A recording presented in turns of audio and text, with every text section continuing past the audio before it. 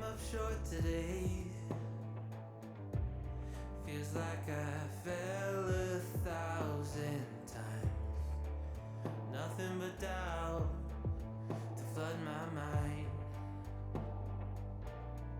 'Cause sometimes it's hard to remember why I ever started racing with my dreams. A restless December, feeling I was meant for more than I believed. I'll never surrender, rather try and fail and fall 1,000,000 times.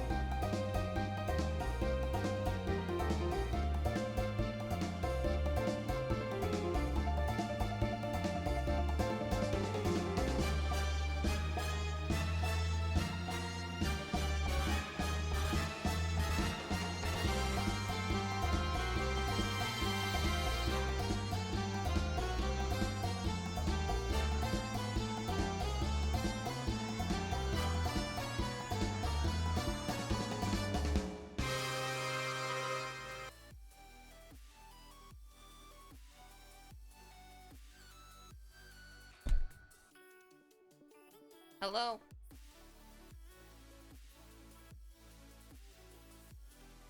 Kai, thank you for the 29 months. Holy smokes. That's been a long time. Hi, Jarno. Hi, Captain Engineer. Hi, German. Hi, Rob. Hi, Whiskey. Hello. I don't have my gloves on yet. Oh, Jarno! Thank you for the 23 months. Holy smokes.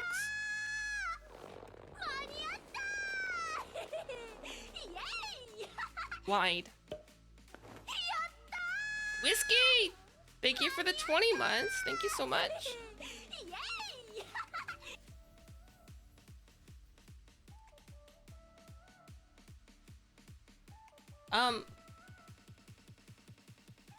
So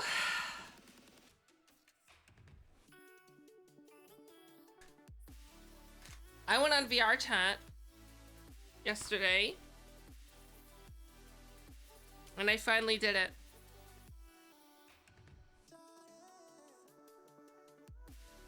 Anyone who I couldn't remember, upon seeing their name for like within 2 seconds, if I didn't remember who they were in 2 seconds, I deleted them. They were removed. I'm hoping I didn't remove anyone that I wanted to keep, but I ended up doing that. I removed 600 people from my friends list. I removed so many, and I was so low now. I'm so low on like my friend count on VR chat that I literally thought it would rank down. I thought it would rank down. Hi, Dio. If I accidentally unfriended someone, feel free to resend it.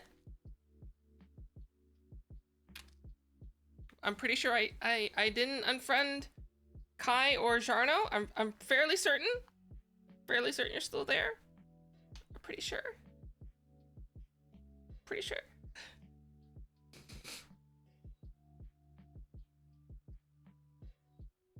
You don't rank down only if...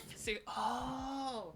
So you're saying that I could have like 0 friends if I unfriend everyone myself, and then I won't rank down. Is that what you're saying?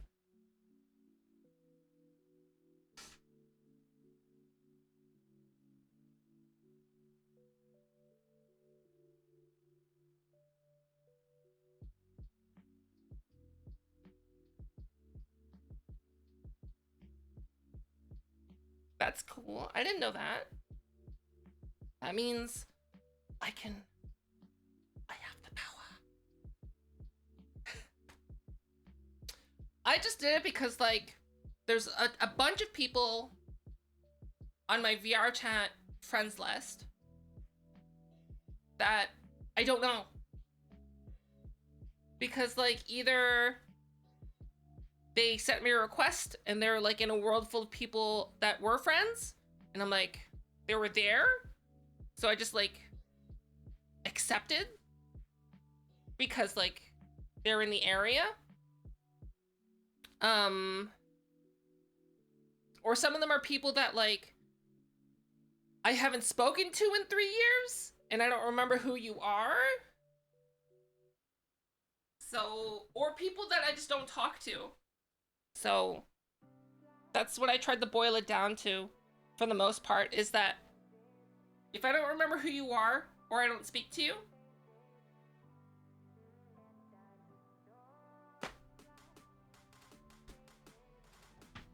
watch I get canceled. Fofa unfriended me on VR chat, so I'm very angry now.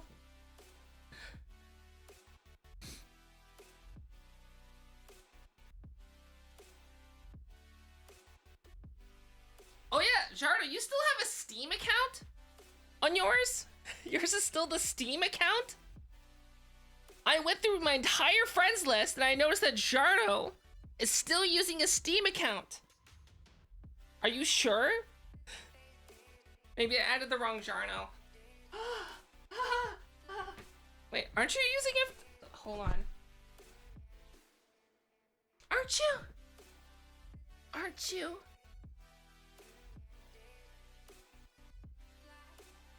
It's a joke. Oh, you made it like that. Wow. Who does that?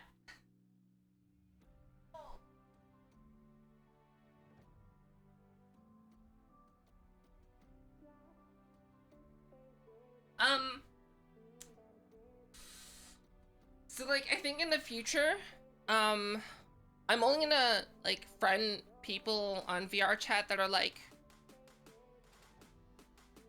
people that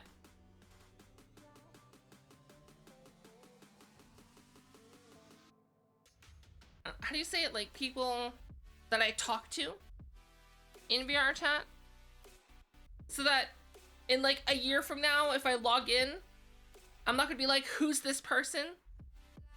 That makes sense?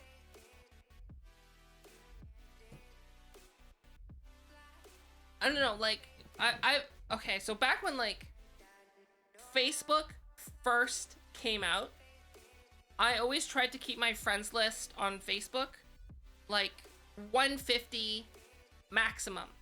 And whenever it would hit 150, whenever it would go to like up to 200 on Facebook, what I would do is I'll be like, okay, I would sit down and be like, oh, time to put the pants on and sit down, and I would go through my friends list and always whittle it down to 150, because like in essence 150 is like all you can remember.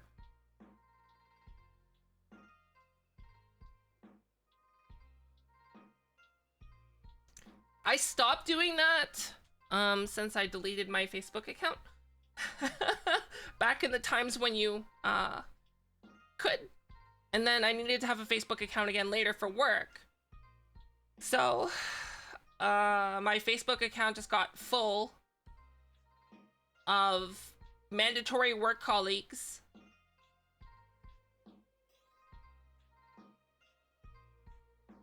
Hi, Owie. So I don't know how many people I have left on my friends list now in VR chat, but I'm leaving space for like, so for example, I'm leaving space for like people that I just know, but like, dude, so I'm making space for like, so there's gonna be the 150 people that I talk to, and there's gonna be like plus people that I know. That makes sense. And what do I mean by that? So like, so I'm gonna say, for example, like Thrill Seeker. As much as I would like to say like, oh yeah, I'm friends with Thrill Seeker. Yeah, yeah, they added me as a VR chat friend. Yeah. I've spoken to them like once.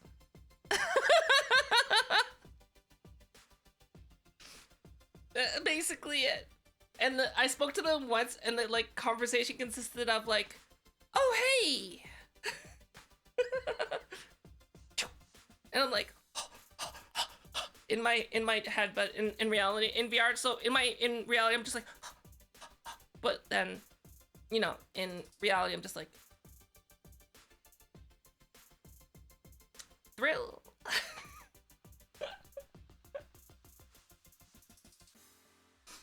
Thrill.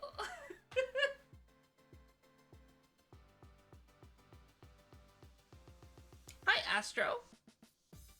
So like people like that, or for example, there's other people like who are notable that are like interesting. Like there's this person who's involved in a lot of VR events, and I think their job is like around virtual reality. And I've spoken to them like a few times here and there. So they're more like I don't know. How do you call it? Like, so there's gonna be like the 150 friends, and then there's gonna be like, I'm gonna call like the business card contacts. People that I would like to be friends with, but like probably just gonna be a professional relationship. So like, here's the chums, and here's the, I guess you'll be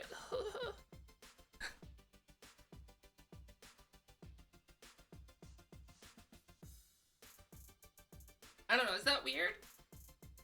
Is that weird to say that? I don't think so. Like, I would say, like, to put it on like a similar comparison, right? If you were to like meet PewDiePie in VR chat, you're not PewDiePie's friend. But if they send you a friend request, you're never removing that from your friends list, right? Never. Right? It's like that same thing. I'll do the same thing. I'm like, I'm never gonna remove this from my friends list.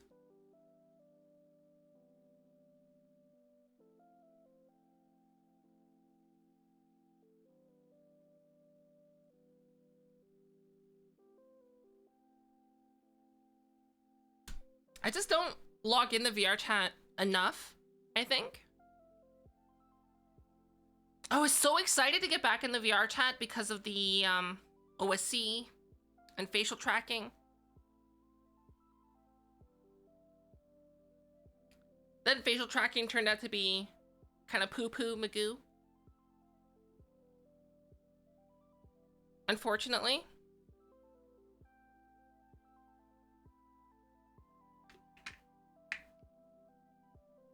How often?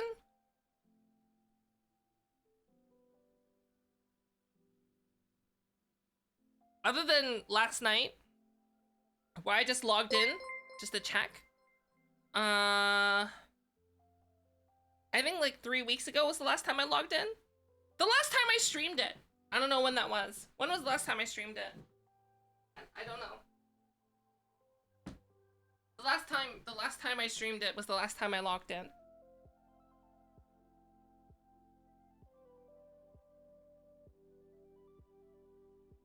Like 3 weeks ago, I think. 3 weeks. Maybe? 4 weeks? 3 weeks? 4 weeks? Something like that? I just don't like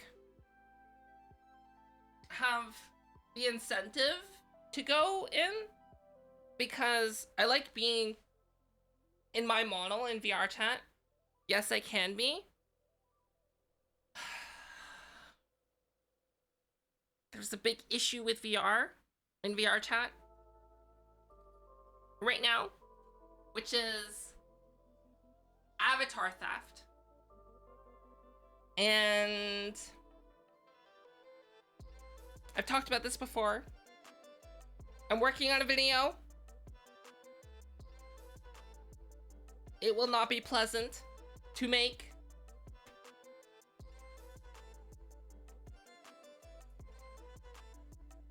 It's gonna involve a lot of work.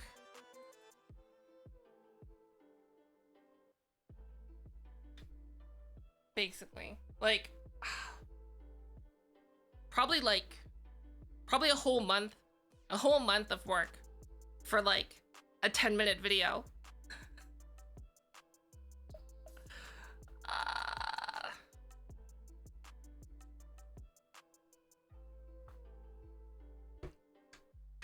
Speaking of a whole month of work for a 10-minute video, the whole reaction meta on Twitch is still a thing. And it sparked a bit of a debate. Honestly, because like I thought my community was mainly VTubers, and a lot of VTubers right now tend to be like really gung-ho.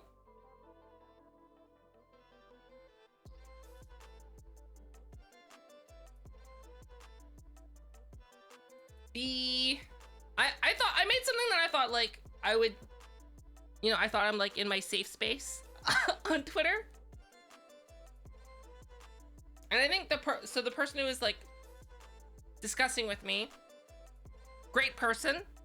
And I think they're just doing it to like have a conversation. To be fair, they're just doing it to have a conversation to like pick my brain on what my thoughts are on it. But the whole issue of,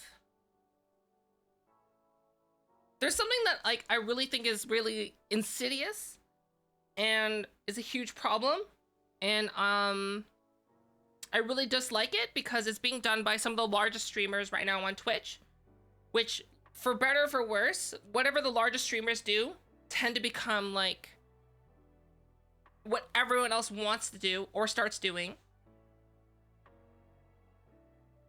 And it's the whole reacting to a video. So we sit there, you watch the whole video. I might pause a bit. I might add my insights, right? So it might be like a 10-minute video turns into like a 20-minute segment on stream. But we watch the whole video. And then, you know what I do? I upload that 20-minute segment onto my YouTube channel. Unedited. And that's a violation of fair use and copyright.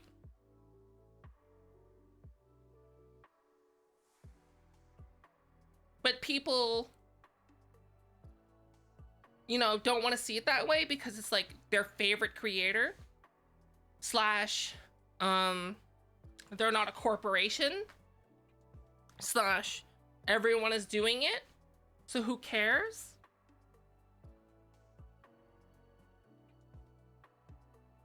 What I do know is that there are some channels that are copy. So I have a feeling, I think this is what happened. So there was one streamer that I retweeted, Asmongold. Now this is just speculation now, right? Well, actually no, I'll tell you when it's speculation. Oh, bye-bye. Bye-bye. So there's this one streamer, Asmongold, large streamer. To preface, I really like a lot of the things they have to say. They seem like a smart guy. The issue is, I don't like what they're doing on YouTube, because this is exactly what they're doing. So they react to someone's video. It's like one of those like deep dive investigations that probably took like a month to do. And they sit there, they react to it, they pause, they add insight, and they upload the whole entire thing in full. So one, they are making a market replacement for the original, violating fair use. And they're using the entire video. So the person, so now this is where my speculation comes in.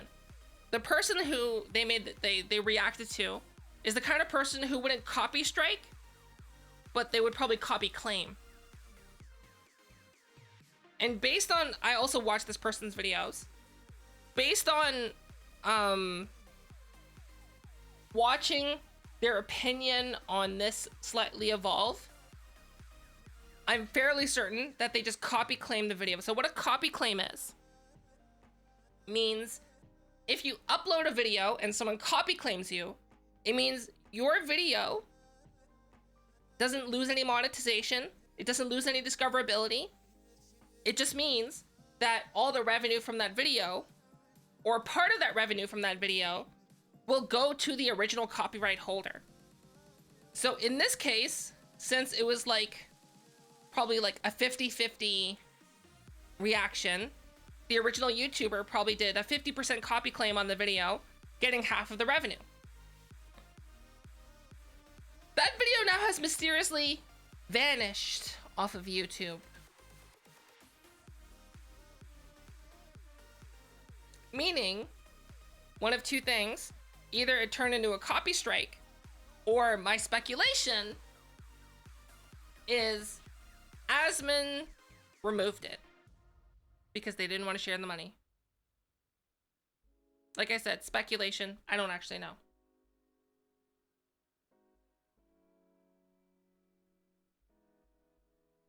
And I think a lot of YouTubers are afraid to do that because,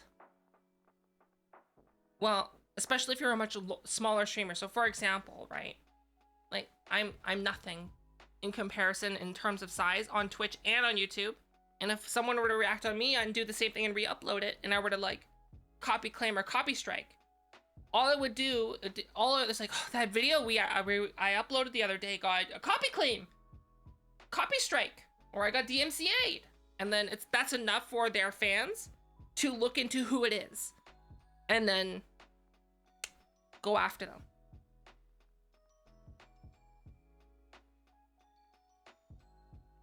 Which is the issue. So I think like either some people are just like so caught up in the exposure or so caught up in not wanting to have an entire fan base turn on them and trying to balance their own like self-interest, right?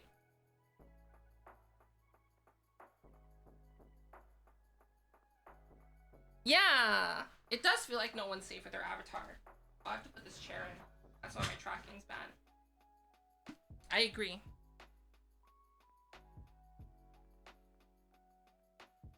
Especially like in VR chat right now, how avatar stealing works. It's kind of messed up. Hi, Patho. See, here's the thing. I like Charlie's content. Moist Critical, Penguin Zero. By the way, the Godslap trailer, so good. But the problem is, Charlie still reacts on Twitch. That's the problem. They still do it on Twitch. Like, yes, they're editing it down and putting it on YouTube. Great. But like they should still not be doing it on Twitch because it's still tactically violating.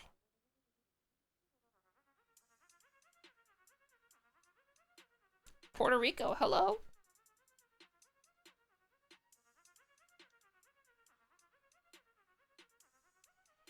Right?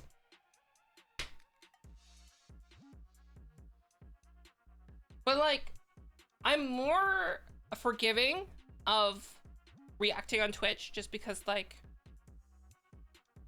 I get it. Sometimes there's like, I don't know, like it's wrong. I'm not gonna say it's right to react on Twitch, but I'm gonna say that I get it. That makes sense. Like, I get it.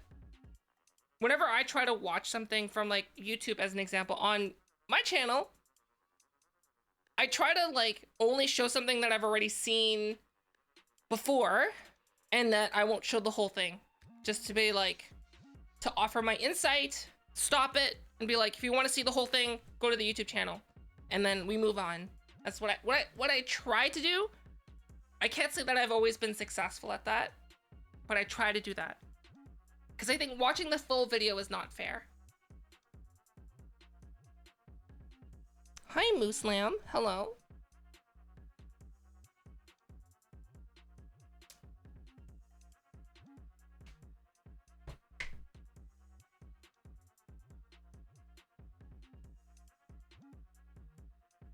But yeah, the VR chat system right now,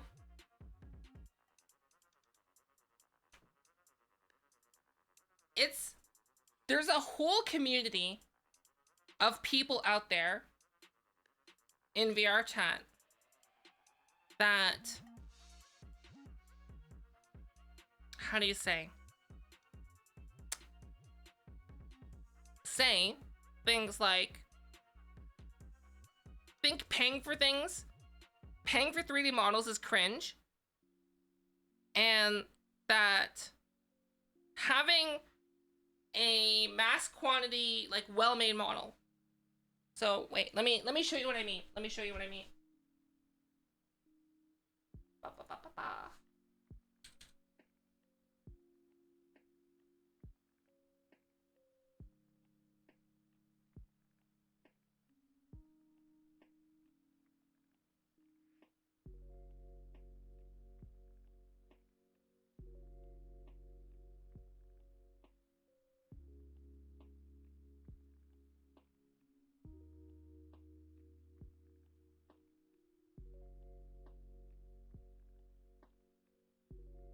So they say, like, having a model like this, like, so this one is $80, but you can buy ones that are like $70 of a similar quality. It just depends, right?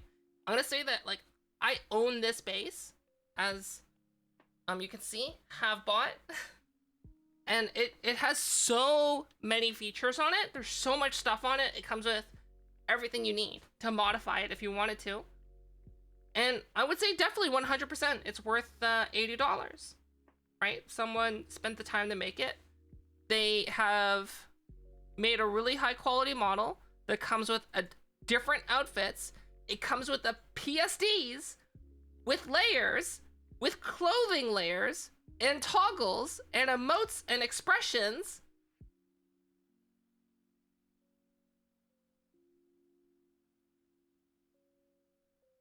And, like, that's what you're paying for. And there's a group of people out there that will say it's cringe to buy something when you can just get it on the high seas. And that's something, like, that I kind of dislike. Do you know what I mean? Because, like, generally, like, you would hear that kind of an argument from people that are like, what do you say? They're like, oh, well, it's Blizzard. We can rip their models. Or they'll say things like, it's Source Engine. We can use those models. Right? But this is, like, one person. Right? This is one person. And this is probably, like, you know, their livelihood. And when you explain that to the person, like, to these kind of people on VR chat, their opinion is they should just get a real job.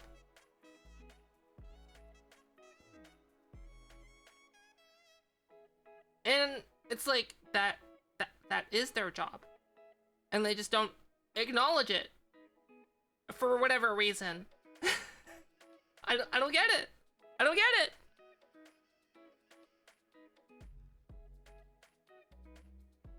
I think what I'm probably gonna do as part of this, I can't reveal too much, but let's just say I'm gonna be going undercover. I'm gonna be going undercover, and I am gonna be going undercover. I am going undercover. Find out the secrets of the cover. No, I'm just gonna go undercover. I know. I'm gonna go undercover, and I'm also gonna use a VPN just in case. I'm gonna go undercover. Oh, thank you.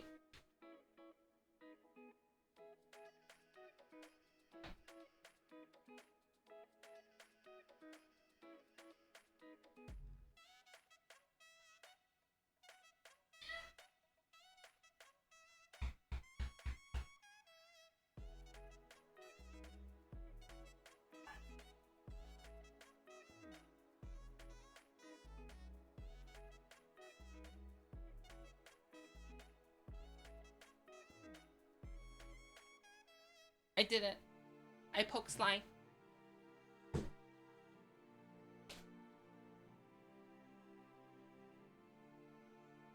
Well, I'm not gonna use a client. I'm just gonna talk to people. I'm just gonna talk to people. That's what I'm gonna do. But yeah, they'll post things online that are like, does anyone have the Lemmy Riva model for sale? This one's like $80. Can you believe it? Anyone want to trade? And that's like, that's like what they do.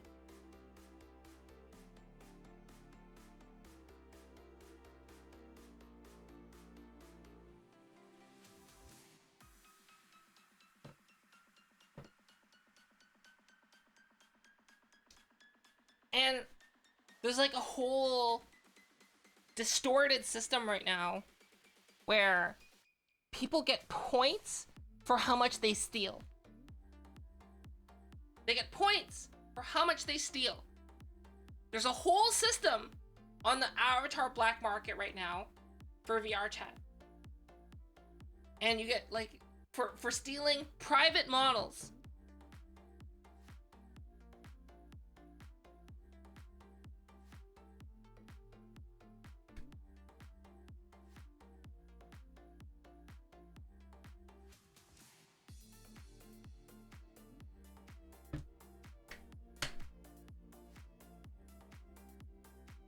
Hi, Next Gen. And Drax, thank you for the follow. Yeah, there's a whole system out there for it. And,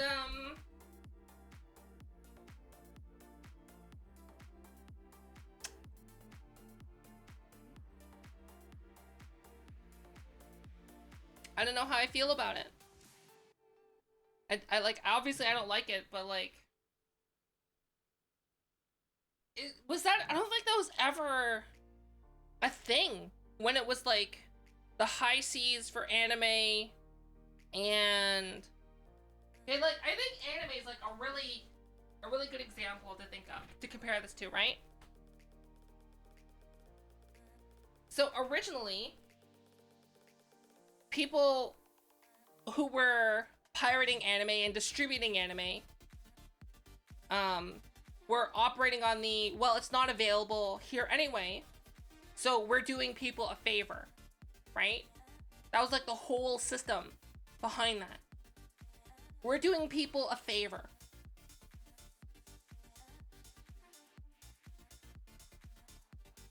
And that's what, like, the whole anime community, like online fan subbing and everything community was rallying around, was that, like, anime's not available.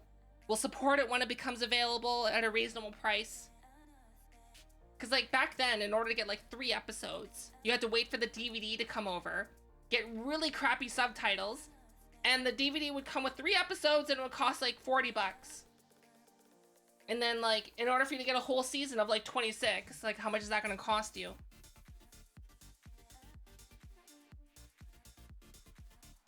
Right? Whereas, like, now, there's things like Crunchyroll, there's, like, Netflix, there's Amazon, where, I don't know how much Crunchyroll costs, like, $10, $15 a month? And you get just access to all the anime, live, super quick. And most of the fan sub sites that were waving that banner of, we're doing it for the people, went, oh, an option has arisen, and they stopped, right? Because their cause was met. You know, and then there was Kiss Anime. And you know what they did? All they did was just rip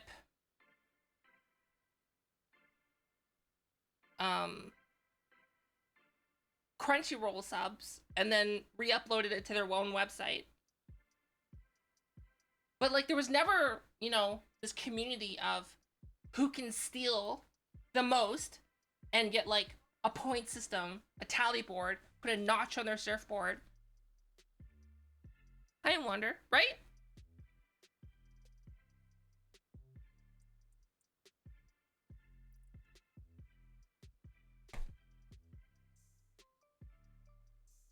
So,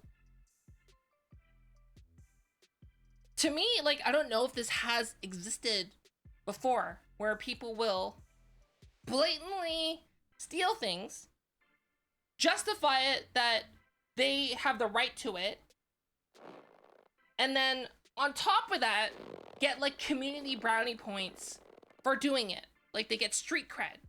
Do you know what I mean? Is that a new concept, or am I, like, am I out of the loop? Am I out of touch?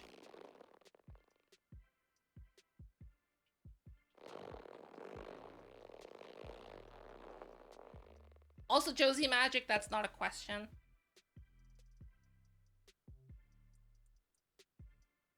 It's not a new concept? Can you tell me, okay, so for those of you who say that it's not a new concept, can you provide me an example of it happening before?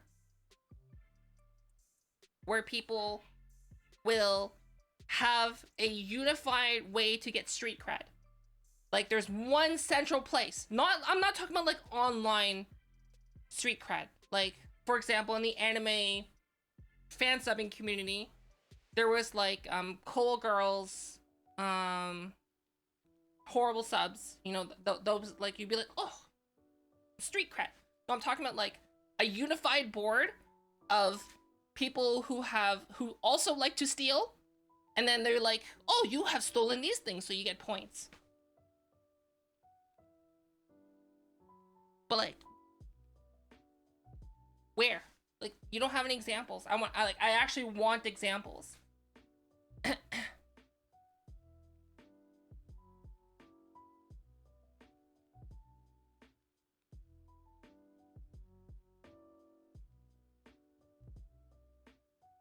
You would get creds for how much you would share?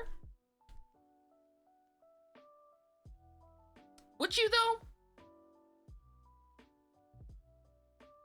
See, for what you guys don't know is I'm pre-Kazaa. I'm pre-Napster. I was a youngin' who first discovered the internet, and there was this, I can't remember what it was called, but there was this thing where you could like directly connect to someone's computer using like an FTP client. And it was a network of other people's computers.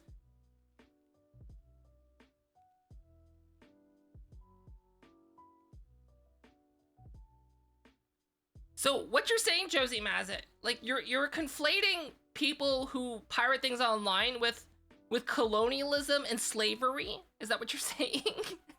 that's too far of a stretch.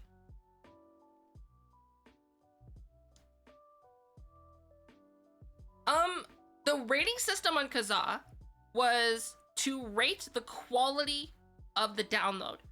So for example, like if you wanted to download Harry Potter, and you downloaded it and it turned out to not be Harry Potter, then that was what the whole rating system was for, right? That's what it was for.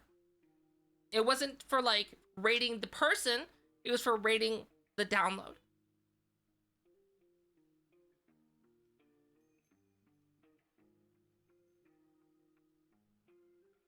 Seeding? You're thinking of torrenting, and there's always a way to game the system with that. And on top of that too, like if you were early enough on a torrent, you didn't need to seed. You'd still be able to get an amazing speed.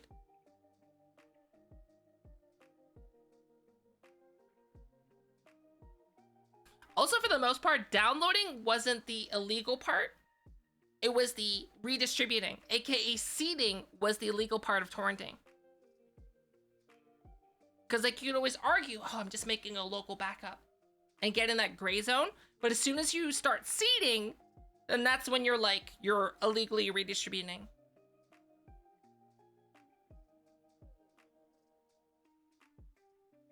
Frostwire and LimeWire? Yeah, you're not, those are, I know what those are. And that's not the same. It's not the same as like having a central scoreboard. Basically,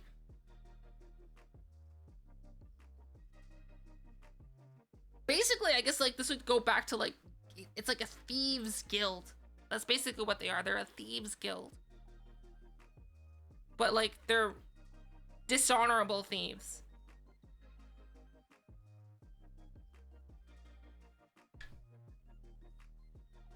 Right? That's what avatar stealing is the state right now. Is they're a guild. Yeah, actually that's probably the best way to put it.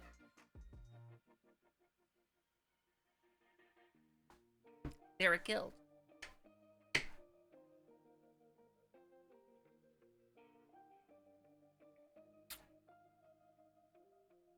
That makes the most sense to like explain what they are, I guess.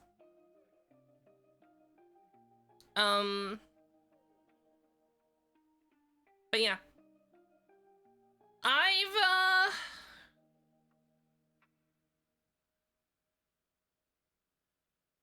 I'll be honest. So as part of like what I've been researching for the video is one of the things I was doing is seeing like if there are any avatar model stealers in the VTubing community, because I know that like VR chat is starting to migrate to like the VTubing community, right?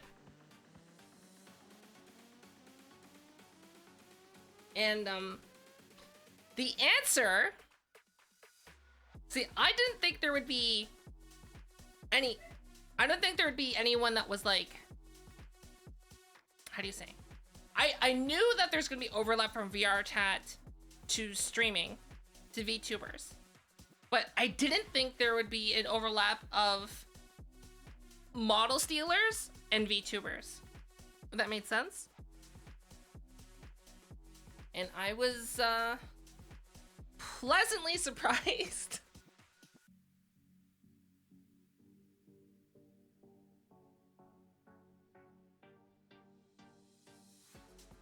And I had to remove those people.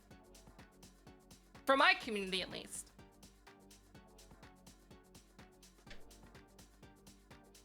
You're pre-internet? Lord Leon?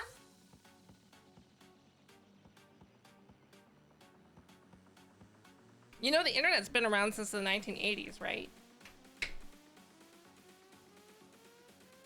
It's not a new thing. Internet's been around for a while.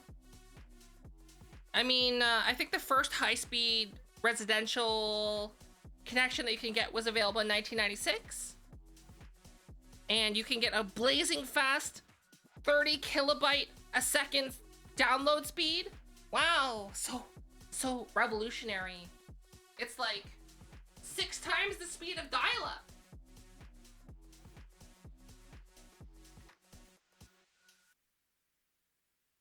Six times the speed.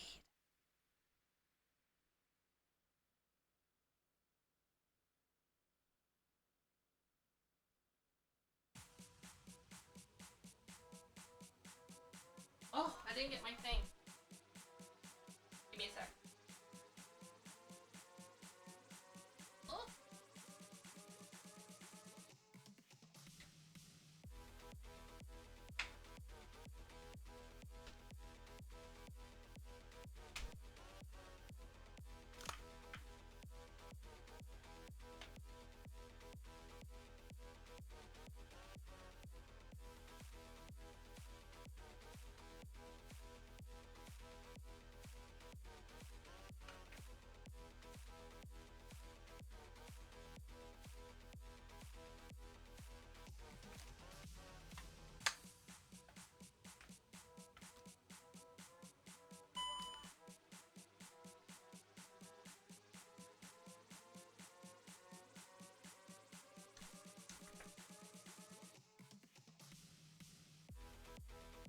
Back in the days of $300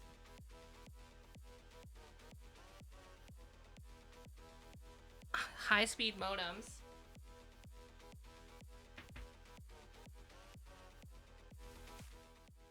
Let's change the music.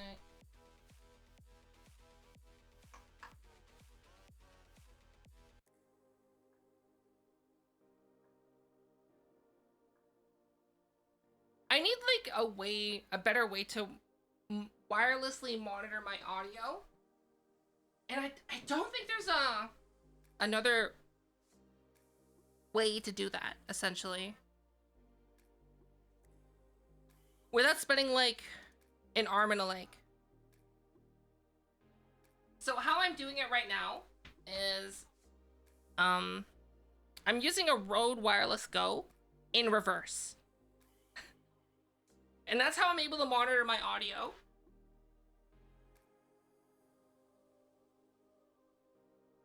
But like, there has to be like a more consumer friendly way to do it, right? Right?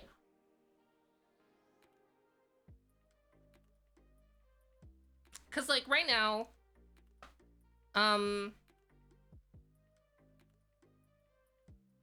essentially that seems like that's the only option other than like getting like $1,000 professional setup to monitor audio. So like how do people just not monitor their audio? Is that like a thing that people just don't do? Am I alone? I have the feeling like everyone does it. But then the more people I talk, the more streamers that I get to know, the more I find out they don't monitor their audio at all. Right?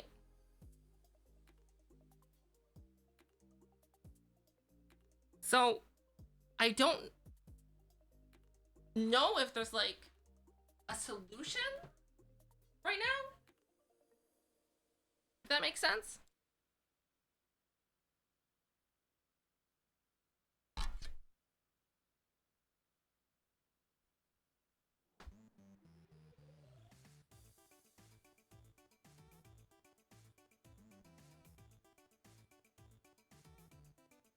They're gamifying theft? Yeah.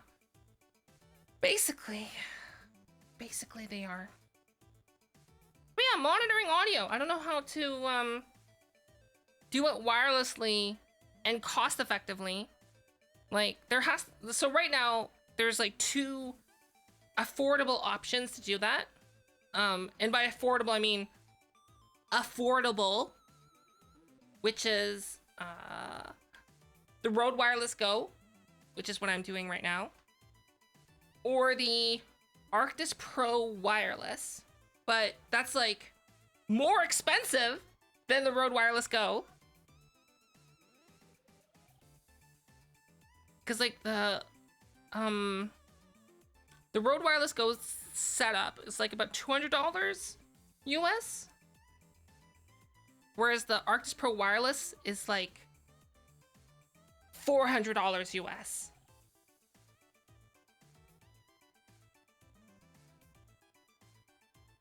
So what do people do? I feel like I must be missing out on something. Is it just that most streamers don't do it wirelessly? They just have headphones, the ones that do monitor? Like they just have a wired set of headphones? Is that what they do? Will we ever see the virtual city again? I have to figure out my VRAM issues. That's the issue that I'm having right now. Is I'm hitting VRAM bottlenecks. And that's I can't figure out how to get around that. Jarno? So like I have something ready. I just can't run it at a decent FPS. Like my GPU usage is low. My CPU usage is low.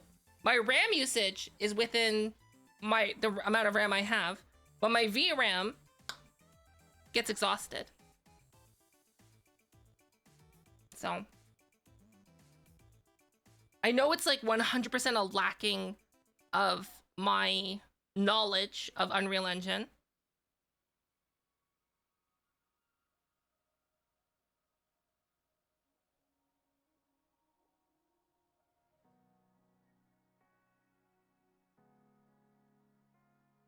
I was recommending a free app. It's Vroid. Use Vroid. Vroid Studio. You can never fix it.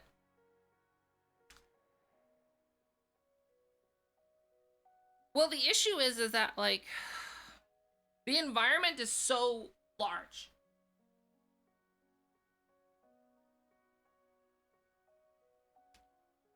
So, in order to do like a whole city, like how I was doing the city before, I guess I could just make it low poly and just remake it from scratch. I could do that. I could do that. I guess. The VRAM usage is unreal. I could get a new GPU That's an expensive route out. I have gone that route before when I was like, my streaming setup and my custom VTubing app is using too much CPU. Time to buy a new CPU. Which is like the worst way to solve that problem, right?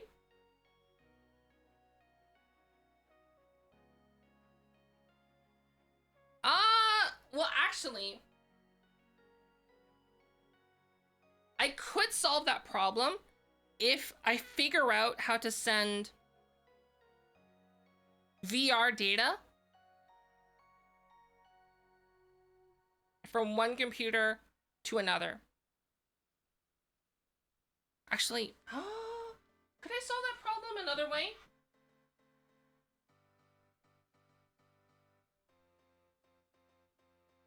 I don't know. Actually, my main issue is my laptop doesn't have DisplayPort.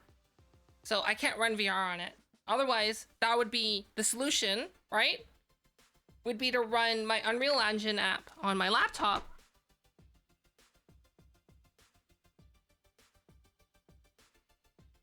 Because like right now, when you open up Steam VR, it instantly takes up 1 to 2 gigabytes of VRAM just for being in Steam VR.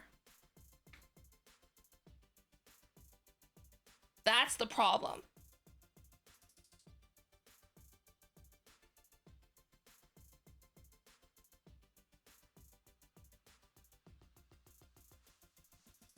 What's the PC specs? It's a 2070 Super, 32 gigabytes of RAM, a 5800X. The only thing that is running like maximum right now is the VRAM. That's the only thing that runs like that's my bottleneck is VRAM. GPU usage right now is 50%? 50% GPU usage. CPU is about the same. I think right now I'm using probably about 6 to 8 gigabytes of VRAM. Sorry, 6 to 8 gigabytes of RAM. And then VRAM is like, I have 8 gigabytes of VRAM and it's hitting about 7.8 gigabytes of VRAM right now.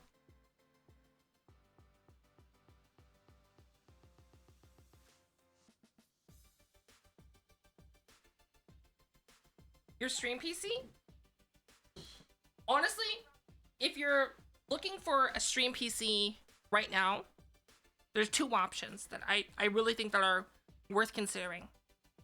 Option one, the lowest price is a Steam Deck. If you can get your hands on a Steam Deck, you can run OBS on that, right? Just think about it like an OBS box. And the upside is since it's a Steam Deck, you can, you know, it turns into a portable setup. Two, you know, you can play games on the go. Or you could do what I did and use a Mac Mini M1, which is like marginally more expensive.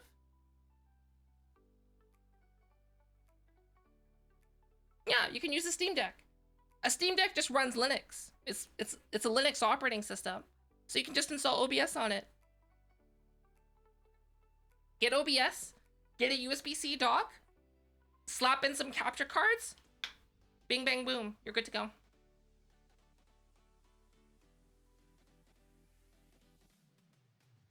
Yeah, turn a Steam Deck into a Stream Deck. Basically, yeah. Basically.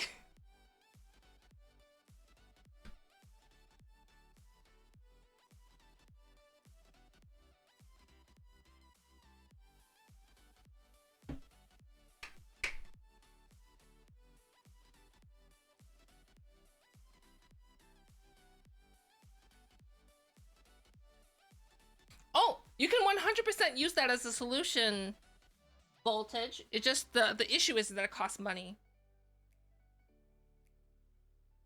Right? That's what I'm using. I'm running on Unreal Engine, capture card, stream computer. That's what I'm doing.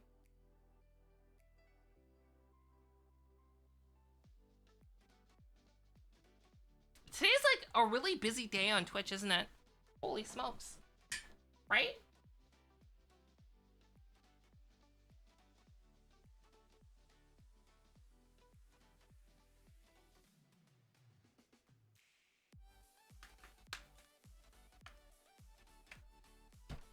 Just like a lot of people on. It's a Tuesday. I heard like right now, like a ton of people are doing subathons. I'm like,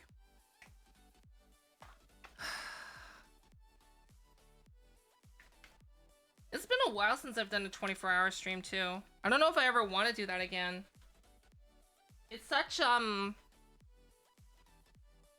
pain to do 24-hour streams.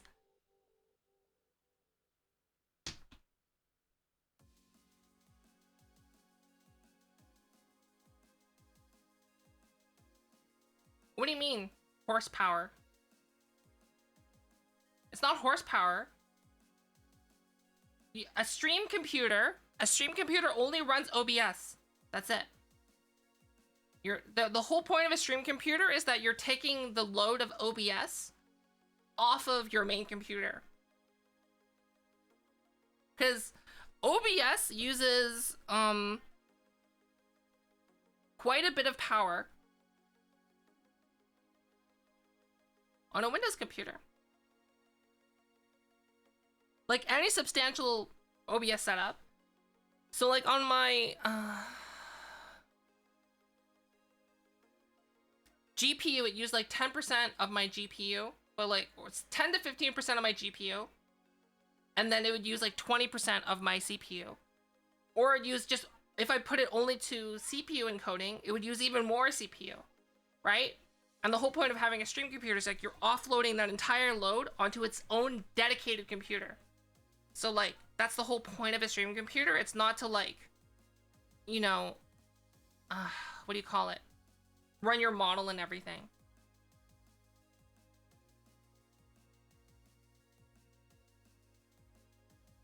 So like, here's the thing. If you're not lagging with your entire setup, with like if you put your entire setup on and then just take out OBS out of the equation, if you don't lag and everything's running fine without OBS running, then that's when you know you'll benefit from a dedicated OBS stream computer. Right, that's how you know.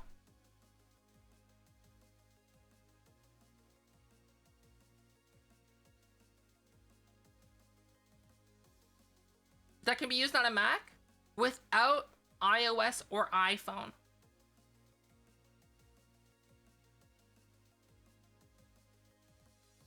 That can be used on a Mac without iOS or an iPhone.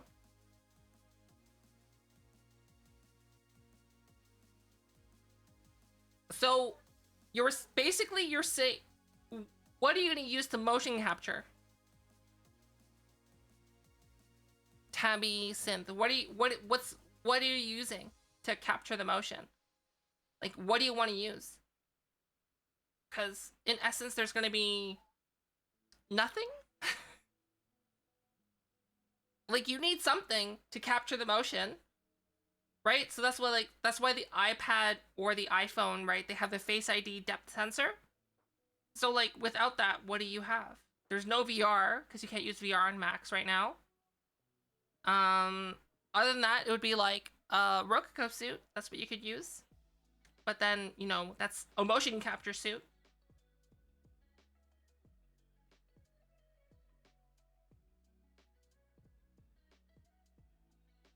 How necessary is a stream PC? It's not very necessary. It's a very much a nice to have. Tons of people have a single PC setup. I used the single PC setup for the longest time. It's a very much a nice to have, and it's a luxury item that you do not need. So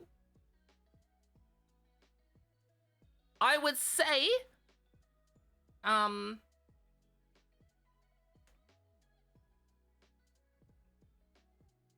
maybe you don't need a stream PC, right? I don't know. I would say like if you're looking at it from like try to like a logical standpoint. Whenever you make a purchase, so don't do what I do, right? Yes, I'm recommending, like, if you're looking for a stream PC, I can make a recommendation. However, the question you should be asking is, do you need a stream PC? And this is the way that you need to, like, approach streaming, right? Just because, like, streaming can become, like, this huge money sink that you can fall into. So really think about it this way. If you stop streaming next year, what are you going to do with the things that you buy? So if you buy a streaming computer, right? If you stop streaming next year, what are you going to do with that streaming computer? And don't say, oh, I'll resell it. I'll resell it. Don't say that. That's not a real answer. Really think, what would you do with it? And if the answer is, like, you don't have a good answer, then, like, think about it, right? So in the case of a streaming computer, right, you're considering a streaming computer or upgrading your main computer.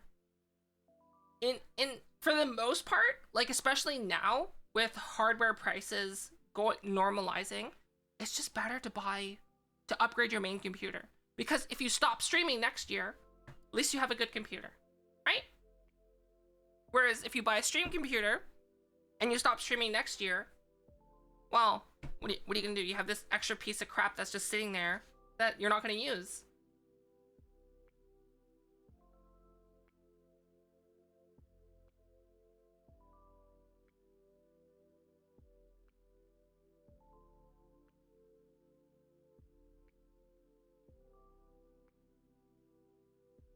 And Tabby Synth has not answered my question, so I cannot. Oh, there you go. Well, one of the most things I've seen, Vroid, normal motion capture. 310A. Yeah, 310A is kind of garbage. I'm gonna tell you, it's kind of garbage. If you're looking at, so here's the thing, what you're missing out on for, what's it call it? Webcam-based tracking. It's like, it's not good. You just basically get, like,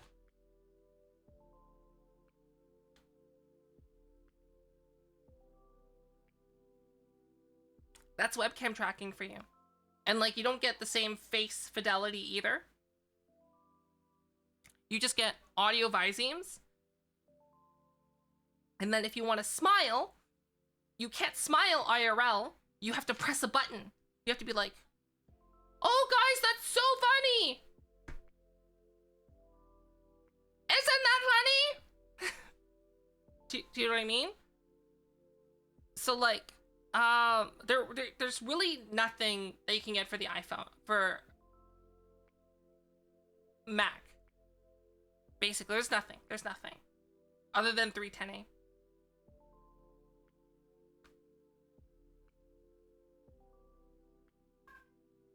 So, your best bet, honestly, is just make your next, and see, here's the thing too, right? It's like, what phone do you have right now? And if you already are in the Apple ecosystem, like, you kind of get extra benefits by getting an iPhone, right? And, like, you don't have to get the newest, latest, and greatest iPhone. You can get an iPhone 10. An iPhone 10 will give you amazing either full body capture or facial capture. And you can buy, like, depending on where you're located, you can buy an iPhone 10 used for, like, $200. Like, in near perfect condition. $200! And you're like, but it's so old. Here's the thing. It's still going to support the latest version of iOS that's going to come out. So, like, iOS 16 was just announced, and it supports the iPhone X, and probably the next few operating systems are also going to support the iPhone X, which is great. So I would say, honestly, like, the way you can approach it is like, know that the iPhone X can be purchased for like $200, maybe $300, and then just factor that into your equation next time you need to buy and upgrade your current phone.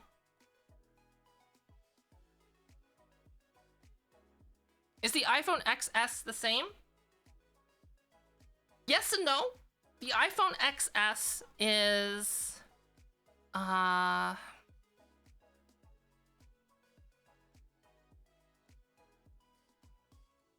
it's like, how do you describe it? It's like the slight change from the old one versus the new one. The iPhone XS and the iPhone XR and the iPhone X, they're virtually the same. The only difference is that the iPhone XS is a little bit smaller than the iPhone X. That's it. Just a little bit.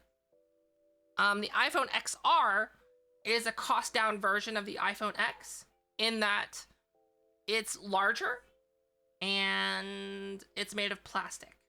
Has like it's made of cheaper materials, but in terms of like the internal components, it's roughly the same. Since it comes a year afterwards, you should be getting extra support in terms of long-term updates, but like the difference is not that much.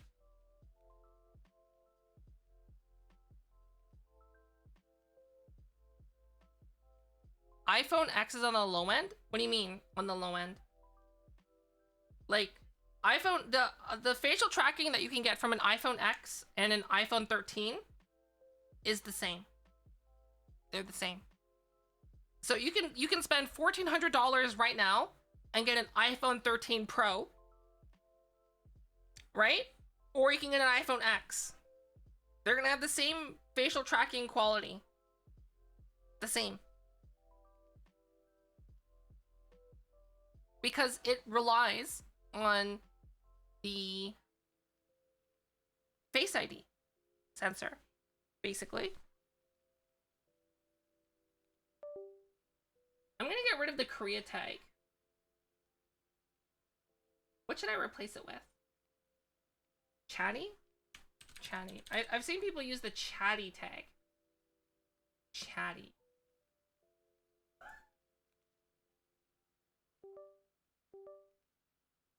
You can hear me switching between computers. Yeah, iPhone X. It's what I've been using. I bought my iPhone X for 300,000 won, which is probably equivalent to 250 American dollars. 2 years ago? Yeah, 2 years ago. I bought it for that price. And considering like it hasn't really dropped in price since then, which it's kind of great.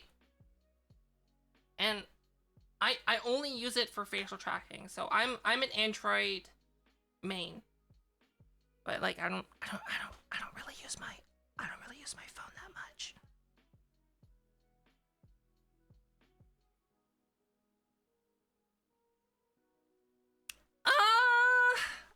Yeah, iPhone is the better option. I have used Meowface.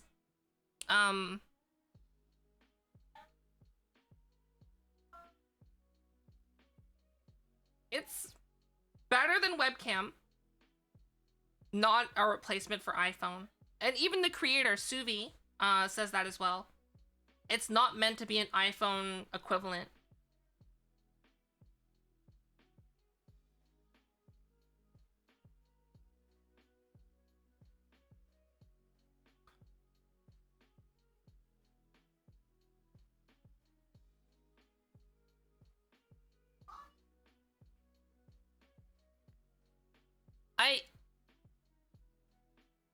Your sentence doesn't make sense. Just cause Patrick. What if I use Steam Deck, iPhone X for smirk capture, and Windows PC? Would it be? I don't know what you're talking about.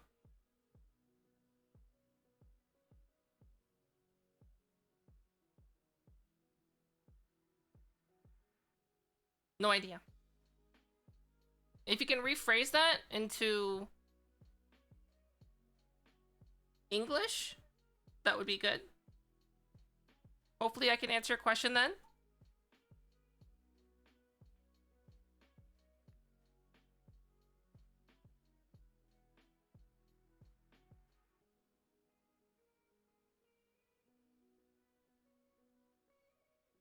Do I strap my iPhone to my head? I do.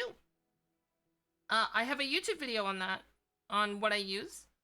I don't recommend everyone get what I have. I am still working on a 3D printed version that I'm gonna make myself that's using some off-the-shelf parts. But I'm using a movie grade head-mounted camera for my iPhone.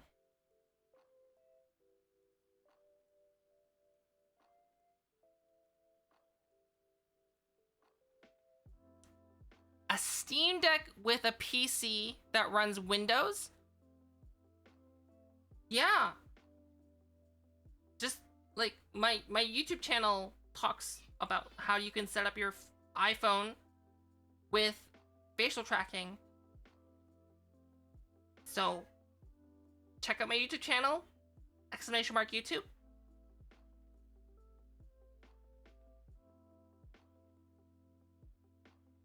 What about full body tracking?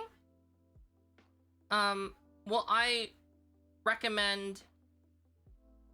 Okay, so there's two things. Here's the thing that you need to really think about. But seriously though, just check out my YouTube channel. Most of your questions can be answered there in more detail, because like, if it's something that I've already covered on my YouTube channel, I'm not gonna rehash it here, because then I get that same question answered all the time, right? So, okay, so here's the question that you need. Oh, I should make this into a video too. So here's the thing that you need to. Oh, should I record this? I should record this. Should I record this? I should record this. I'm gonna record this. The music. Turn the music off. Oh.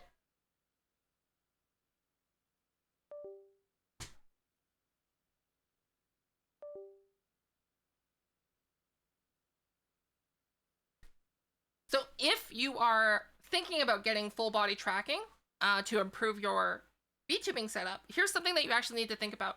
How often are you going to get up and move? And what kind of content are you doing? So if you're doing like gaming content for the most part, or just chatting content, can you accomplish the exact same thing that you do right now by sitting? So like right now I'm sitting. Do I need to have full body tracking? And I'm gonna say the answer is no, you don't. Because the only time you need full body tracking is when you want to do something like this and get up and walk around. But you're not gonna be doing this while you're gaming, right? And most of the time you're not gonna be doing it while you're chatting. So that's like the step number one. Step number two comes down to budgeting and like what kind of budget that you want to do. So I always say whenever you're buying something new, you have to be thinking, so like for example, the idea of streaming and VTubing. If you quit VTubing and streaming next year, what are you going to do with this? So that's why I always recommend, like for people that are looking into getting full body tracking, is to get VR.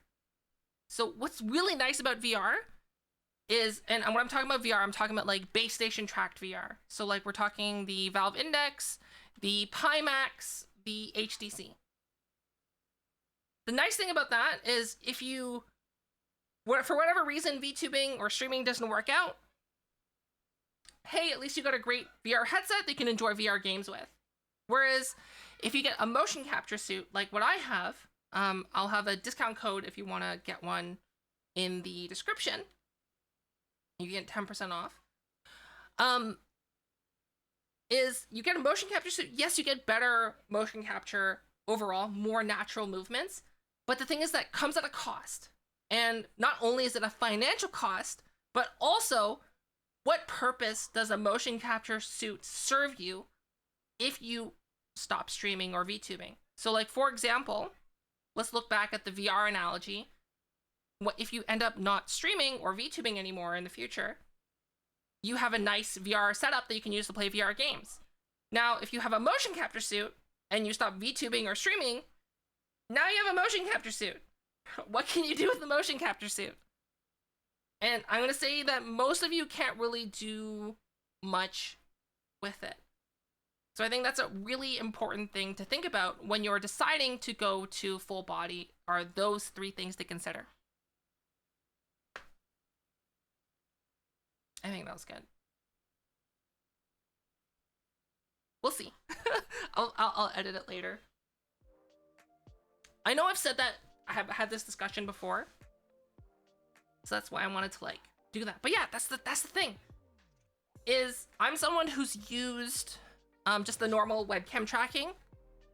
I'm someone who's used VR tracking, and then obviously, you know, I have a motion capture suit.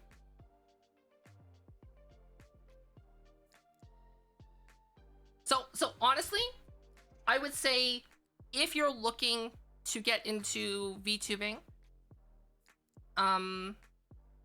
just like a webcam and an iPhone, because arguably I would say facial animation is more important than hands. Then after that would be like Elite Motion. You can get Elite Motion for $100, and then you get like very basic hand tracking. The finger tracking is amazing. The positional tracking is a bit wonky, but like it works. That's what most people use. Then after that would be VR tracking, and after that would be a motion capture suit. And then after the motion capture suit would be optical tracking, but none of you are gonna get that because you're not Saudi oil royalty. Basically, that stuff's expensive. The whole Vicon setup is like, it's what Stuff Made Here uses, basically. If you ever seen Stuff Made Here.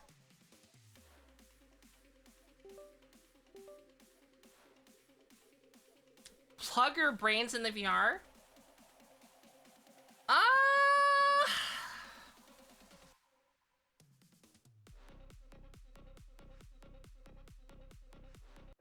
I don't know about plugging your brain in the VR, to be honest.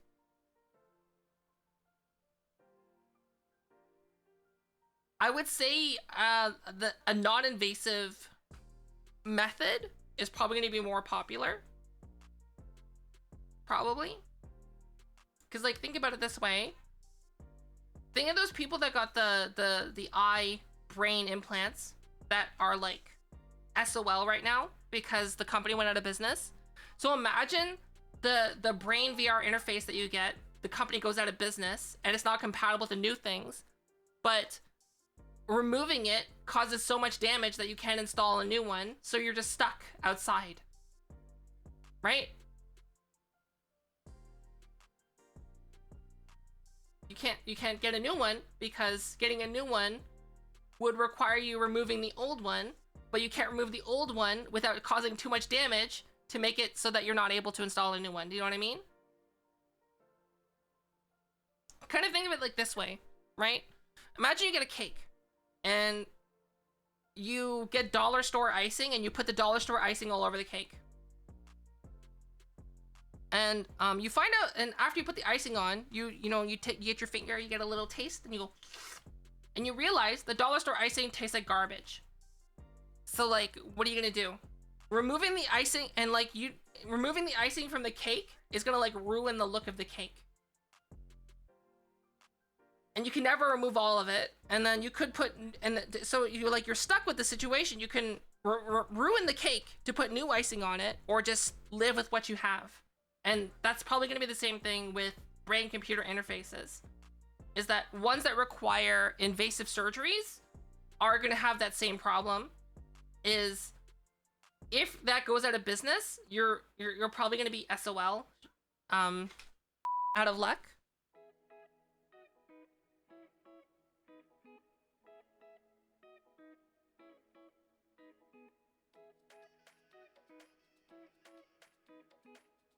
AR is not better.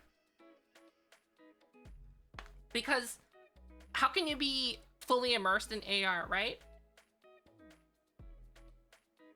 VR will always be better than AR in terms of an immersion standpoint.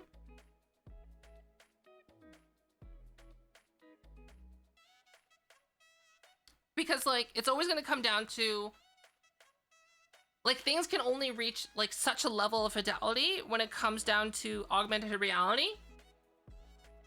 But like, it's always going to be VR. And then VR is only going to get so good until you can have brain-computer interface BCI. So like, probably the best brain-computer interface that's going to come out is probably going to be something that straps to your head, right? And that's how it does it. It just straps to your head. And like does something funky with your brainwaves. Whatever, something like that. Because like something that you have to physically plug into your head, it's probably not going to be great. Like think about it this way, right?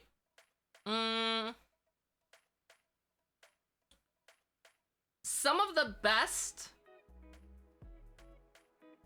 bone implants, like, so for example, hip replacements, right? You hear old people, oh, I've fallen and I broke my hip. I need to get a new hip. Did you know that those hips aren't permanent? They last like 5-10 years and then they have to get a new one. Because like, you know, your body does not like having foreign things in it. Hi, reindeer. It doesn't like it at all. Just like breast implants. There's like a whole movement that's happening right now where people are removing their breast implants because their studies are showing that it's harming health overall. Because your body does not like having foreign objects put inside. No matter how sterile it is, your body would be like, this isn't normal. This shouldn't be here. Right?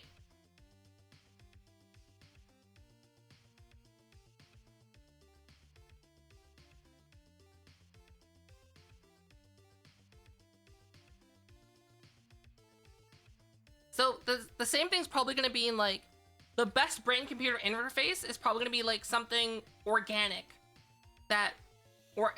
something organic and inert that will like not be affected by the body. So it's probably going to be like some kind of like biochip that's going to be like implanted. But like I said, that the issue with that is that it could go out of date still. And like, that's like the best case scenario.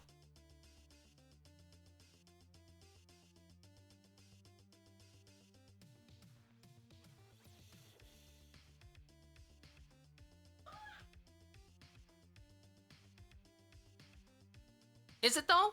Is it though? AR, is it better though? So imagine, right? Imagine all you have to do is just wear like a headband on your head. And then instantly you're in virtual reality. But like, why would you need to walk around if everyone's in virtual reality? Right? If all you need to do is just stay in your bed all day, put the little head strap on, and you can feel, you can touch, you can smell, you can taste. Why would you need AR? Hi, Koala. Hi, Dreamkeeper.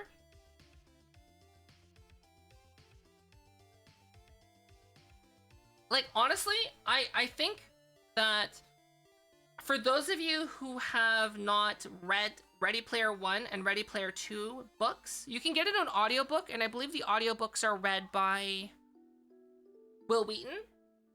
It's read pretty well. He reads it, he does a pretty good job narrating it, or you can get the actual books.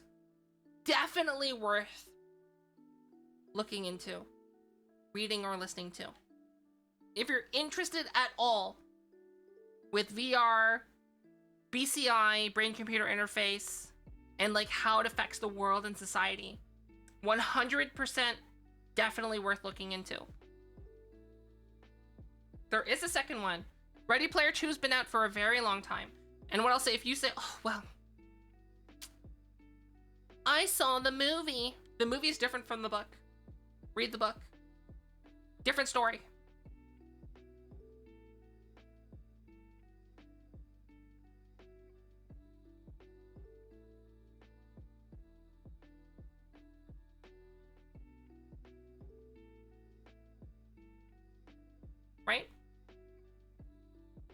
Like, so for example, like one of the key differences between Ready Player One, the book, and the movie is the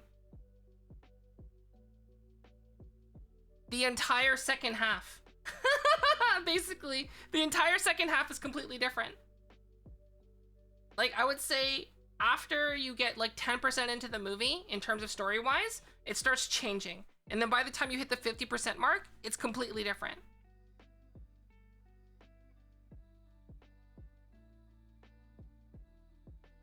That's true. That's true. That's true, Jarno. And that's probably gonna be a problem, right?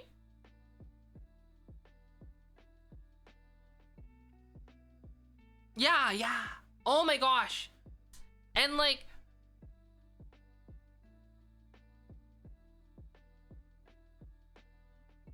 I would say that Ready Player One's book is a lot more, how do you say, realistic? Do you know what I mean? In terms of like how things are executed and like the sacrifices that have to be made. Right?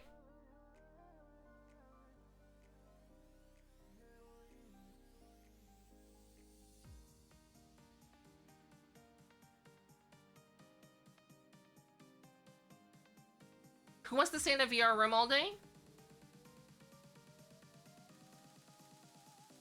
But here's the thing. You can here's the thing about VR. You can be anyone, do anything. Why wouldn't you want that? Right? Why wouldn't you want that?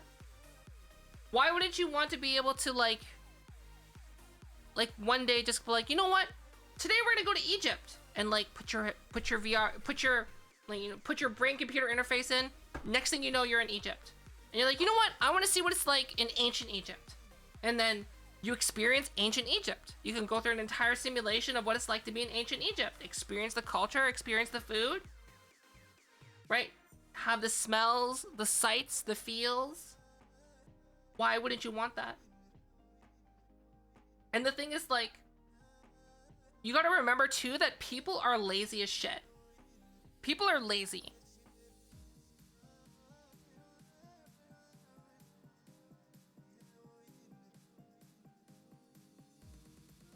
Why are people inside playing video games? Why are people inside playing, like, let's say FIFA or NHL games or basketball games when they could just go outside and play with their friends? Huh? Why not? Right? That's actually a really good analogy. They would rather be inside and play with their friends online and not have to physically exert themselves. And the thing is, like, in VR, it's going to be like the next step of that. Imagine being able to play like the next NBA game and like you're LeBron James, right? You get to be LeBron James, or you get to have like LeBron James's like stats, and like you can feel what it's like to be on that athletic level of performance. And like you can like run across the court, you can dribble, you can like pass, you can dunk, you can do all the things that like LeBron James can do. Like, wouldn't that pale in comparison to like going outside and like using your Weenie Hut Jr.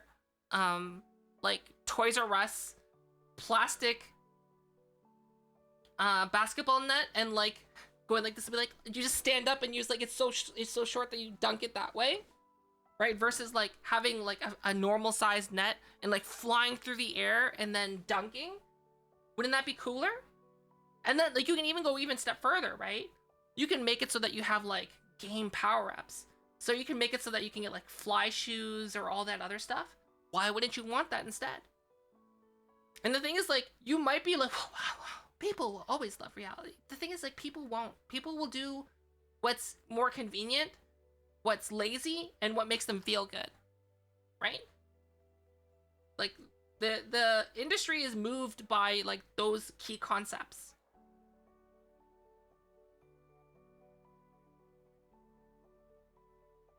AR VR headset? Sure. We're getting the surrogates territory. But the thing is, like, there's a whole surrogates thing with the whole robots thing just doesn't make sense to me. Like, why have a robot, like, walk around in reality, right? That just seems so unrealistic and unnecessary. Hey, VR Jersey. Hello.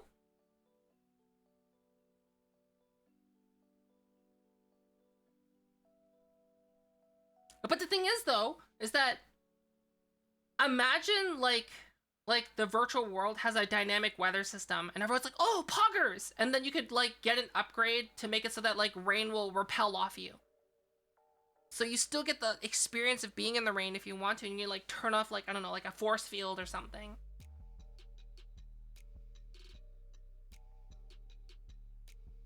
You've returned from the Valley of Silicon? Did you bring some back? Can I have some Intel Arc, please? Can I have Intel Arc? NVIDIA 4090? Can you give it to me, please? Please?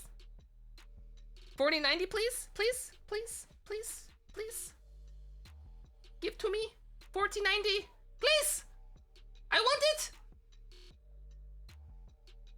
Great. 16090 on the way. Perfect. Now I can do all of the VR chat.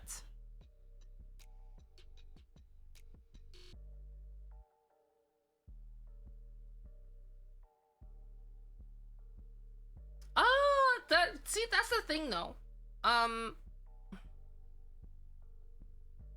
Steady, thanks for the follow. See, that's the thing that I'm thinking of, is like, what's gonna take off? Is it gonna be one corporation that's, because, like, what's happening right now with the metaverse? Everyone's, like, trying to be the metaverse. And I always thought that a company would take over, right? Like Facebook, when Facebook's, like, announced Meta, and they're talking about their plan before Meta and Facebook Horizons came out, but they were talking about their plans on what they're gonna do. It was like dystopian, and you're like, oh, they're gonna ruin it for us. They're gonna make a better version of VR chat, and they're gonna ruin it, and everything's gonna be owned by Facebook, you know. And then Facebook Horizons came out, and it's garbage. And then they did the rebrand to Meta, and it made people, like, go, oh, this looks like trash. So I don't know if, like, there's gonna be one company that's gonna rule them all, or if it's gonna be, like, a free community-based thing like VR chat. I really hope something like VR chat becomes, like, the standard, where it's, like, more open source, right?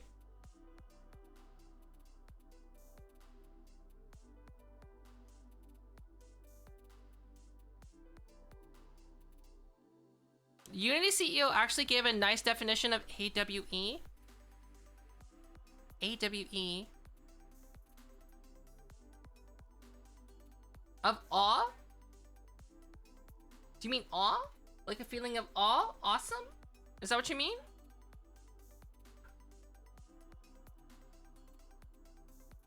It's because the technology's not there? It's the same problem that we always have, right? Every company wants to be the one that's controlling everything, right? They want to be the standard that everyone uses so they can be the one that makes the money.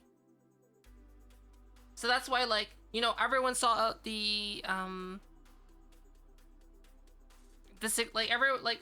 someone made Yahoo, and Yahoo is like the search engine. Then Google came along and it was better. And now everyone's trying to be the next Google, basically. Because money. Basically.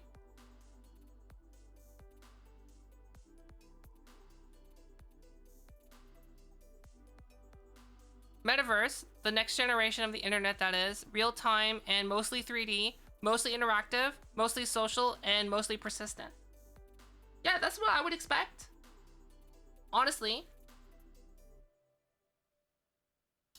I can imagine it being Unity based instead of Unreal based.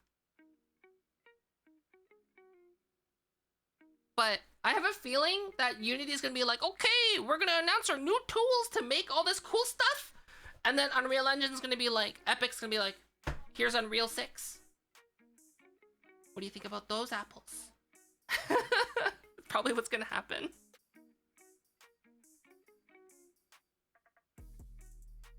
Yeah, I don't think it's gonna be one company, but the thing is, like, what's the company that's gonna be used to network all those things together, right? There has to be something that holds them all together. So, like, in terms of like the smart home industry, that would be like what's the smart home app called that everyone uses?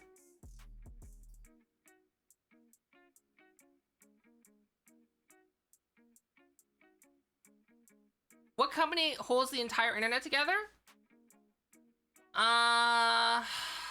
It's the one that controls the internet. I can't remember what they're called. But it's not Google. Google's like the surface internet, but like we're talking about like the internet infrastructure.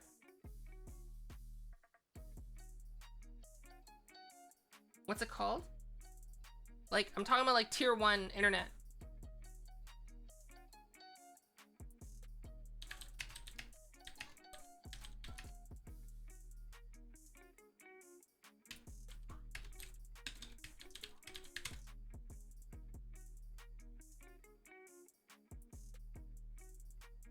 I guess it's not tier 1.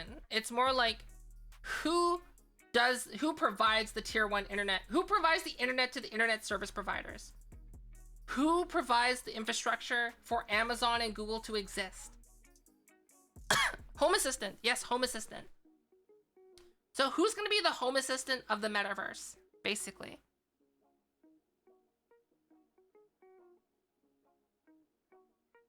I think that's...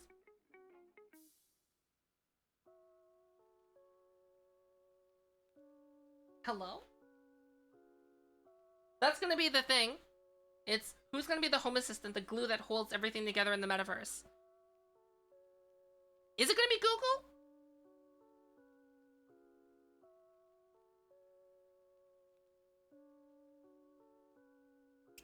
Is it gonna be Facebook? That's what they want to be. I know that Facebook wants that so hard. They want to be that. Honestly, I think Facebook is, like, in terms of like Ready Player One lingo, I honestly think Facebook is going to turn into IOI. They develop all the cool tech that everyone wants to get, but they're just a big corporate entity that is reviled and hated.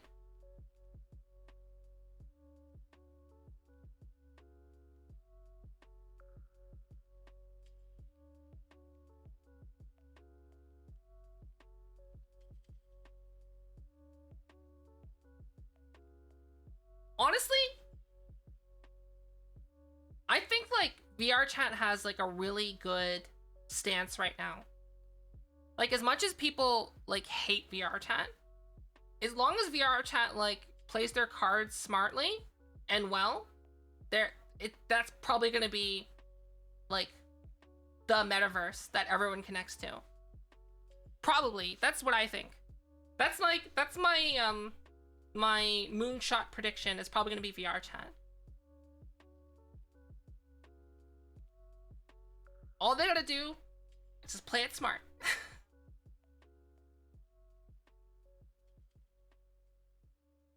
It has a hard ceiling.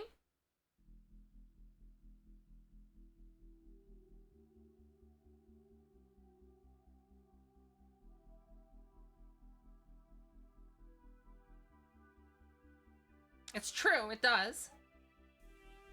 I just assume with like clever coding and hardware and upgrade of everything, that could eventually be solved. You know, it's like, you know, pushing the problem down the line. What about Neos? No one plays Neos.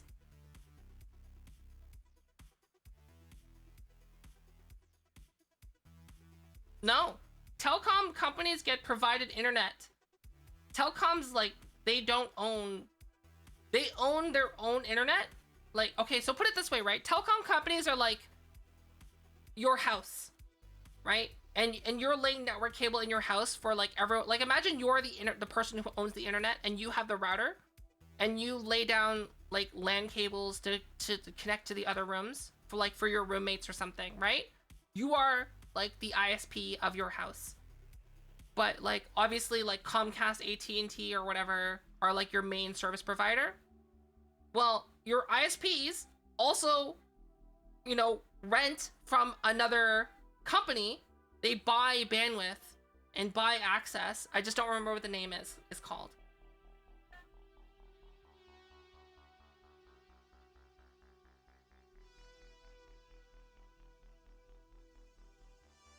PlayStation VR2. It is going to be a new headset. Not a lot is known solidly about it. I imagine it's going to be good. I'm really curious about the new Pimax headset, to be honest. That's like the one I'm most curious about. Zero moderation.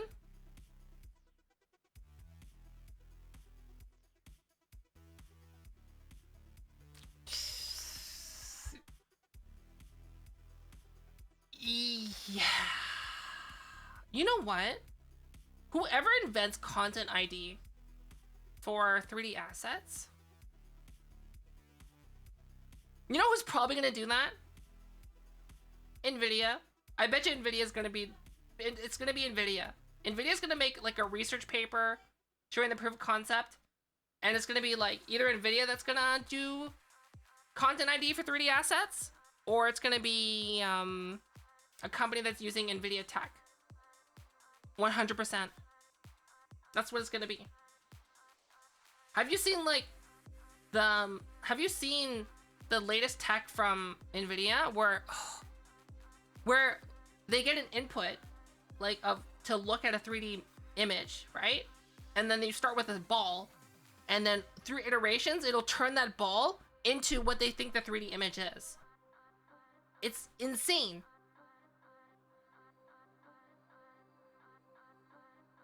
How would the content ID work? So this is probably how it's technically impossible. Yeah, it's true. Without incredible AI innovations, because the thing is, like, we have the technology to do content ID with 3D right now. It's just so computer intensive that it's not viable for a multiplayer platform, right? It's not viable for people to implement on like their like CG Trader website because it would cost too much server, because it would cost too much, because like think of all the people that are uploading stuff, right? It's doable, it's just it's not feasible. So like probably what it would involve would be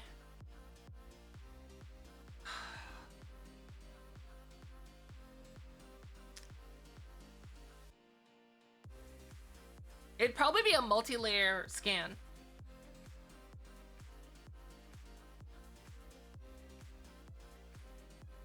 Yeah, Facebook doesn't rely solely on AI moderation. So it would probably be multi-layer authentication for content ID for 3D models. So probably first it'll analyze the actual shape of the model. Next it'll probably analyze the mesh, the weighting of the armature. Actually, probably first the shape of the model, the mesh, the armature, the weighting of the armature to the mesh, and then it's probably going to also look at the texture and get the texture data. So like that is pretty easy to do. You just look at the EXIF data, right? But like it's really hard to like get stuff to analyze stuff in 3D.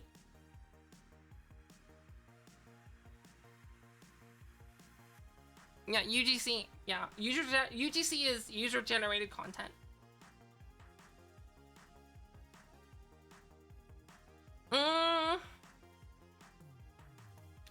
I honestly, I don't know. See, I think as long as it's for non-commercial use, like, it should be fine, right?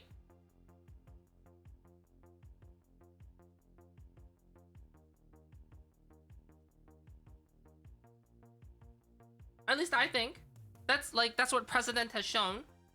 But here's the thing. If we let it to be like a free capital market, right? Like the American way. If we want to make the metaverse the American way, that means anything and everything's gonna be owned and controlled by companies, and you can't do nothing but obey and listen and praise and kiss the feet of all those big companies like Big Daddy Walt, Big Daddy Zuck, and Big Daddy bald, laughing, scary man that likes to go to space with penis rockets.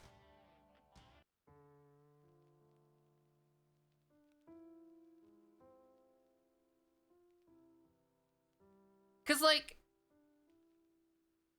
let's use Disney as an example, right? Let's use Disney as an example. If Disney could, they would reach into your house and charge you a royalty for drawing Mickey Mouse and putting it on like for your kids drawing Mickey Mouse and putting it on their fridge.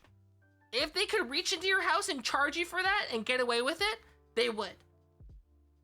Like, and you'd be like, no, they wouldn't. Companies are profit driven by law. Their interest has to be for profit, for the shareholders. So if they see an opportunity to make money by inventing a way to monetize on people's personal drawings of Disney property, you know they would. Winnie the Pooh is public domain. Ooh. Chinese fan art. They probably didn't renew it because of China. Try to push for it. But here's the thing.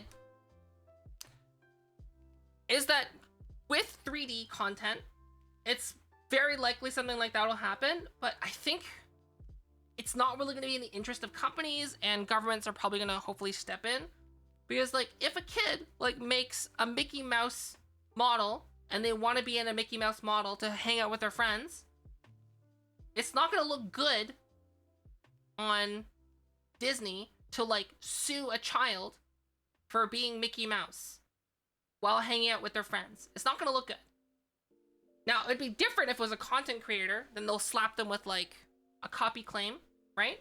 Why am I flying all over the place? Hello? Goodbye?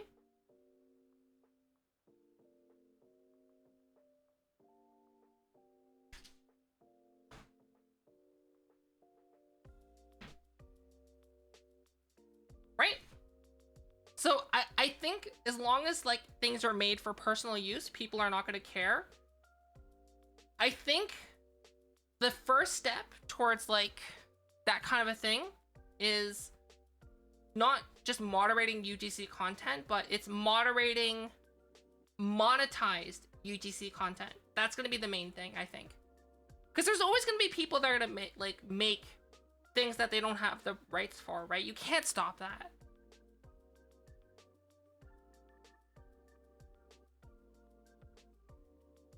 Makes a racist symbol on the forehead.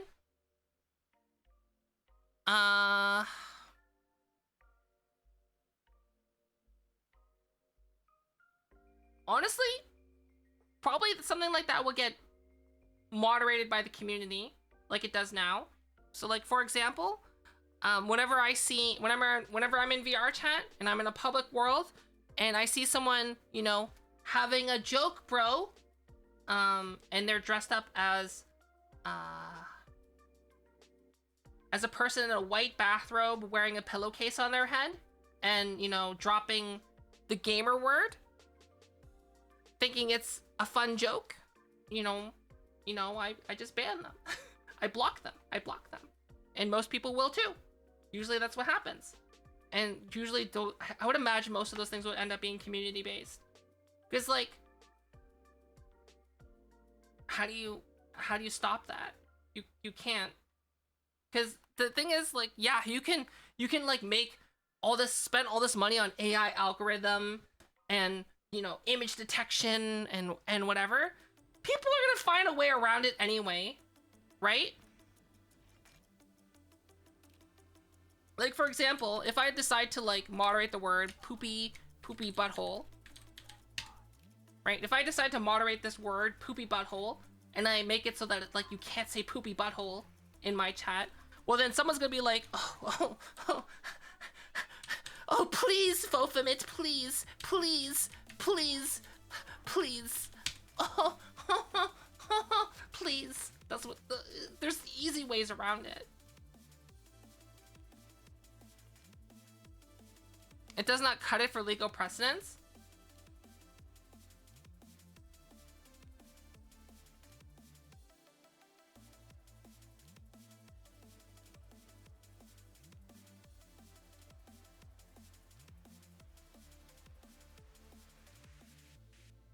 That's true, right? Because that has to be safe harbor, right? So the I guess the key thing then with VR chat is going to be, can VR chat get safe harbor?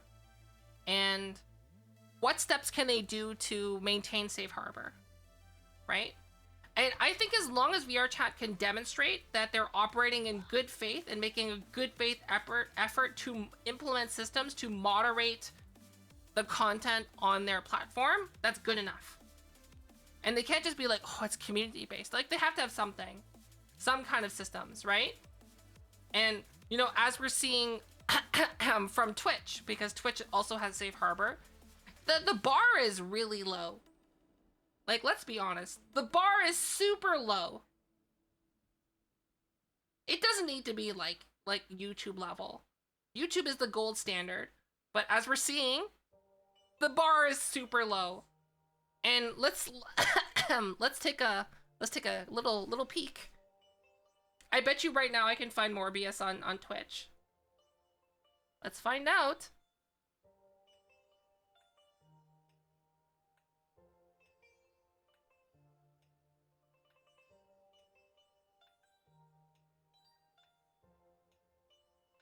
I found it. Found Morbius. Right here.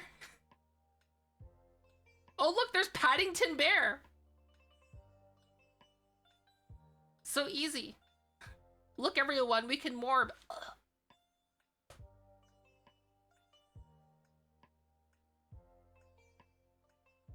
Exactly. So, like, as long as you can, like, demonstrate some kind of effort, it's probably good enough, to be honest.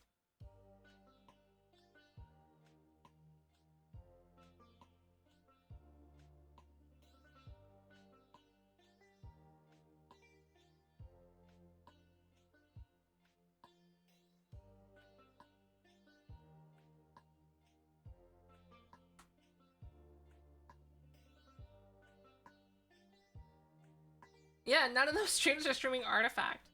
The Artifact category is just a meme.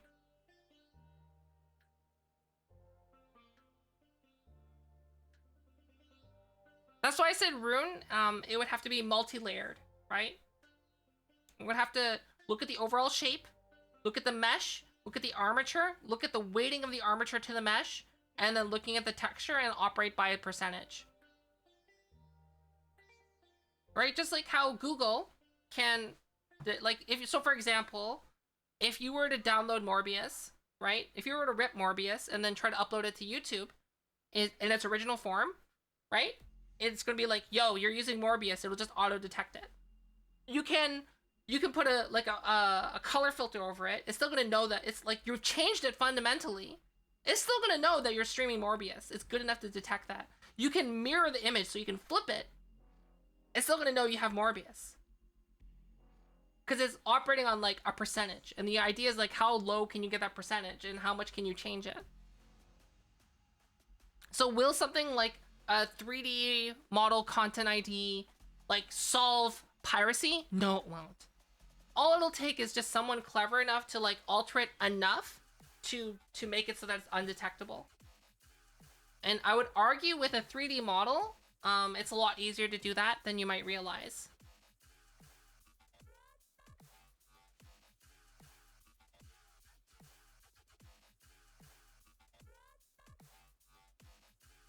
I've seen adult content on Twitch before.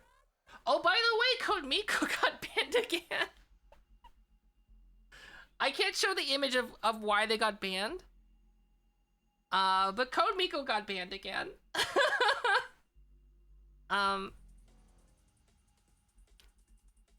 So what happened was their model was fully nude, but they had like a Sims pixelation filter on them. And I'm gonna be honest with you. I honestly thought that would be good enough to not get slapped with the ban, but apparently not. Apparently not. You need to be fully dressed. Lord, thank you for the resub. Thank you. So now we know the line. So I'm wondering if you have black bars, is that good enough? Because here's the thing, you can have a bikini. You could literally just be wearing a sports bra and like form-fitting spats. As long as it doesn't show the valley between your legs in terms of an outline. You could get away with that. Or as long as it's not showing your junk. Yeah, it's probably a better way to put it. Because, you know, if you have like the things that hang low that wobble to and fro.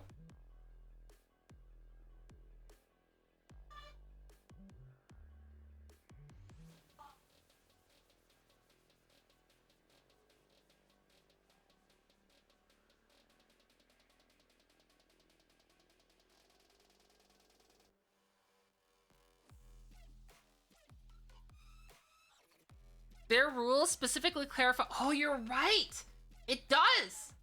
So that means if I do the same thing but with black bars, I can get away with it.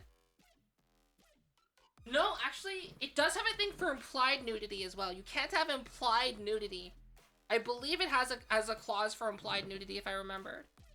You can have simulated or implied nudity, I believe. I think that's a thing. So I don't think you can even get away with the black bars.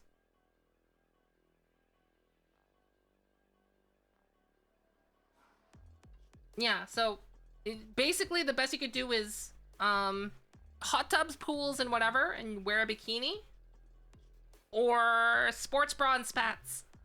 And, you know, you can do normal streaming like ASMR. You know, just wear sports bra, lacy sports bra, lacy boy shorts, and then get a ear-shaped microphone and go... And you're in the clear! While straddling and riding a pickle. Pickle Rick!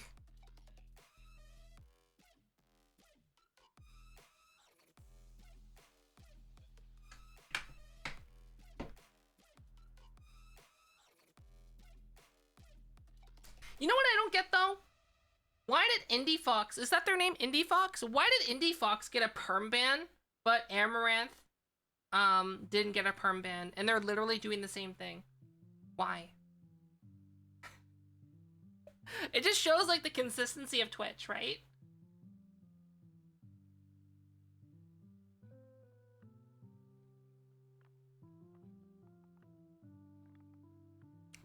I don't think so. Like, I think as long as you're not showing it and you're not like directly implying, like I could say I'm naked right now and like, does it mean anything? I think like if I start like, you know, touching myself or like moaning, that would be a problem and that would get me banned. And that's like the whole ara ara thing again, right? People were going too far with ara ara. They were like literally like moaning in pleasure while saying ara ara, and like that's what got people banned for that. That's why people are like in an uproar about it. Because Amaranth knows Twitch staff. Probably. I'm gonna say that probably because Amaranth is under Devin Nash's Media Corp, and Devin Nash is well connected in Twitch. Probably. And it's not just probably like a nepotism thing, it's probably because Devin Nash has the connections and is able to demonstrate, it's like, yeah, Amaranth is not gonna do that again. Whereas I'm gonna guess that Indie Fox probably didn't have that, and they wouldn't be able to demonstrate it, they wouldn't be able to negotiate, or have a history of saying, hey, we will not do this, this is my reputation. So that's probably like the reality of it, right?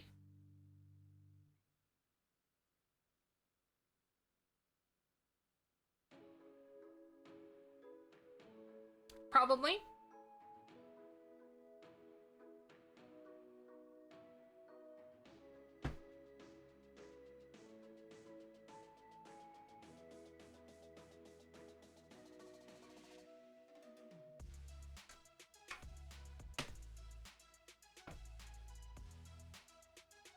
Hi, Grizzly Bear. Hello.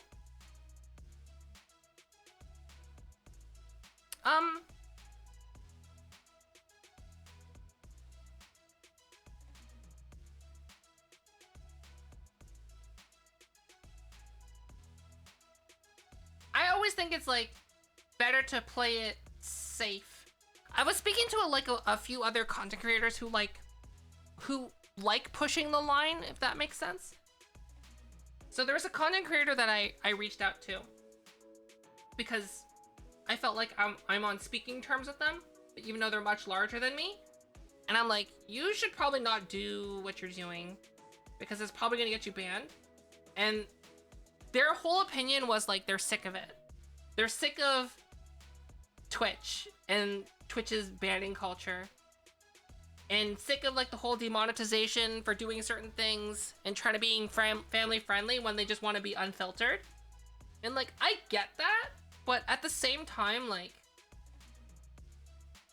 you have to like play by a platform's rules, right?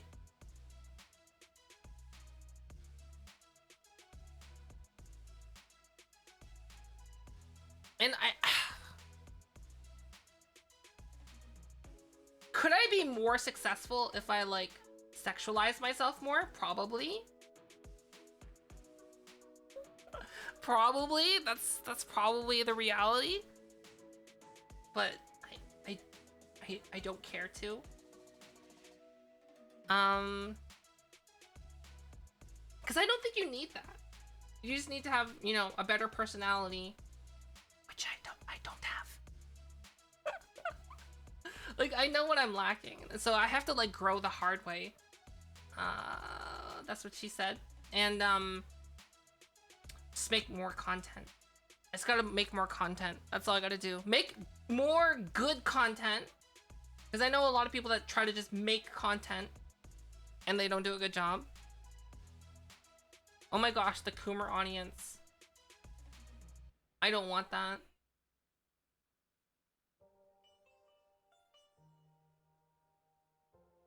I don't know. Sacrificing, addicted to the numbers? I guess. Like, that's a thing. I don't know. I don't like talking about that specifically just because I come from the VR chat community. And, like, the VR chat community, like, had, what's it called? Like, a renaissance where just by streaming VR chat, you just got views. Didn't matter if you're in desktop or VR, right? You were just streaming VR chat, so people would watch you, right? Then all of a sudden it came down to like having VR and having a fancy setup. Then it came down to like having a fancy setup, but you know, if you became friends with certain people who streamed, because it was such a small community, you can make it big, and people like kind of latched onto that. And like it's like a micro view of like the macro on Twitch, right? It's the same thing. And like people became dissatisfied with that, and like people would come later and be like, oh, I heard that you could stream VR chat then become popular, so people would start streaming VR chat and like flood it, right? And then people would get dissatisfied because they'll be. The thing is, right? Is like it's so much more noticeable on Twitch. There's gonna be two people that are literally doing the exact same thing. They'll be sitting in front of a camera and they'll be like doing this. Right? One person could be at like 10 viewers, the other person will be at like 200 viewers. They're literally doing the same thing. They're literally streaming to the same thing, and they could also be someone who doesn't talk to stream. They're like a no microphone streamer. They don't even type the chat. All they do is do this. Right? So like you can actually see that exact example. And it caused so much toxicity because someone would be like, why is that person more successful than me?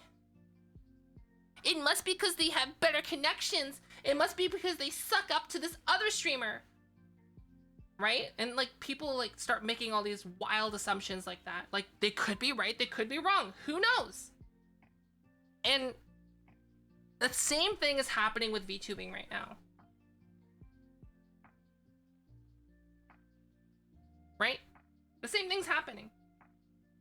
Everyone's like hopping on the VTuber bandwagon. You're seeing new people hopping in like still right now thinking that just being a VTuber is gonna make them successful. That train has passed.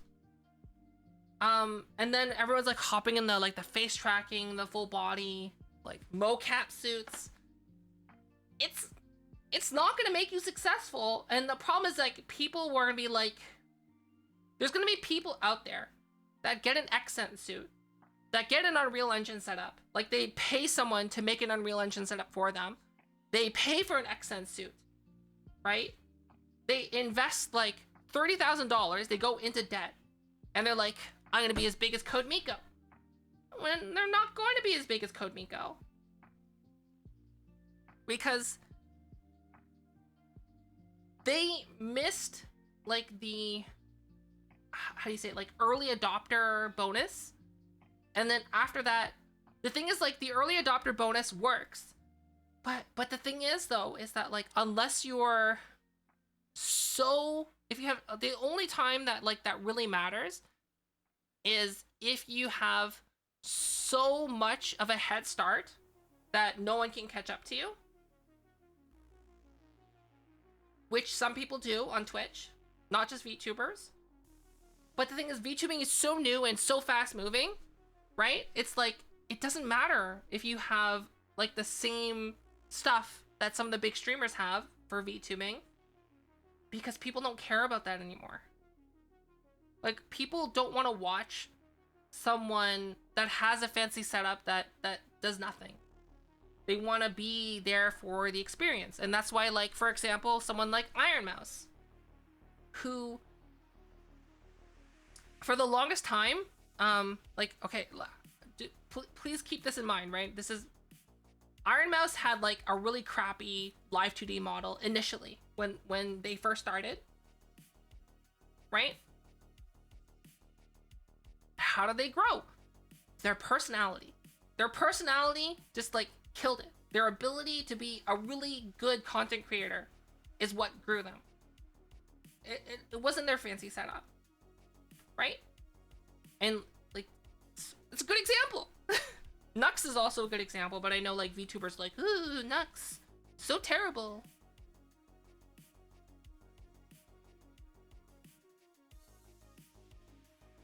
Yeah, they're trying to catch a boat that already left. So like the only thing that's left is like, the thing about VTubing now is you're gonna start seeing that same toxicity that you saw from VR chat in VTubing, but like at a much larger scale. You're already seeing it now. Like VTuber drama is like such a huge thing right now. Like if you don't know about it, I try to stay out of it, but it's a thing. There's people out there that are like, who are looking at other VTubers looking for like an inkling of a way to cancel someone else,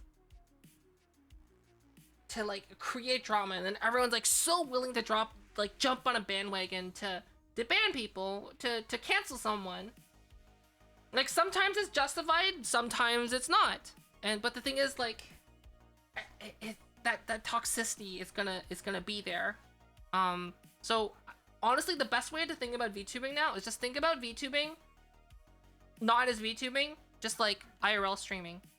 Right now, my streaming is the same as if I were to do IRL streaming. That's it. Like, I would say, if I wasn't a VTuber, my setup would be probably most like Nutty's setup.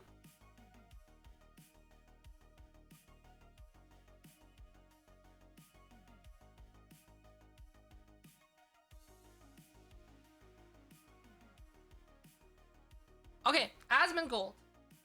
Asmongold is not big just because they're big because they've been on the platform the longest. They're big because they're very smart and insightful. And that's it. If someone were to come in right now with like the same amount of knowledge and information that Asmongold does for streaming, if someone were to basically be like Asmongold Mark II and come to Twitch right now and start streaming, they would not be successful. Because that's just the nature of things, right? Twitch does not care about how entertaining you are.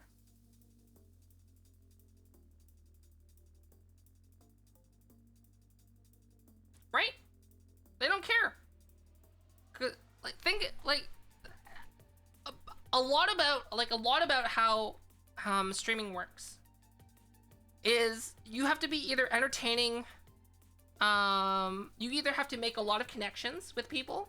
You either have to have been on the platform long enough so everyone knows about you, or you have to be big on another platform for people to find you. So the other strategy is just being live all the time and accumulating dead views. So what does that mean? So like, if you notice, like if you ever do like a 24-hour stream, you're probably gonna have better views than you've ever had. But it's not gonna be like, you know, a huge boost. You're not gonna suddenly go from like 50 views to like 1 million views or 1,000 views. You're probably gonna go from like 50 views to like 70 views. You're gonna get a bump than what you would normally get, because what's gonna happen is you're gonna accumulate AFK or dead viewers, meaning that like there are people that either have come from an existing raid who are AFK, or people who went AFK while they're watching you. And like those views will accumulate. So that's why when you go into a stream of, let's say, 1,000 people, some of the chat's not going to look like there's 1,000 people talking at the same time. Hi, Mega Steak Man. Who do you need to start beef with? Mega Steak Man. You need to start beef with Mega Steak Man, because Mega Steak Man is a steak made of beef.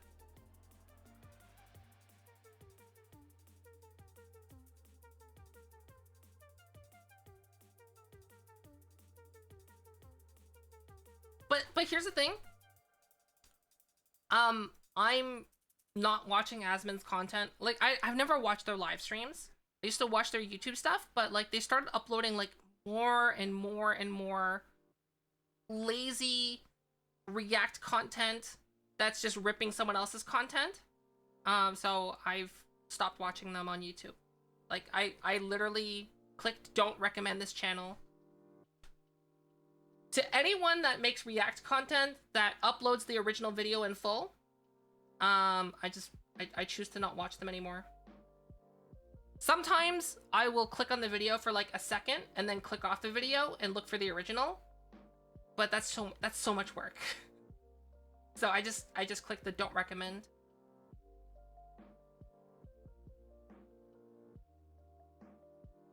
Yeah, nobody's gonna watch you with the as the next Critical when Critical Role already exists. Exactly.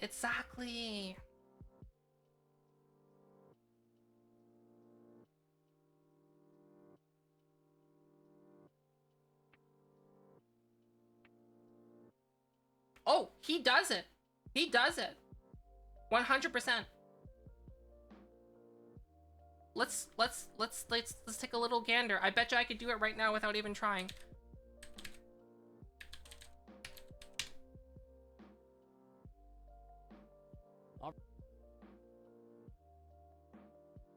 There's me right.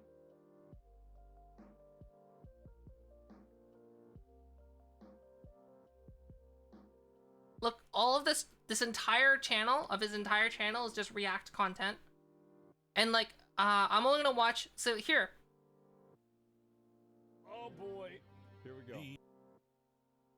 So I bet you this is the full, unedited Actman video. I bet you.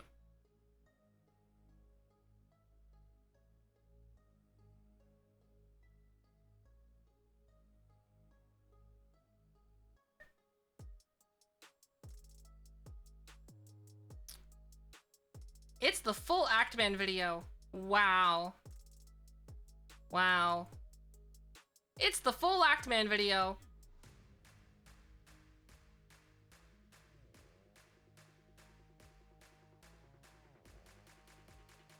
He's watching the full Actman video and he's see, it's one thing to watch it on Twitch, right?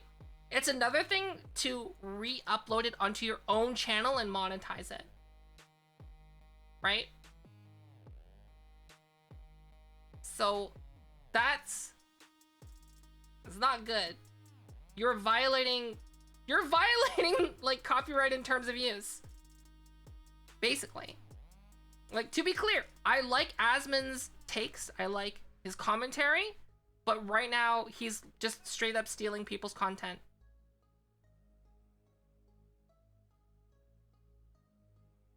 Right?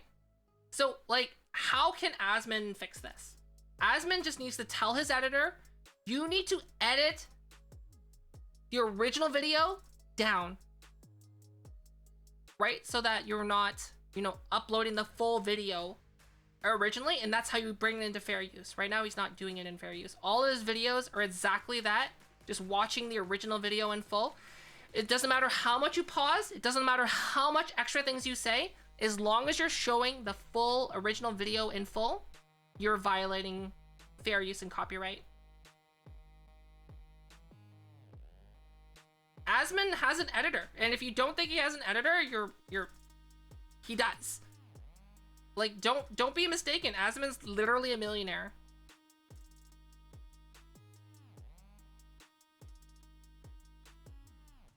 But the thing is, pausing is not enough.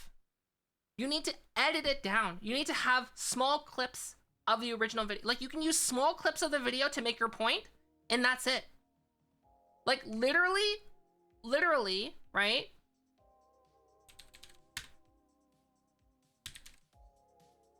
Literally, right? This is what Asmon's doing. So imagine if I have, this is an amazing essay by Fofamet, right? So, right? So this is what Asmon's doing. They're going like this.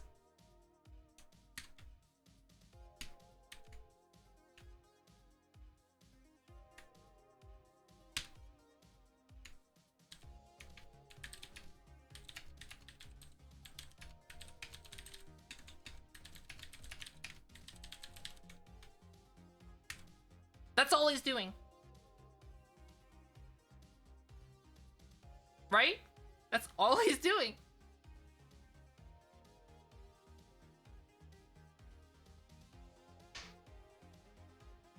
It's not, it's actually plagiarism. And you're like, but what do you know about plagiarism? I might not be a copyright lawyer, but I'm a certified teacher, and we have to talk about plagiarism a lot.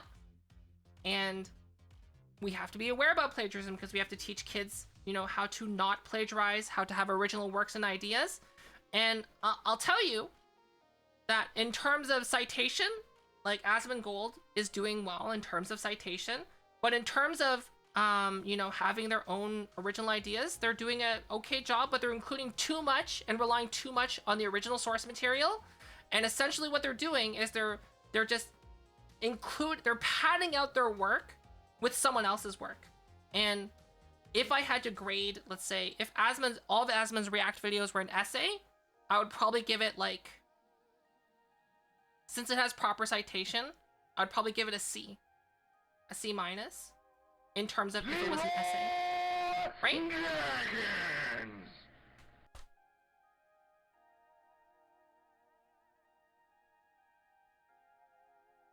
Oh, from Sushi Stream. Hello, hello, hello. I'm Fofamit. I'm a virtual content creator here on Twitch. Hello, everyone. Hi, welcome. If you don't know who I am, I'm Fofamit. I'm a virtual content creator. I've made my own application for VTubing in Unreal Engine. That's what I'm using right now. All of you guys are pickles, because I make it so that whenever there's a raid, pickles happen. Now, if you don't know who... Oh, also, if you want to learn how to do what I do, you can check out my YouTube channel by typing in !YouTube. And stick around. Oh! We're getting a call. Stick around, and you get 250 channel points if you drop 300 channel points if you drop a follow. You can do a whole bunch of cool and interesting stuff.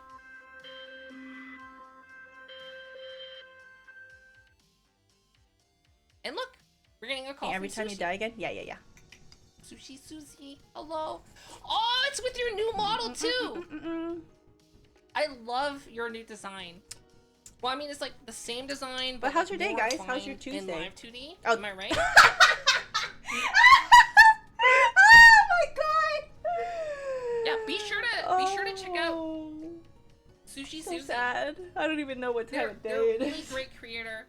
Like, a really genuine, great person. Seriously. Really, really great. Hi. Oh, I'm being hydrated right now. Wait. Ugh. I'm being hydrated. I can kick the... Ouch. I'm being hydrated. Welcome to Hydration Zone. We're talking about fair use and copyright, which is an amazing and fun and interesting topic that I'm sure everyone likes. But yes, of course, people come in and spam twitching wieners in the water. Let me move this out of the way. But yes, welcome. My latest video is actually a tutorial on how to set something like this up. Just the basics though, the foundations. So how to get your model in Unreal Engine and how to set it up. But Susie, what were you streaming? You were playing VR chat. Okay, have a good sleep. Thanks for the raid. Everyone be sure to check out Sushi Susie. They're really great. Also follow them on Twitter.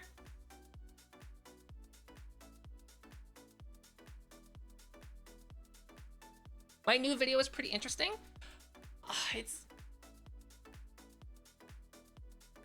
I try to do it like, okay, so how I approach like tutorials, right, is like I try to do it in like the easiest way possible.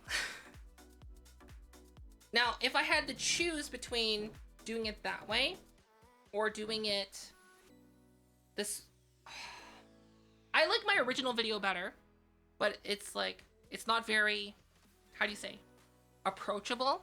So I think the new way is more approachable. That makes sense?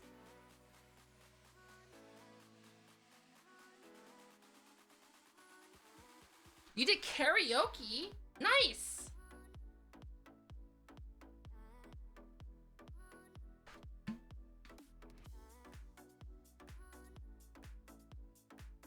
You followed the original? So, I do have 2 Unreal Engine VTubing tutorial videos. They're both different methods. Personally, I recommend the original one. Just, you have to use Visual Studio 2019 or later instead. But the new one is a lot more approachable, I think. Okay, Butterwolf Gaming, have a good sleep. Thanks for coming through. Paper, snow, a ghost.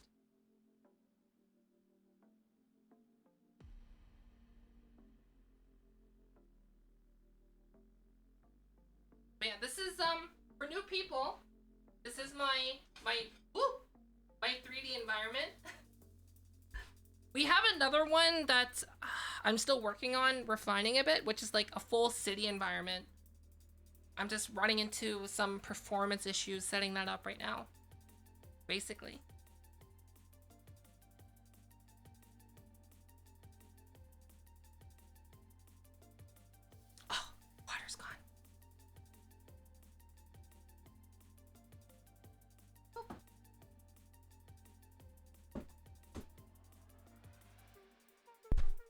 But yeah, we're talking about like fair use and copyright, and how you can't just like re-upload a video in full and like hope that your reaction is going to be enough.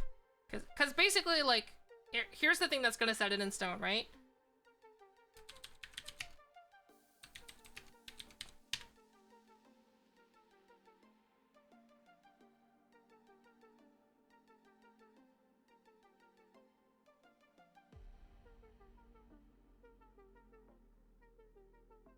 So let's look at it. Fair use. What is fair use? Yes, I use light mode. I use light mode for everything.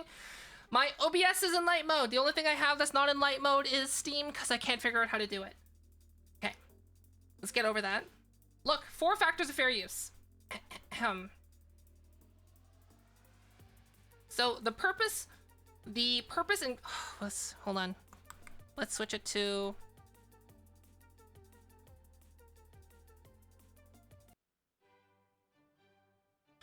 The purpose of fair use, including whether such is to use of commercial nature or non-profit or educational purposes. Courts typically focus on whether the use is transformative, that is, whether it adds new expression or meaning to the original, whether it merely copies the original. Okay, so let's think about this. So, in terms of Asmongold's content,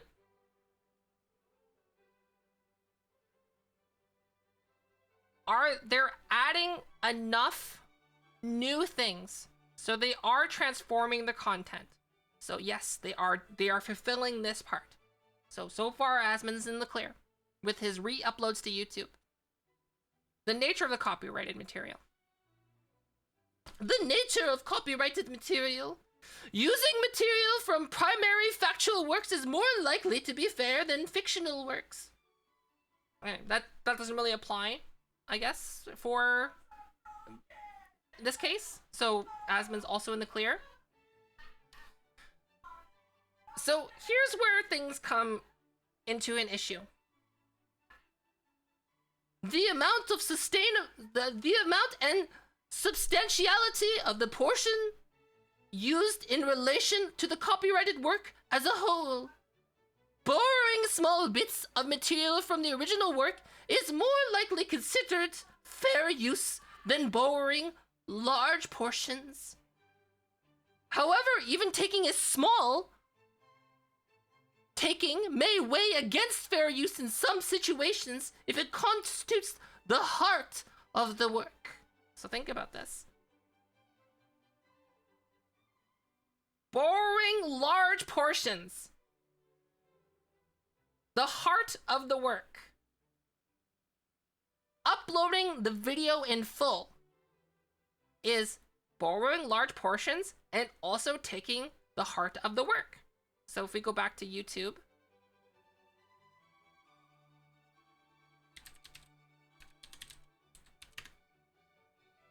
we go back to here, and we look at the video upload, and we look at this. It's the full video.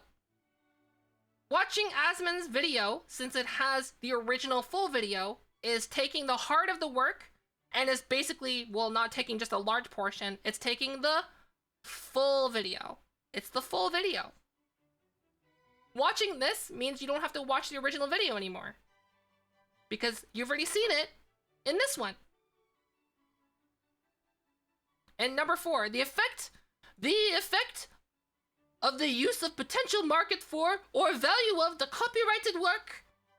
Uses that harm the copyright owner's ability to profit from his or her original work, serving as a replacement for demand for a work, are less likely to be fair uses. So let's think about this.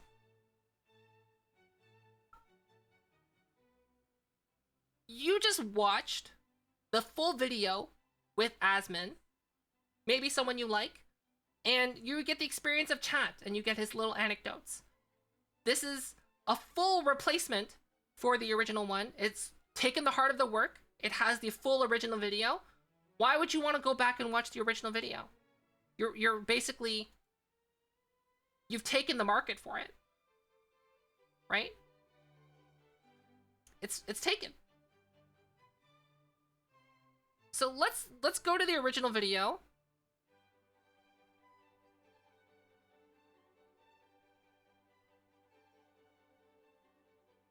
And we look at the Ackman's video.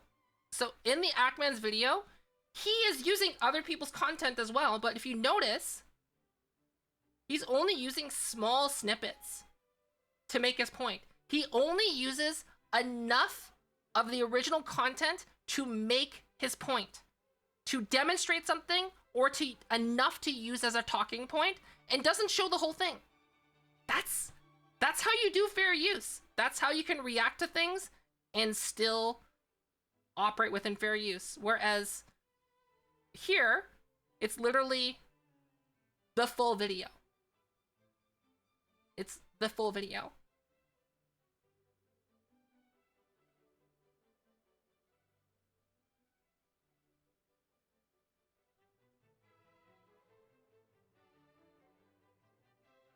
But just because you're watching both videos, right?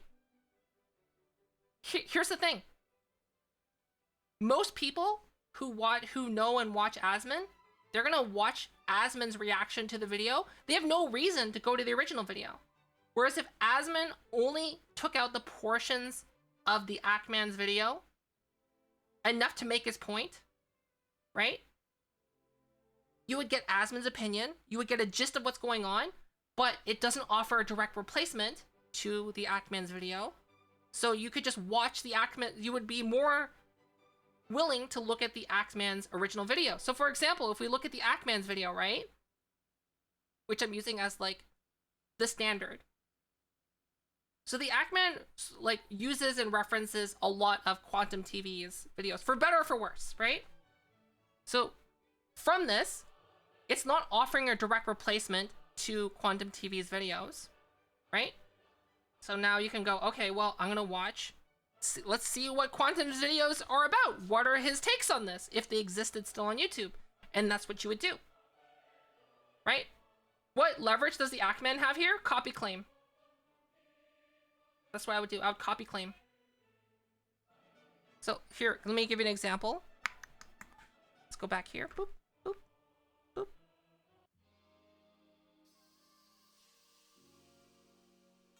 That's what I would do. I would copy claim it. You're not taking the video down. And I believe you can also copy claim for percentage.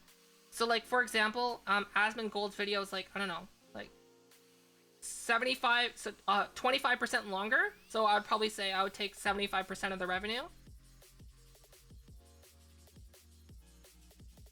Okay, so here.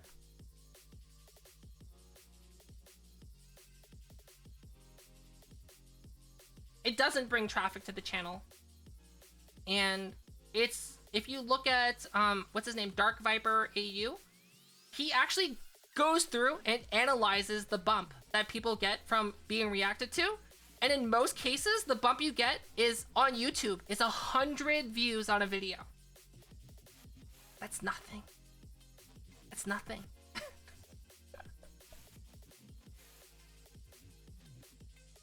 Okay, so when someone matches your video, right? YouTube will automatically do all this stuff for you, right? If it detects enough of your video in someone else's video, you'll get a little message up here, be like, hey, you have a copyright match thing, and then you'll see it right here. So I've actually had to file a removal request before in the past, and you have a couple options. So this video right here, someone re-uploaded. So you'll get information. So I'll see right here, segments of the video that are detected in their video.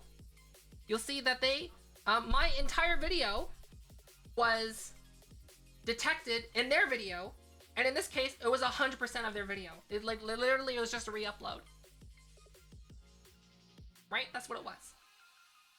So what I did, right, because this was the first time this happened to me, first and only time, I contacted them, like, on YouTube, and I was like, hey, this is my video. Can you, take it down, please? And they're like, it was uploaded to the internet, so it's within free domain. Don't you know anything about Creative Commons, you dum-dum? No, they said, you dumbass. That's what they said. And I was like, oh, I see how this is gonna go. So then, I filed, this video needs to be taken down within 7 days or you get a strike. And that's what I did. So in the case, if I was the Ackman, what I would do is I wouldn't file a strike.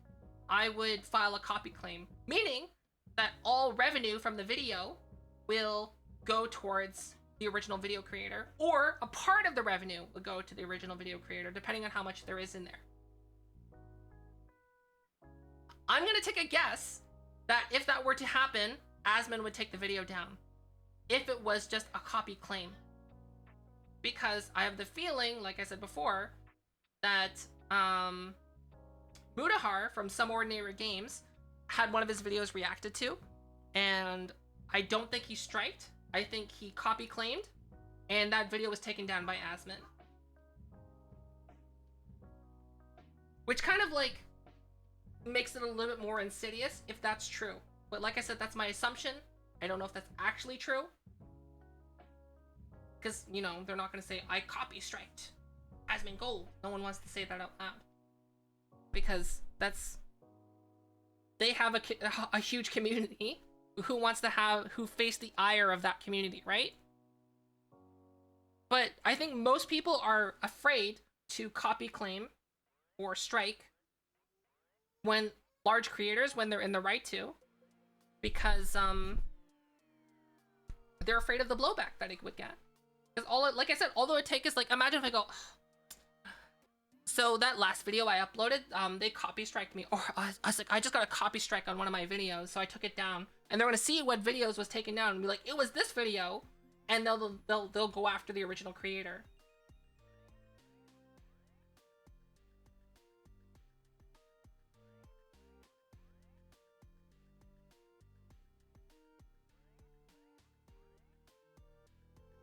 He doesn't upload the videos without permission. Incorrect. Incorrect. He uploads the video first, and then if they don't say anything, he takes that as implicit permission.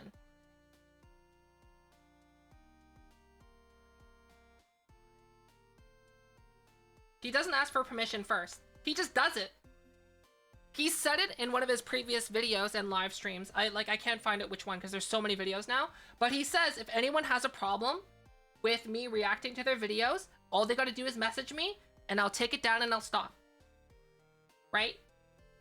So basically, you know, what he's doing is he's going in, eating your food in your house, and it's like, hey, if you don't want me eating your food, just tell me and I'll leave.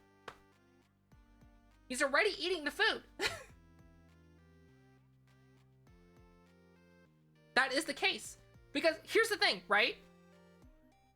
An actual example, like I said, it's going to be Some Ordinary Games. Mutahar had one of his videos reacted to by Asmon, and he expressed that he does not like it, but he's just going to accept it, but he does not like it. And eventually I think he ended up copy claiming it too. Later, like recently copy claimed it like within the last week or so, and now the video is taken down.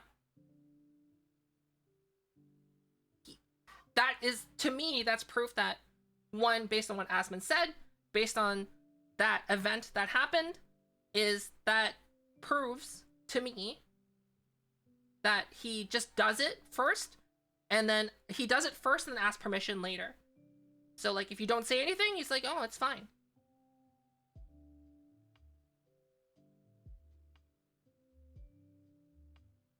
Exactly. So like, and the thing is too, you're like, but just like remember, Asmon's, as great as he is, as smart as his opinions are, as honest as he is, pretty straightforward, I would say, he's also a millionaire. So like,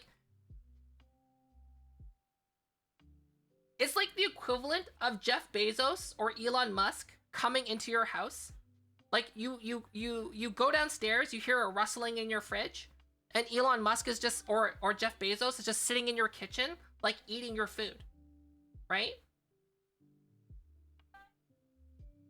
And you're like, hey, can you leave? If you have the balls to basically tell them to leave,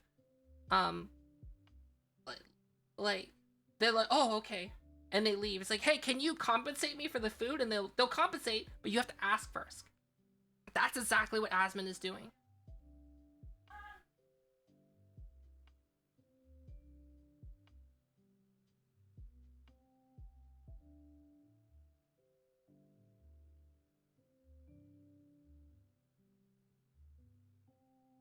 A React feature? Yeah, it's called the copy claim system, the copyright detection system, the content ID system. But like I said, there's gonna be a lot of people that will wake up, hear rustling in their fridge, see Elon Musk like down there eating his food, and they'll be like, oh, awesome! Elon Musk, I love you! That's what they're gonna do. Right? And then Elon's gonna go, oh, they love me. I'm gonna keep coming here over and over and over and just eating all your food. That's basically it. And then one day, you can go like, oh, Elon, you know, I'm kind of low on money, so I'm gonna have to start charging you an entrance fee every time you come in my house.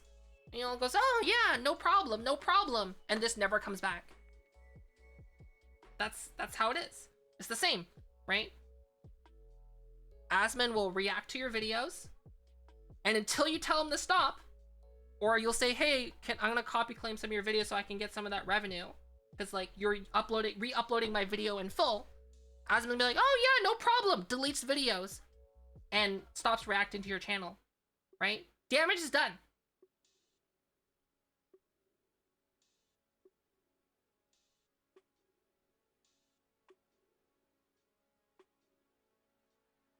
But the thing is though, that Woody, that system wouldn't work. Because then what would kind of constitute fair use? Fair use is a very subjective thing, right? It is. But the reason why I can so strongly argue against the eyebrow streamer is that they're literally re-uploading the full video. There's no argument against that. You can't defend that. They're re-uploading the full video. You can't defend against that. Right? Like, how can you defend that? It's the original video in full. No matter how much you pause it, it's still the original video.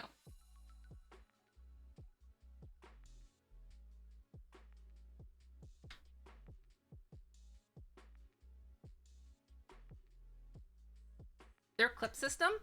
Not really. So the key thing is too is the heart of the content, right? So part of the copyright is the heart of the content. So what if, Woody, you were to make an hour-long video, like your passion project, right? It's an hour long, and like you have a 5-minute really important scene in the movie, right? 5-minute like important sequence. It's like the climax of your film, and I were just to upload that 5-minute climax. So I would tell the story. It's like what happens. I would show the 5-minute clip, and then talk about what happens later, and give my opinion on it. I just stole the heart of your content. Right there. That's technically violating fair use. It makes it so that people don't need... I'm offering a market replacement. I am taking the heart of your original content, and then I'm violating fair use, even though I'm only using a small portion.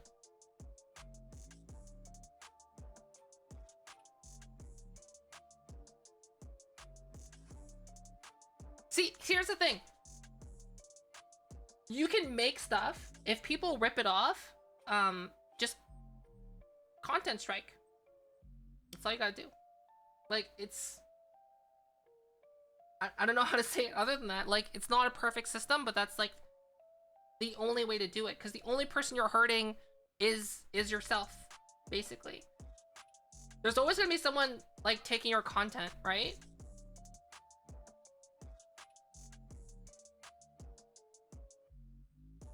Hold on.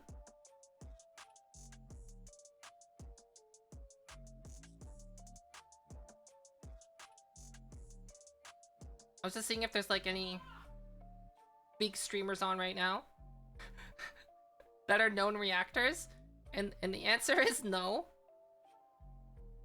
The answer is no. So never mind.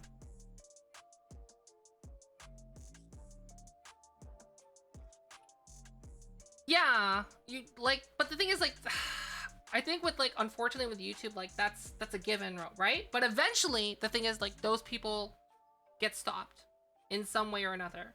Like they're gonna only siphon like a small amount of views than what you would normally get. And that's like, I guess, a given of what's gonna happen. But like, it'd be very different, Mega Steak Man, right? If like those small channels that will only exist for a blip in time and then vanish because they keep re-uploading other people's content and getting striked, right?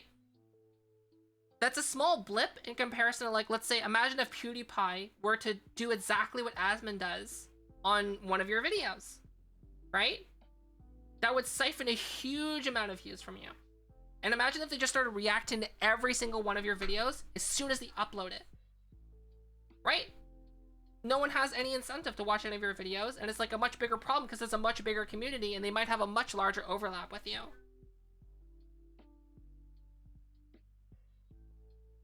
But yeah, in terms of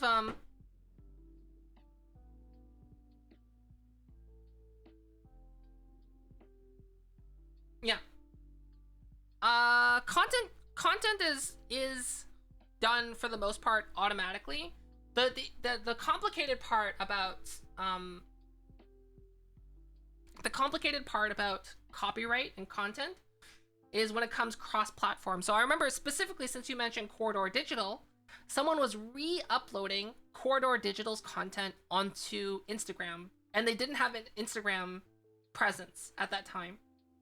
So like they had to like do that basically, right?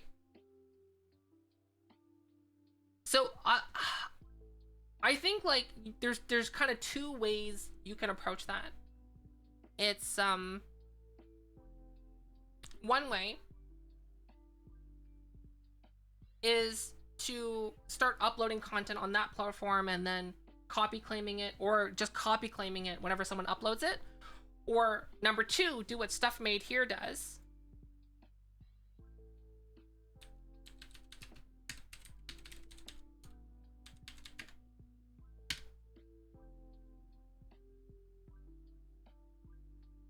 So, Stuff Made Here. 100% you know people are gonna rip it off on TikTok and on Instagram and all those other things, right? But here's the thing, you watch a normal video, right? There's no branding or anything here on like the boring parts. But like when it comes down to like the money shot stuff, what you'll notice, boom, YouTube, Stuff Made Here. Whenever there's a money shot, Stuff Made Here. Branding all over the place. And like, that's a really great way to like, go like, you know what, I'm not gonna bother trying to take down people's re-uploads of my content on other platforms. But what I can do is make sure that my name is plastered everywhere.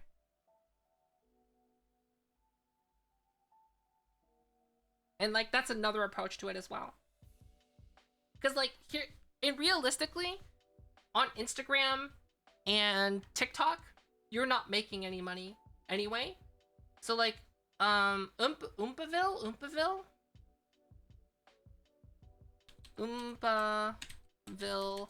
TikTok. I think that's their name.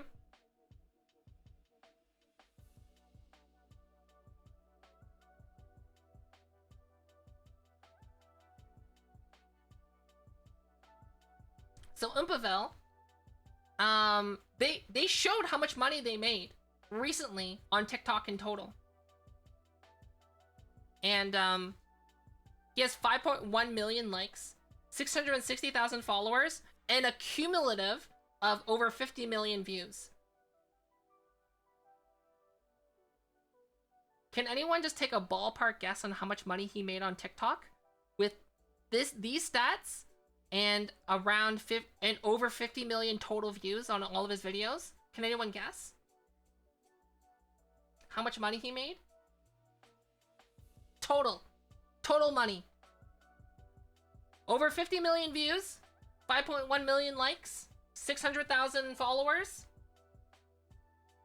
How much money do you think he's made on the platform total?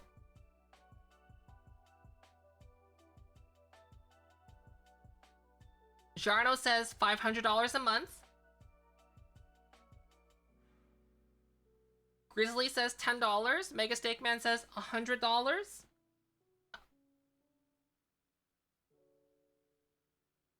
Oompaville showed the amount of money he's made total on TikTok.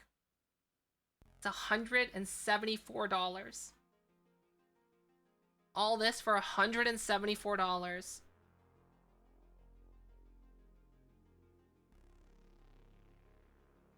Total.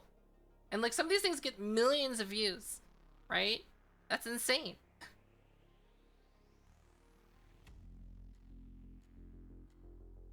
$174. So like, you're not making money on TikTok anyway. The only thing you're doing for TikTok is to just like promote your other content, basically. And well, like, what's the money maker in terms of content creation? In terms of like passive income, it's YouTube.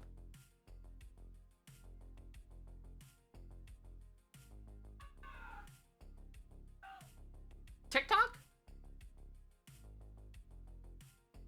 doesn't have a lot of advertisement, they've just started experimenting with it because like you can't really advertise short form content that much, and also TikTok does rely heavily on reusing a lot of copyrighted content, let's say that, and they're not really moderating that very heavily. TikTok right now is not profitable. They are burning money, basically. There's no way that they're making money. The only way that they could probably be making money is TikTok is one of the most invasive apps in terms of tracking and asking for your personal information. So they could be making money on selling your personal data. Maybe. That's like the only way they could be in any way profitable. Like how Facebook's profitable. Because like TikTok asks for a lot of permissions. So, like, that could be how they're making their money. But most likely, they're just burning money. Like, just like how YouTube burned money in the beginning. Just like how Facebook is burning money. Just like how Twitch is burning money. The only social media platform that's not burning money right now is YouTube.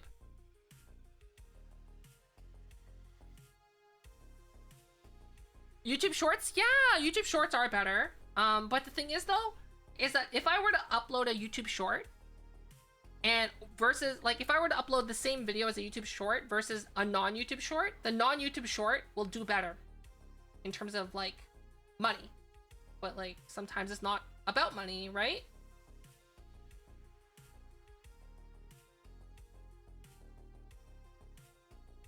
Yeah, exactly. Imagine getting like a 15-second ad on TikTok. That would be disastrous. Right?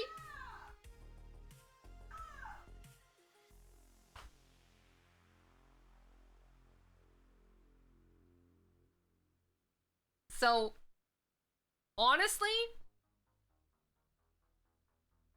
YouTube is also trying to figure out, so YouTube Shorts, and it's like if you were to take YouTube Shorts as its own entity, it is also having the same problem that TikTok is having. It's not profitable.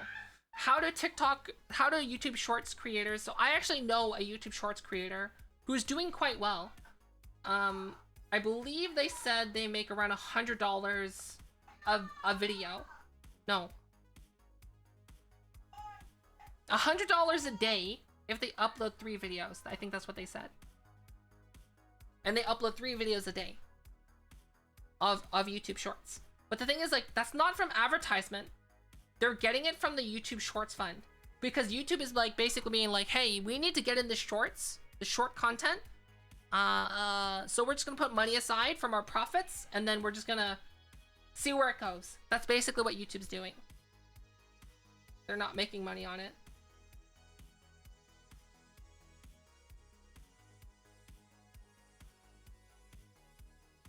Yeah, they're subsidizing it. Yeah, that's how YouTube Shorts is working. It's insane. That's what like, if you don't believe me, look up the YouTube Shorts fund. And then look up what people, like, look up YouTube creators talking about how much money they make on YouTube Shorts. Versus, like, I think Moist Critical, Charlie, Penguin Zero, did a comparison of, like, his channel, like, his 2 channels. He has, like, Huge Charles and a Clip channel. And he has, like, he shows a YouTube short that has, like, 2 million views. And a Clip channel that has 2 million views on a video. And, like, the video that has 2 million views, that's a clip and not a short. Same length of time, has the same amount of views, has, like, $2,000 of revenue. Whereas the YouTube Shorts has, like, $1 for the same amount of views and the same amount of show time. So, like, it's not like that the shorts, this is like the whole shorts content and how it's mainly consumed on the phone. It's like, it's not really advertiser friendly right now, I guess.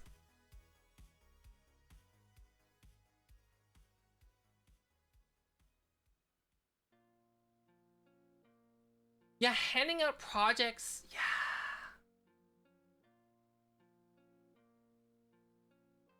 You saw none of? Yeah, I've been approached by a couple MCNs, but, like, you have to be super careful about those. A lot of them are kind of scummy. And, like, I'm not worried about, like, the biggest thing that you can have issues with an MCN is, the nice thing is not, like, not having to worry about copyright as much, because you can just, they'll handle you using copyrighted content for you for the most part. But, like, so, like, for example, like, let's say if I use, like, if I'm a movie review channel and I'm criticizing, like, the latest Marvel movie, and I have, like, a 5-second snippet of that, or I have an image of a screenshot taken from the movie, like, a lot of the times movie companies or big corporations will, like, slap you down and be like, you're violating our copyright, even though you're in fair use. And, like, the nice thing about an MCN is that generally they'll handle those things for you. But with my kind of content, I don't really have to worry about that.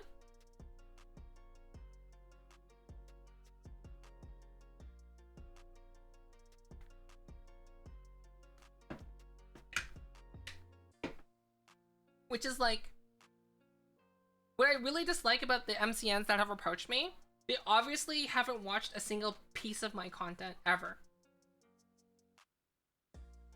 Because, like, the way they talk about my content, it's like they're talking about it like I'm like a Twitch gamer with, like, a YouTube channel that's, like, clips and highlights.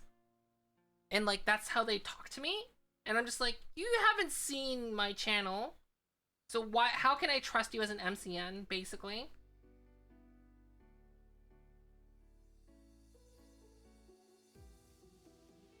Oh my gosh, like Machinima. Basically, if you ever get approached by an MCN and it looks really, like, the contract looks really good, take the time, get it reviewed by a lawyer. It might cost like $100. It's definitely worth it, though. It could save you a huge headache in the long run. Because, yeah, you don't want to end up like one of those people that got stuck in Machinima contracts. Or that other one that collapsed, that destroyed a bunch of creators, too. Hi, Zorshi. Hello.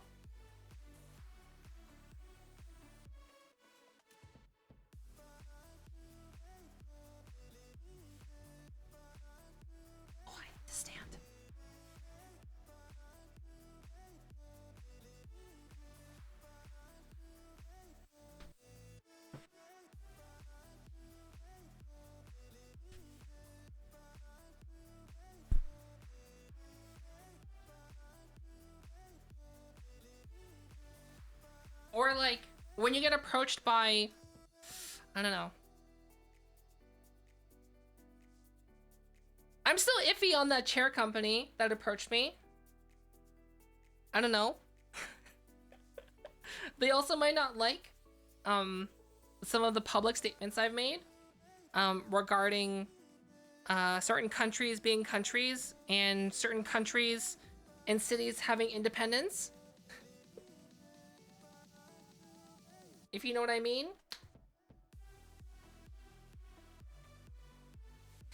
Yeah, All Gas No Brakes. Thankfully, All Gas No Brakes' creator has bounced back with their new channel, right? Thankfully. Because yeah, the MCN basically wanted All Gas No Brakes to be like, make more funny haha content. I don't want this investigative news content. I want funny haha. And then All Gas No Brakes was like, but I want to do content that's interesting. No, I want haha content. And they basically like, you're suspended.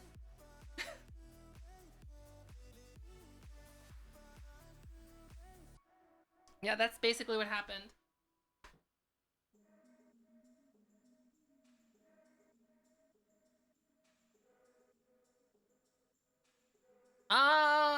It's from a Chinese company that I've never heard of. But I looked into the chair, it looks pretty decent. And they're basically sending me a review sample to review. So that's what it's gonna get. It's gonna get, if it actually pans out and they actually send it to me, it's gonna get professionally reviewed by people in the industry. Not me, but people that I know. So yeah. if I get a chair, that's what's gonna happen, basically.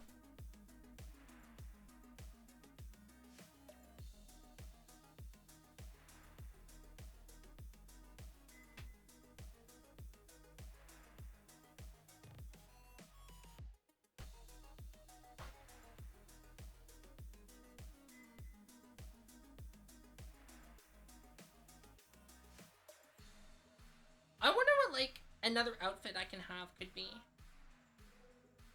I don't know.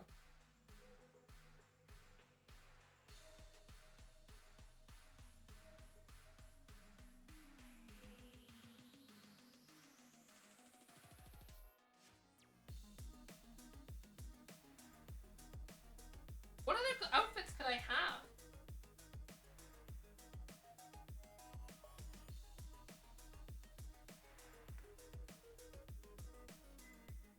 Iki Boy, thank you for the follow.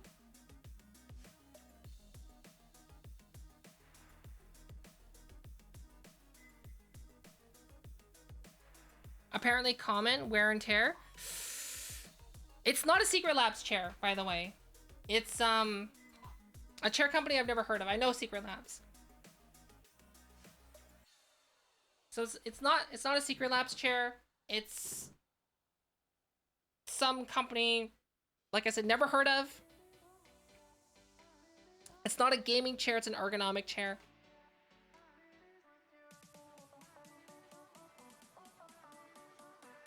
But both your armrests split. Actually, my armrests on my Costco chair, my Costco gaming chair, have split. Like the foam has like started breaking away from the metal.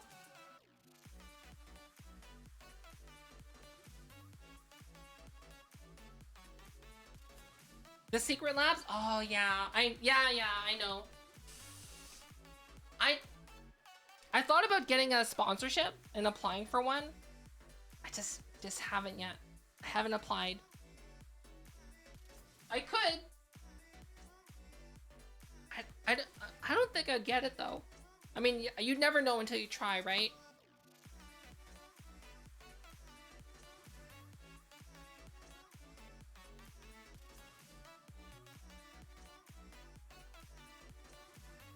Like, what's the saying? You miss every shot that you don't take?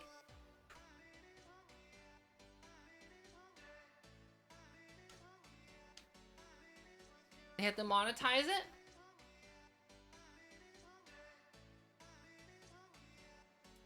I just, I don't know.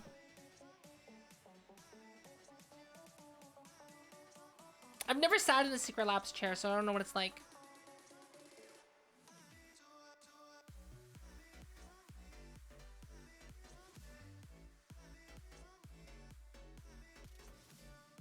Swivel hard on chair to test maximum fun.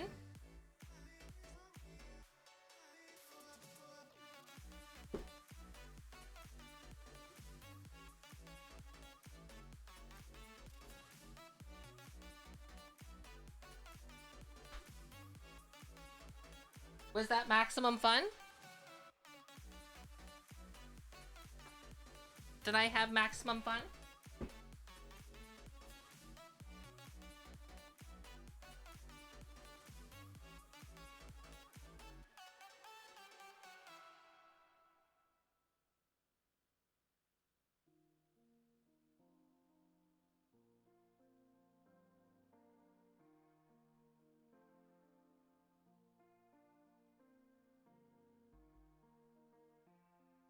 Epic swivel. If I spin too fast, it messes up with my my tracking, I think. Like I can spin fast, but I think if I do it for too long, it'll mess things up. So like for short periods of times, we're fine. But I did it once for like 5 minutes, and it like contorted my body so horribly.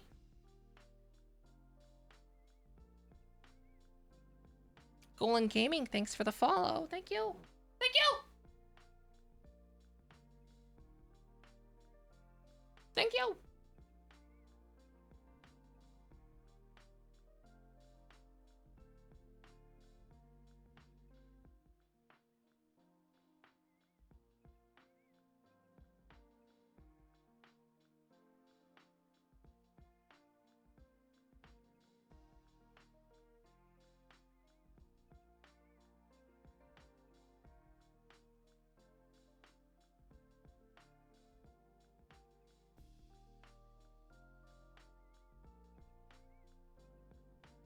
I just love how like absurdly big they get. Like, look at that.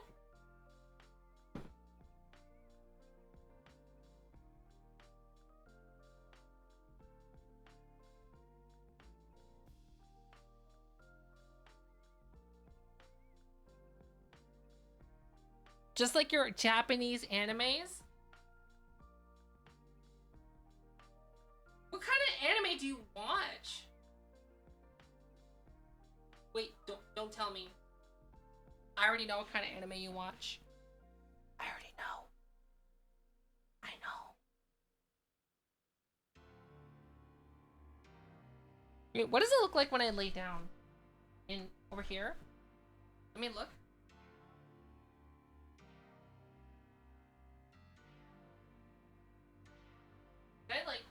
Can I sleep? I'm trying to see! Why would you do that? You made my hands so big. Could I do a sleep stream? Maybe. This.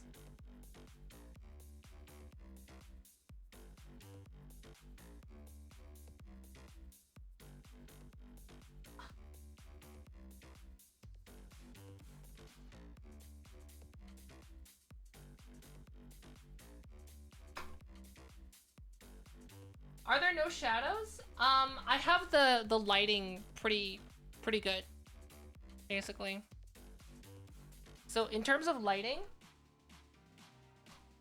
I have a fill lighting from the front, I have fill lighting from the side, and I have lights behind me and in front like this, and then 2 on the other sides for color.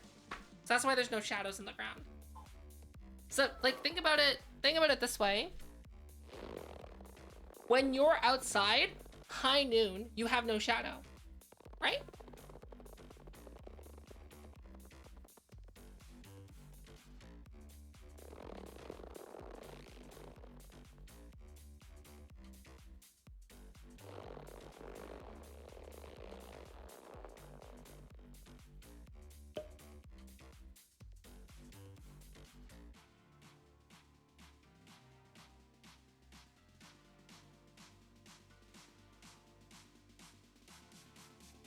Yeah. So like that's how I set up my lighting, is to be most like studio lighting. I'm like, where would I, so that's what I think about when I think about stuff. It's like, where would I want my cameras to be? So that's why my cameras are like 1, 2, 3, 4, and then the one that I can move around that I have set down right now. And I think of like, where can like the lights go, and where would I want lights if I had lights? And like ideally for lighting, you want like full, the way I see it, like in terms of photography, is like, what's the best lighting condition you can be in for photography? It's on a sunny, overcast day. That way, basically the entire sky turns into a softbox, so that all of your lighting is just super even. And like, so you can always just like expose and always just get like perfectly exposed images all the time with no shadows and no highlights. Like that's the ideal.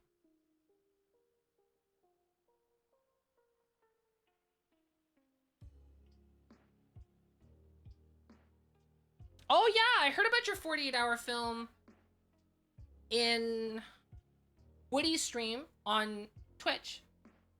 And like when Woody was making the camera movement, like first it was like a thing like this, and then it turned into like a loopy thing. And I'm sorry to hear about your experience, because that honestly sounded like a nightmare. Sounded like a nightmare. People that you knew IRL, they're just like, yeah, I'm gonna do nothing. You know, I'm not gonna do anything.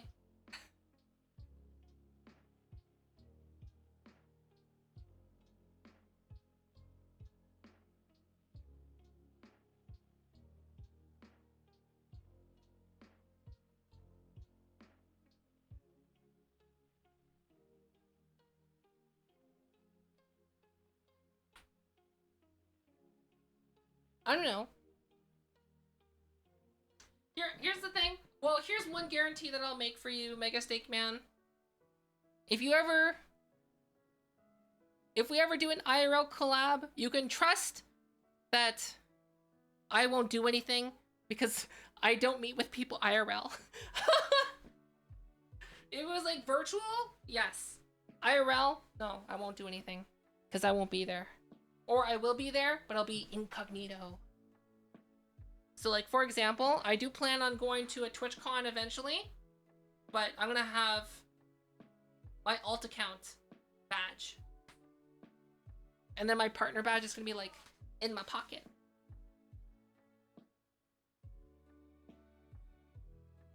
Basically. Yeah, there can't be disappointment if there's nothing to be disappointed about.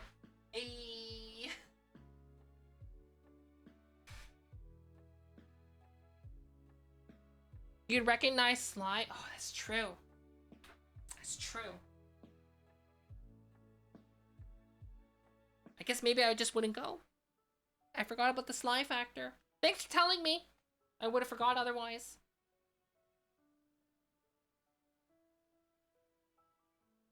Ziz? Who's Ziz? Who's Ziz? Ziz made a video reacting to Asmon's reaction to his video. You know what would be like a really awesome thing? If everyone just like reacted to Asmon's Twitch stream. Do you know what I mean? Just like Asmon goes live, like thousands of people go live and just start reacting to Asmon's stream. And then upload whatever he does to YouTube, their YouTube channel.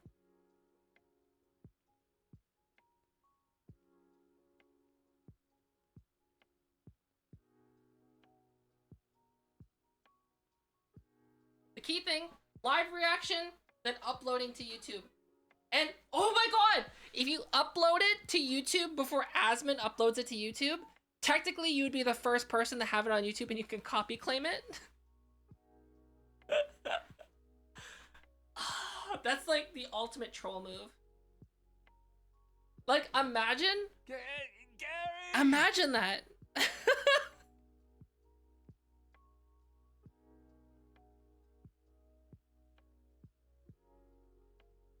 Like I said, Asmon seems like they're okay. It seems like they're honest. It's just like what they're doing right now, not good. And with how open they are being with it about it too. I'm not a fan. And like, I know my opinion means nothing for the most part. Like I said, that's why I use the Elon Musk analogy, because like, that's what it basically is, right? Comparatively, like tech bro versus Elon Musk. Like Elon Musk is still a tech bro, but like a much higher level tech bro. Whereas like I'm streamer versus Asmon's like a much higher level streamer, right?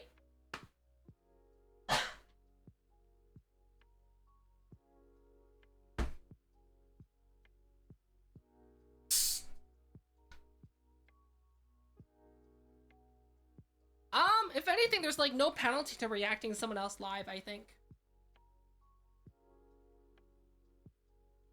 Right? Other than a social penalty. I don't think Twitch even has anything in place to stop that. Is there?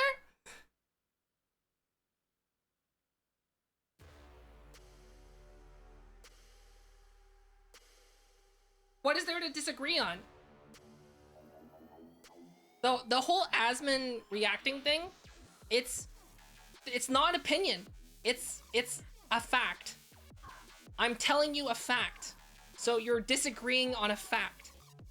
That's like saying, I'm saying the sky is blue, and you're like, well, we can agree to disagree on that one. It's like fair use, copyright law, and how it's defined is defined in 4 ways, and Asmon is breaking 2 of those 4 ways, and breaking any of them is violating fair use and copyright. That's a fact, not an opinion.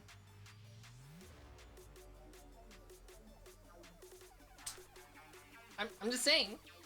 Like, you can disagree with me, but you can't disagree with the fact of what I was saying about the 4 tenets of fair use.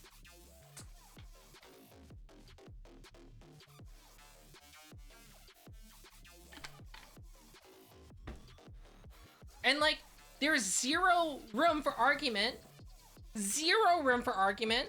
when you are re-uploading the video in full. No matter how much you add to it, right? You add to it by pausing or saying things after the fact or beforehand. You are having the full, original, unedited video in full. There's no arguing that. It's like, it's basically a slam dunk.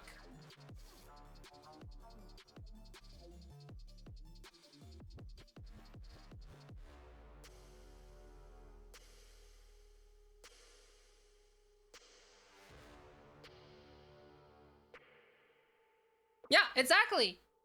It's not on Asmon for doing it, right? Yeah, you're right, actually. It's not Asmon that's at fault. It's the people not using the system when they should. So let me give you an example of a channel that you might think is a very similar example, because I know this might come up.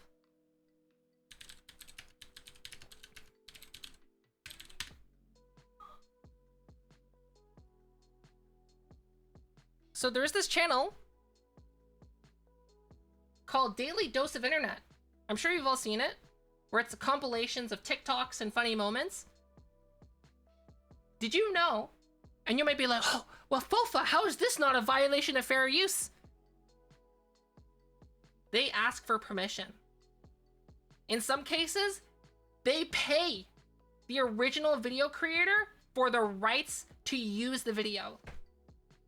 To use those clips. They pay for it or ask for permission or both. That's how it's different. They have the rights to use it. They ask, and the key difference is they ask before they upload it. They ask before. Not afterwards. They're not uploading the video, getting hundreds of thousands of views, and then waiting for the creator to contact them and saying, and letting them know if it's okay or not. No, they're actively seeking out people and asking permission or offering to pay. That's the difference.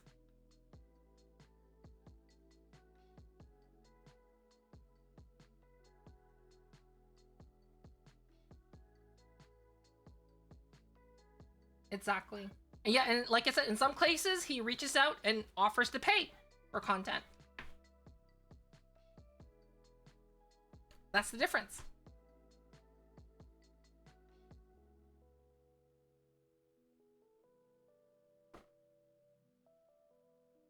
Whereas Asmon is going, I'm just gonna upload the video in full, and then if they say something, then I'll do something about it. You know what I mean?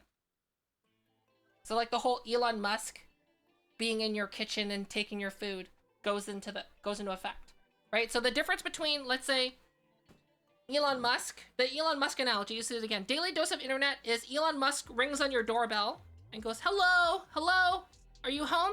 Hello? Yes, yes. I heard that you have some really good food in your kitchen. Do you mind if I come in and have some of your food? That's what daily dose of internet does. Or they make, if you say, I don't know, it's like, well, I'll pay you. And then, you know, that's what daily dose of internet does. Like, but what Asmon does, Asmon goes, psh, goes into your kitchen, takes the food, you come down, you're like, what the fuck? And then Asmon goes, oh, just eating some of your food. And just continues eating. And you have to be like, I want you to stop. Or pay me. And that's when Asmon goes, oh, okay. And then pays or leaves. That's exactly what happens.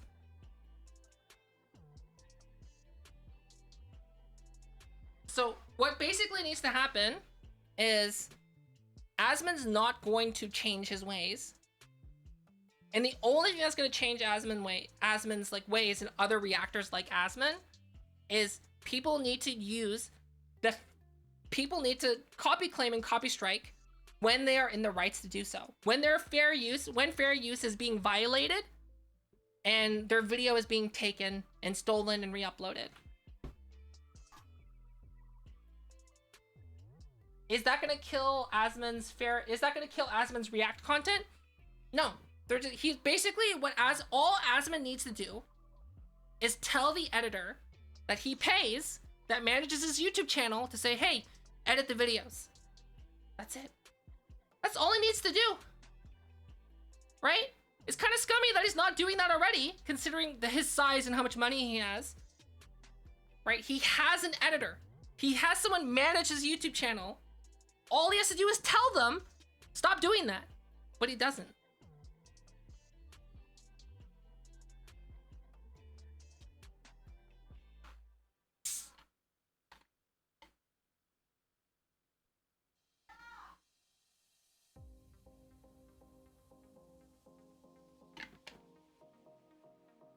But yeah, as VR Jersey said, it's not like Asmon should be doing better, but he's just taking advantage of people not doing anything about it. As soon as people start doing something about it, he'll stop. Which is unfortunate that it's like that.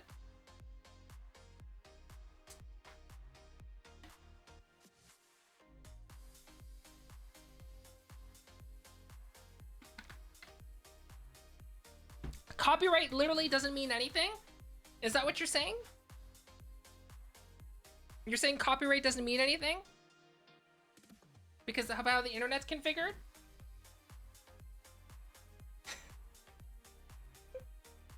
That's like so wrong and twisted in so many ways.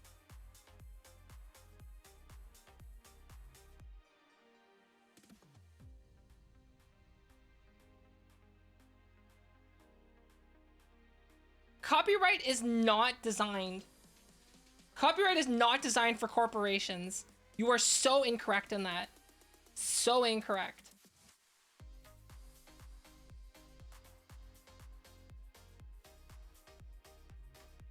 Copyright is used by large corporations. That is correct, but it's not designed for that. So, for example, if Disney, let's say Disney or Asmongold, were to re-upload one of my videos, the system is there for me to just copy claim or copy strike the video. Just like that. I can copy claim or copy strike their video. If Disney does it, if Asmon does it, I can do it. That's what the system allows me for. It protects the small people, but at the same time, it also protects the big people. But here's the thing. The police, IRL police, protects the average citizen and the rich people at the same time. It's just sometimes, you know, the rich people can also afford to have private security. But we're talking about the general police. Just like in real life with copyright, right? Copyright systems exist to protect small people and the big people. Sometimes the big people will have expensive lawyers, right? I don't have an expensive lawyer, but the system exists for me to use it as well. Just like the police. The police will protect me and the rich person. It's just sometimes the rich person will also have extra security as well. I think that's a really good analogy.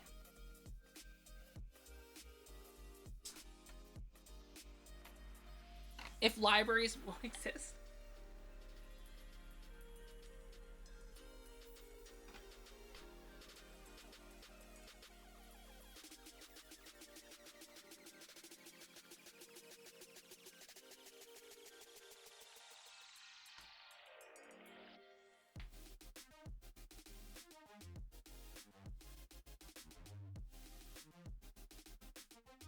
Okay.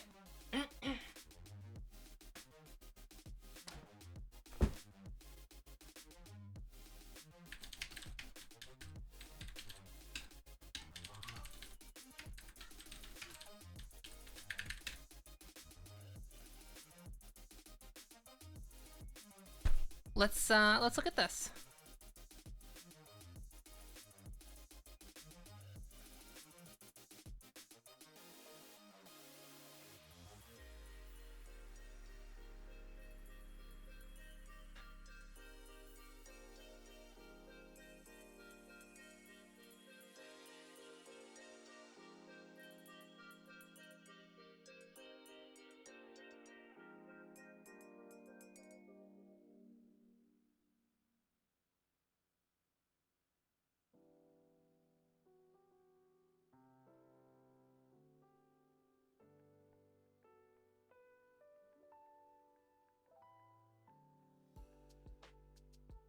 Okay, so you're wrong. You're wrong. Libraries have a provision in the law to exist to have specific copies for use. If a company does not wish to have a copy of their book in the library, they can actually say, no, I don't want it in the library. How do I know this? Because there is a local author in my area that it repeatedly gets contacted to have their book put in the library, and they say, no, you can refuse to have your book in the library. Libraries have a license to how many books that they can carry at one time to prevent basically abuse of the system. You're not allowed to make copies of the books in the library, whether you are a librarian or not. And in addition to that, to provide further proof of that, libraries that do have digital copies of their electronic books available, they can only, even though electronic books are technically infinite in how many you can have and distribute, they are limited to distributing only a certain amount because that's all they're licensed for and provisioned for by the copyright holder and or the existing regulation that exists in the government. Get dunked on.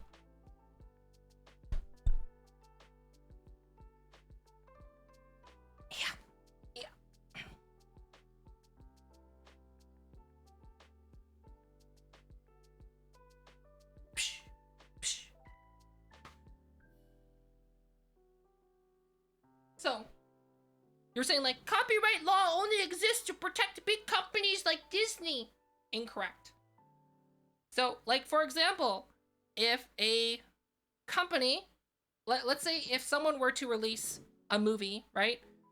A small indie film on YouTube, and then Disney were to basically rip that off and take it, like, that's where the copyright law exists. And if it's just a blatant copy, like a one-to-one copy, like a photocopy, if you will, Disney would probably settle out of court because there's no way they can win that. Copyright law exists not just to protect big companies, it's to protect everyone. It's just mostly big companies tend to use. You hear about it more because they have more things that they have intellectual property for, right? Disney has a vast catalog of like 100 years worth of crap.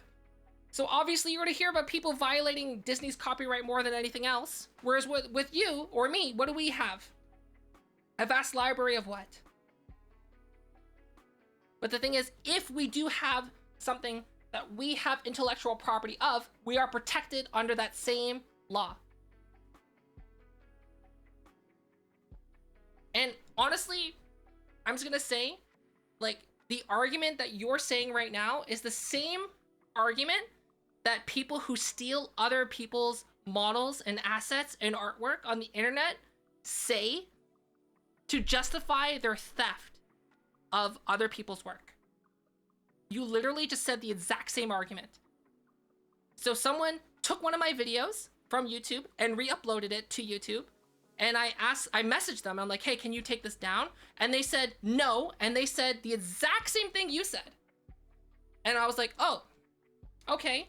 So then I just used YouTube's automated copyright content ID system to take it down without having to ask them, right? That system existed, and that's a real world thing of how I used it. And the thing is, like, I've also heard that same argument from people who steal other people's models, who steal other people's artwork and put their own name over it. They say the exact same thing you do.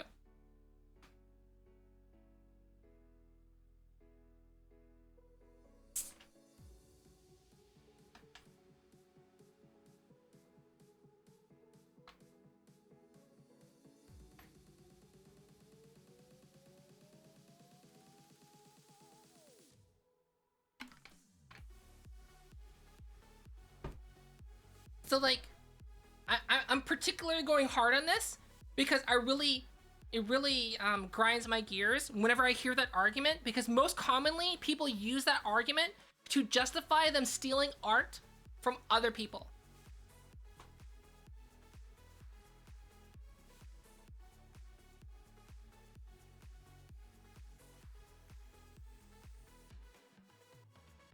You're simply looking at the point of view from the creator. From the point of view of the end user, you can simply take the work and re-upload it an infinite amount of times. You can do that, but here's the thing. That's what copyright protection systems exist for. If you were to take one of my YouTube videos and re-upload it to a bunch of channels, I'm gonna get an automatic notification, and then it's either gonna be automatically blocked because I have that enabled, or I can copy strike your videos because you're just re-uploading my video, right? So like, you're like, oh, that's why those systems exist. That's why those systems exist. In a digital sense, yes, exactly. So like, let's put it this way, right? Imagine you are writing your essay for a university, right? You're writing an essay for university, right? It's your PhD dissertation. I just walk into your room like this, like, oh, nice essay, USB drive, take it. Oh, it's just digital, bro. It's just digital. It's just digital. I'm gonna hand it in now, goodbye. And I hand it in before you. Oh, it's just digital. I can upload it an infinite amount of times and hand it in an infinite amount of times. It's digital, bro. Get over it. Just digital, bro. Get over it. Like, you don't see a problem with that?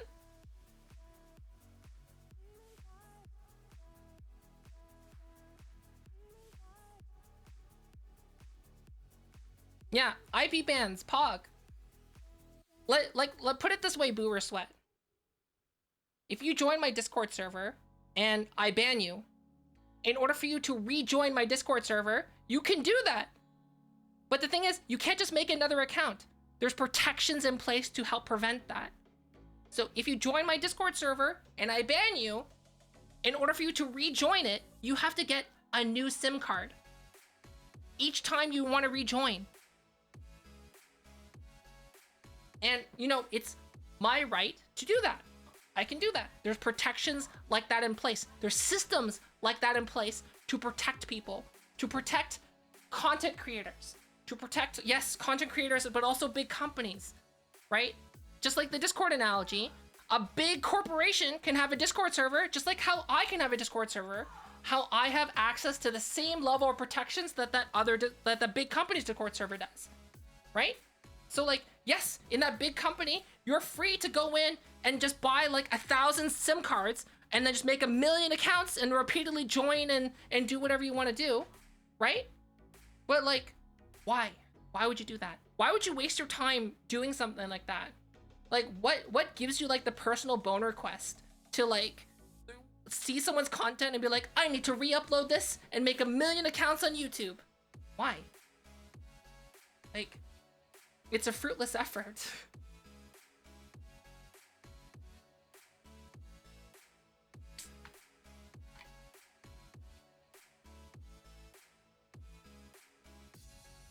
But here's the thing. Why does it matter on YouTube? It matters on YouTube because money gets involved, right? So yes, whenever you watch a YouTube video, that YouTube video exists on many millions and millions of servers, right? So that many people from around the world can watch that YouTube video, right? If they're watching the latest PewDiePie video from all over the world because it's being archived and stored on a bunch of different servers, and then whenever you watch a video, it's actually being cached on your computer, right? So when you watch a video, you're downloading it. But here's the thing. Advertisement. YouTube Premium. Based on views. When you view something on YouTube, you are giving money to that creator based on advertisement revenue, right? That's how that works. So when you are uploading another video, if you're re-uploading that same video, you're basically stealing from that content creator. It is theft. You are stealing money because money is involved. That's what the copyright system exists in the digital format.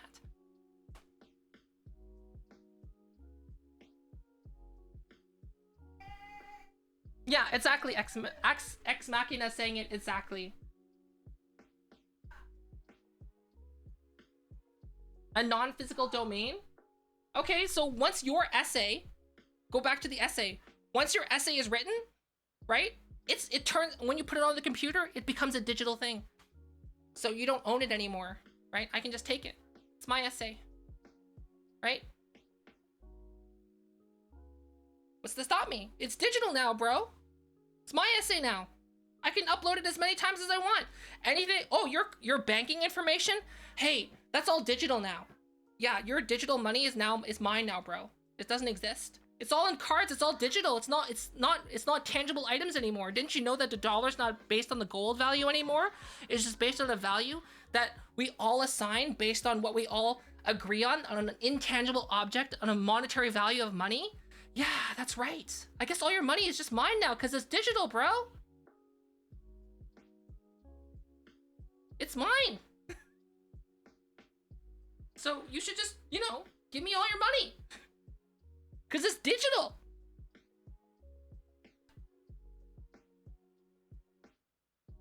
And dollar bills are just a representation of digital objects in the bank. Right? It's not real.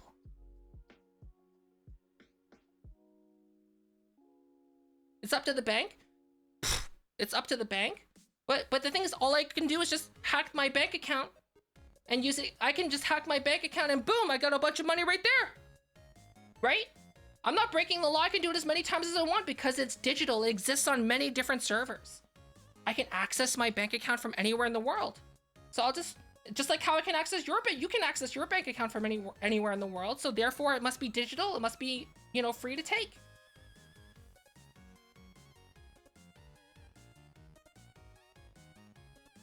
They have to insure it? No, they don't have to insure it. That's just the insurance for money in banks like that. That's just a thing that's used to protect big companies like Disney, right? It's a broken system. It's digital. It doesn't matter.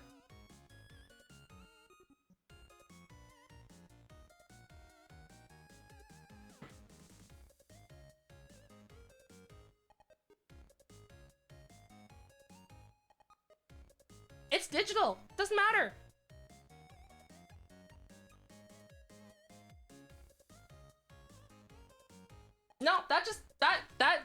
those kind of insurance things just exist to protect big companies like Disney.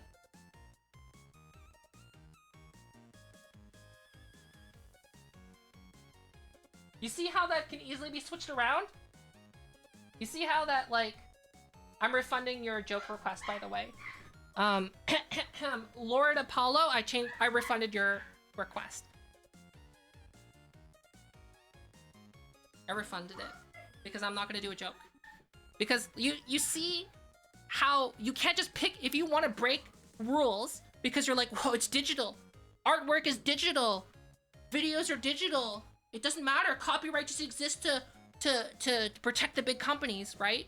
I can use your exact same logic and your exact same thing and just turn it on you.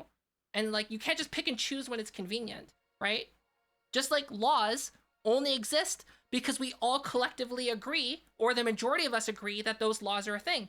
Laws, like, you know, don't kill someone, right?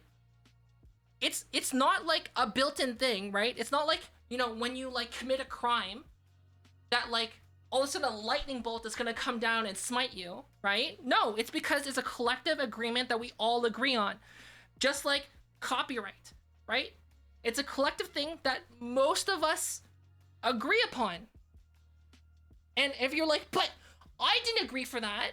Well, the thing is that the people that you put in power in your government agreed on that. And you're like, I didn't put those people in power.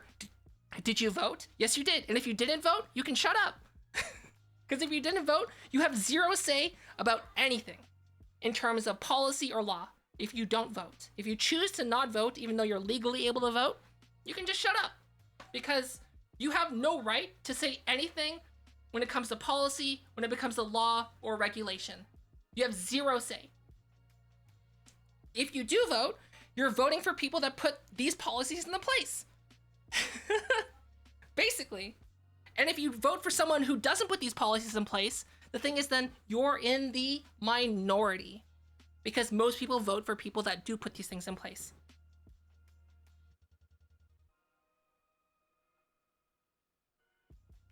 Designed to protect physical works?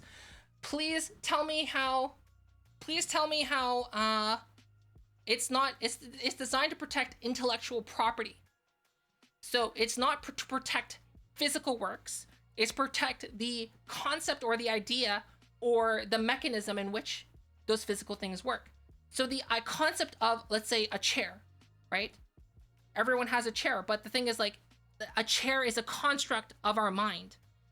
The chair, we all can think of a chair, right? You can copyright the idea of something, but the thing is, like, how applicable is that copyright going to be? That comes down to the lawyers. But when it comes down to directly copying someone's creative work, that's where we can collectively agree on. But anyways, Boober Sweat, you're wrong when it comes down to copyright. And just because you disagree that digital work can't be protected by copyright for whatever deranged reason, you're wrong. And you've yet to come at me with anything that is logically sound in terms of proving your point. And until you do, I would kindly ask you to stop bringing it up or stop countering it, unless you can counter it with something that's logically sound. That's not, it's digital, bro. Because that's not a logically sound argument. Because I already flipped it on you, and you can't refute that if that's the case. Because if you want to stand by your opinion, then you also stand by the opinion that your bank account is digital and you don't have any rights over it, and I can just take it whenever I want. Right?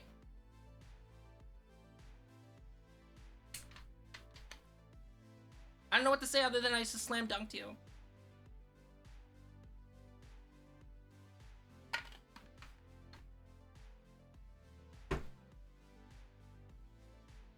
Right? So, like, you're basically making an argument for all of those scam callers, those scam tech support people that get people to wire transfer all of their life savings, right? The scam tech support people, you're basically justifying that those people are in the right. That's what you're arguing for, essentially. You can withdraw it as cash? Yeah. You know what? Just like how I can download a YouTube video and burn it onto a DVD. I can make it physical. Just like how you can make money physical. Right? I can buy a Blu-ray of a movie, or I can watch it on Netflix.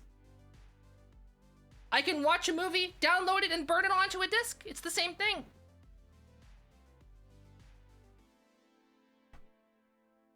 Just like your money. You can go to your bank and you can turn it into physical goods. Right? Just like anything digital.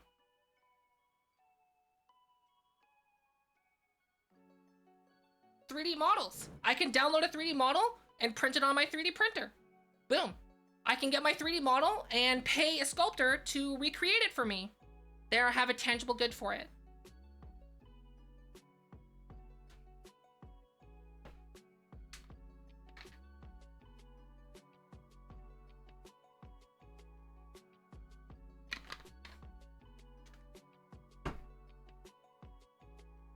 So right now, Boober Sweat, you're in the situation where you either have to agree that your money is intangible and that I'm entitled to it because by the way of your logic, or you just have to agree that your money, just like artwork, you know, has laws and regulations to protect it because it rightfully belongs to someone.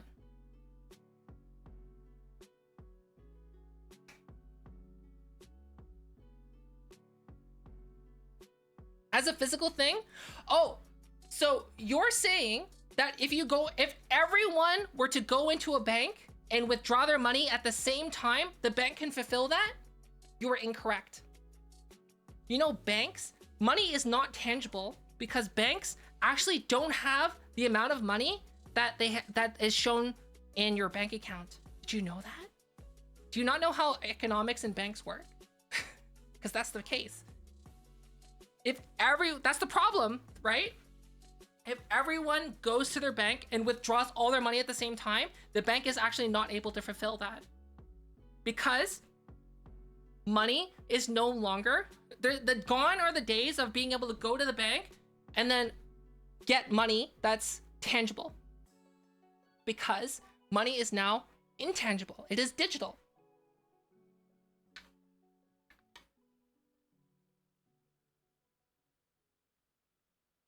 Banks don't make money on your money. They make money by using your money and spending it. And that's what led money to become no longer based on the gold. Money used to be based on gold. It's not anymore. It's now just based on whatever value that we as a society choose to give it. So you're wrong. Going to a bank and withdrawing money is the same as getting artwork and printing it.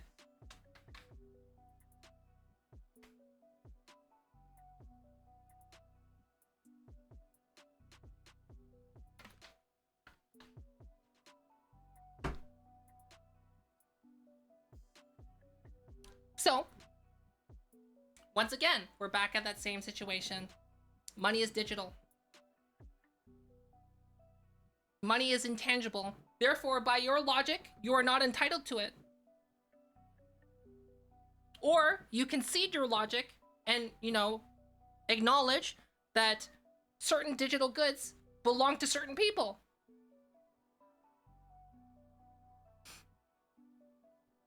No, money is made up. And it matters because we say it matters. Right? That's what it is. If you don't believe me, research economics.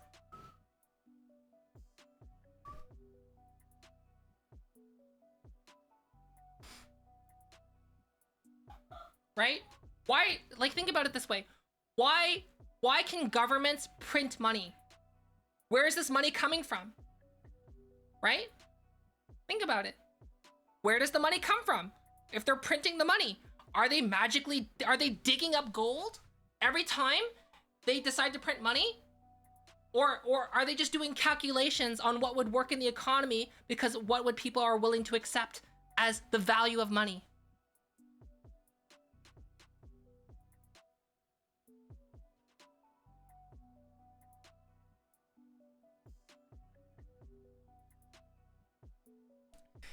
It's hilarious. Okay, so by the way, so for those of you who are like new to my channel, and new to my stream, I am a certified teacher. I have taught for a number of years. I am certified to teach elementary school. I'm certified to teach middle school and high school. I have taught all those age ranges.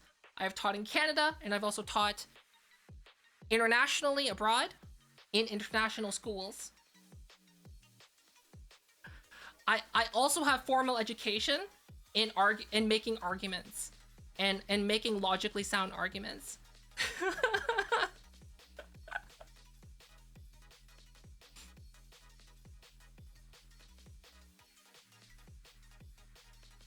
No, it's not leaks. It's not leaps of logic. Right now, you're doing straw man.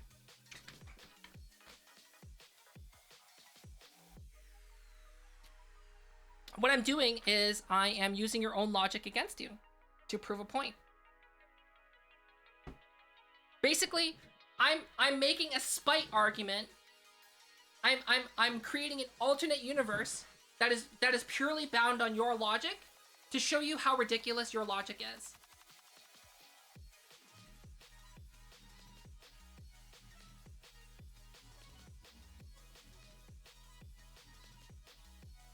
Why isn't money part of that digital library?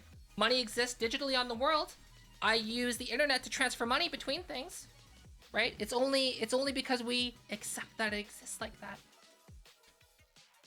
So anyways,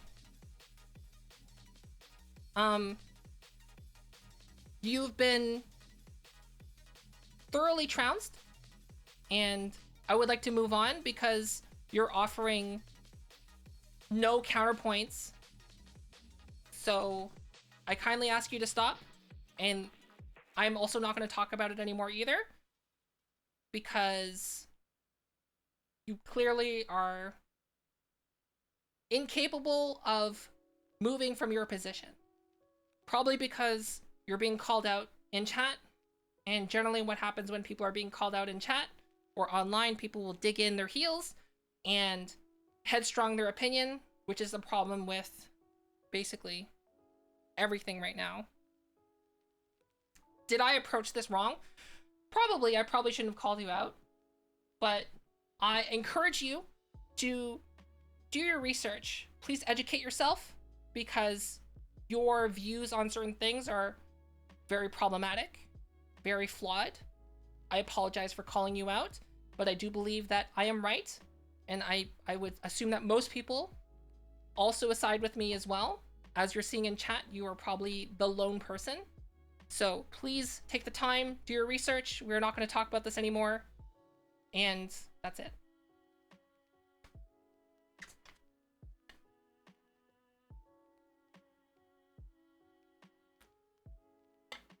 And I ask that for everyone else in chat too. Please no longer talk about it.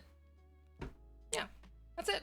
No one else talk about it. And next person to talk about it, no matter who you are, timeout. Starting now, after Lord Leon's saying. That's when we're starting it. Oh, stretching. Yeah, this Rococo suit. I think my head cable is dying again. I think I need to get a new head cable. Do I have another head cable? I think I do.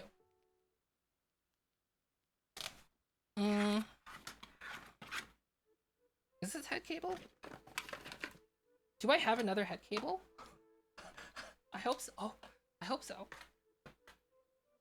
I don't know if I do, actually. Is this long enough for a head cable? This could be a head cable.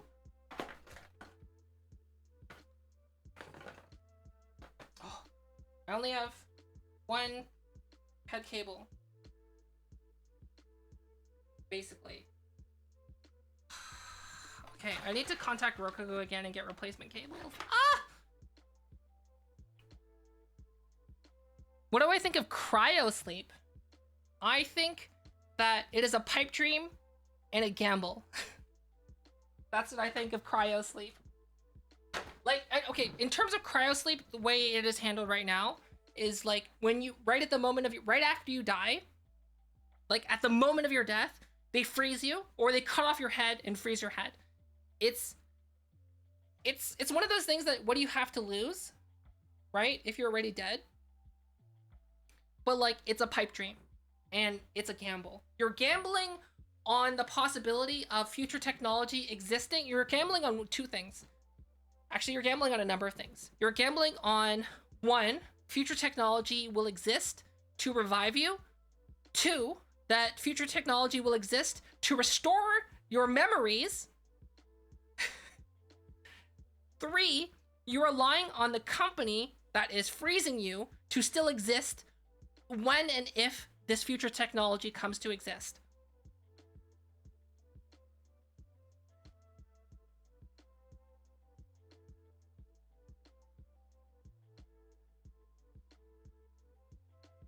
So cryostasis is a bit different. I think for that. Cryostasis, from what I understand right now, you know, keep in mind, I have not done research on this specific topic, but from my understanding from glancing over a few things in the past, is like the key to living a longer life is like what has been genetically shown is that if you're in a state of being hungry if you're in a state of being hungry but not starving but not too full, and then it puts your body in a state of self-preservation. Do you know what I mean? Like, apparently. And then also if you're in a state of being cold but not too cold but not warm and comfortable, so you just have to be in a life of perpetual discomfort, and apparently you live longer, apparently. So the idea between cryostasis right now is like you're cooling your body down significantly, and then you're also like replacing your blood with something else. I think like the longest we've seen like of this in the modern world is like for surgeries, and like in those cases people are like put in cryostasis for like a couple hours at best.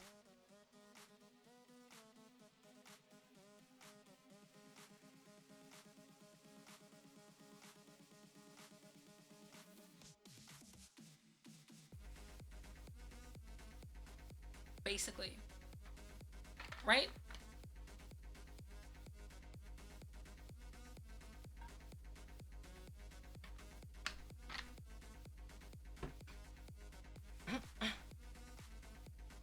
And like, yeah, I think of the Idiocracy movie, but like something like that right now is like is considered science fiction that could be made real. Like so getting frozen, I think, is not really going to work out for anyone. Personally, I think. I don't actually know. In terms of like making it so that you're in a state of suspended animation, I think that's more plausible. Just more research is needed. But like it relies on a lot of things. Like once again, let's look at the example that someone brought up, the Idiocracy movie, right? It relies on, one, the company that is putting you in cryosleep to still exist when you wake up. Very important. Two, it requires some form of you being able to wake up and not die while you were sleeping. So like, for example, someone needs to be there to monitor you, right? So imagine if a system fails and then you die you die while you're in cryostasis in suspended animation, because you're still alive. It's just you're like operating in like super slow motion, right? You're suspended, like you're being paused.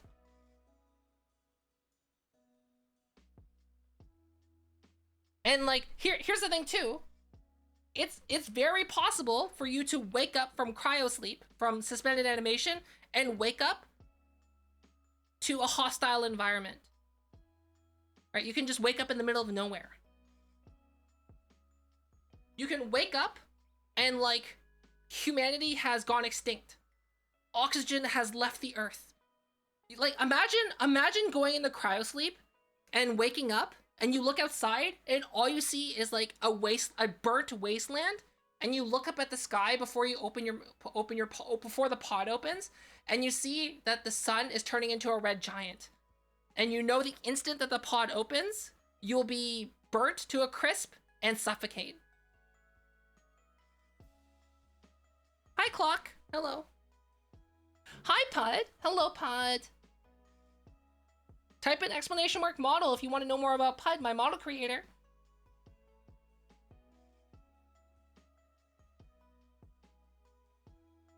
Yeah, it's always a gamble. Like, oh, that'd be a nightmare. Waking up to like the Earth being consumed by our sun turning red giant.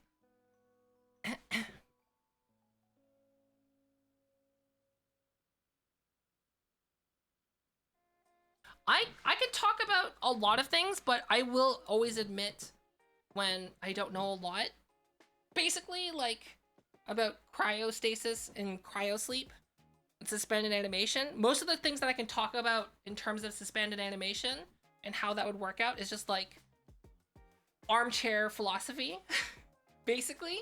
So nothing like scientific or factual. It's just like what could happen or what could be.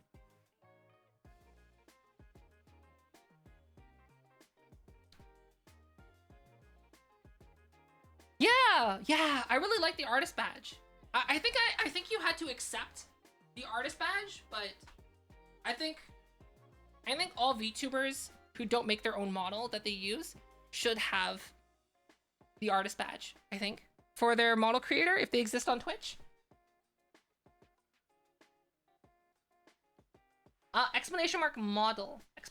Model. There you go. Oh, I should probably throw your Twitch in there too, shouldn't I?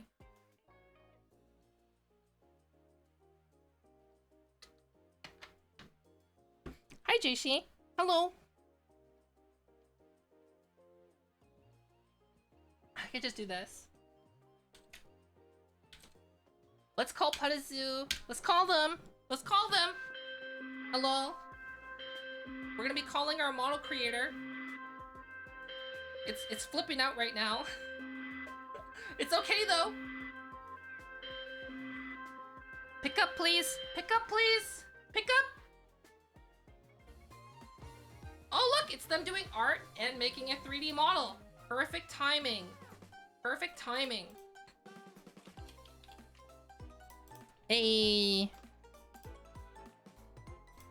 There's a great book called The Dark Beyond the Stars that delves in the generational deeps of space exploration and long-term cryosleep. Huh.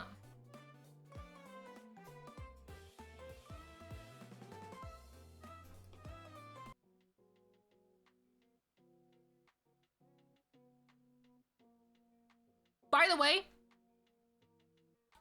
CD Projekt Red says you can use stuff inspired by them, fan-made content. You can even monetize it as long as it's publicly available for viewing. My Twitch channel is publicly available for viewing. My YouTube channel is also publicly available for viewing in case like a clip of this ever exists. As long as you don't put it behind a paywall, Gucci.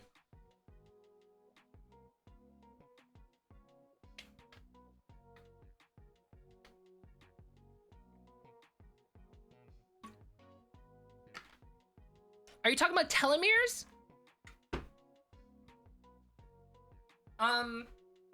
I think a lot of it right now for genetics in terms of longevity for life is a lot of hoopla that I'm sorry.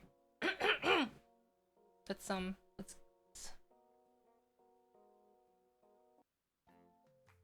Ah, yes. Yes. I've heard about this longevity gene. I remember back in the day when people would come with their carriage with their cure-all serum that would say that you cure cancer and cure your ailments and live longer. Oh, it's funny how history repeats itself so many times.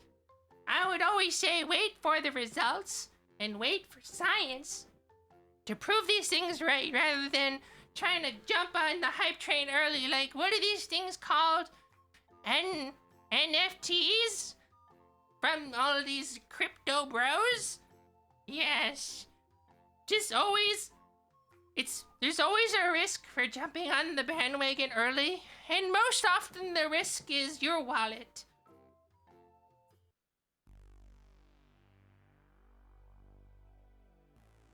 You finished Ready Player 2? Nice. It's a good book.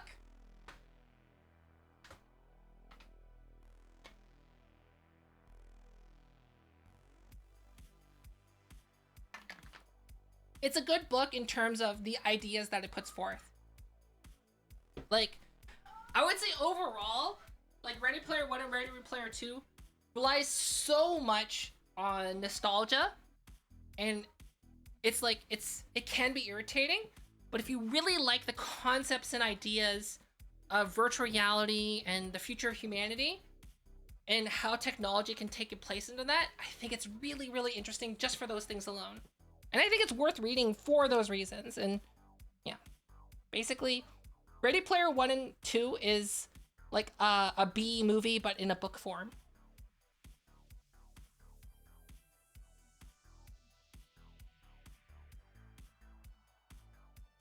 Jumping on early? I don't think there's ever a time to jump on with NFTs.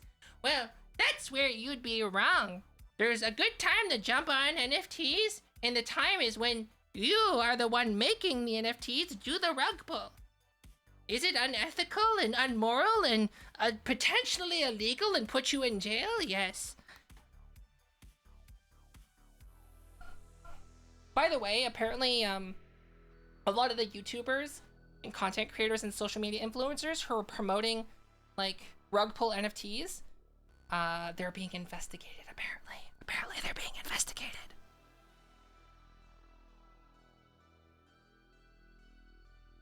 If they're in America, the ones in America are the ones being investigated. The ones outside of America, who knows? Who knows? Unless you bail out to a remote island. Odds are, they don't you remember, like, it depends. It depends. Here's the thing. People think of NFTs and crypto as like this untraceable thing, but it's not. More often than not, it is quite traceable. What's anonymous? Here's the thing.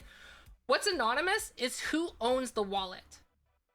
But that's the thing that's anonymous. Who owns the wallet? But the thing is, as soon as they know as soon as they can identify the wallet, then all they have to do is just wait to see who withdraws the money from the wallet. That's it. That's all they gotta do.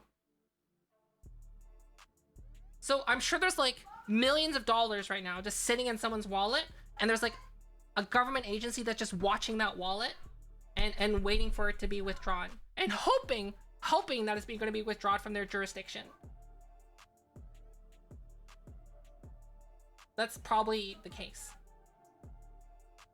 Like, there is a way to clean money, but often, like, if you're already caught onto the scent of like investigators, they have tools in place to trace that kind of stuff.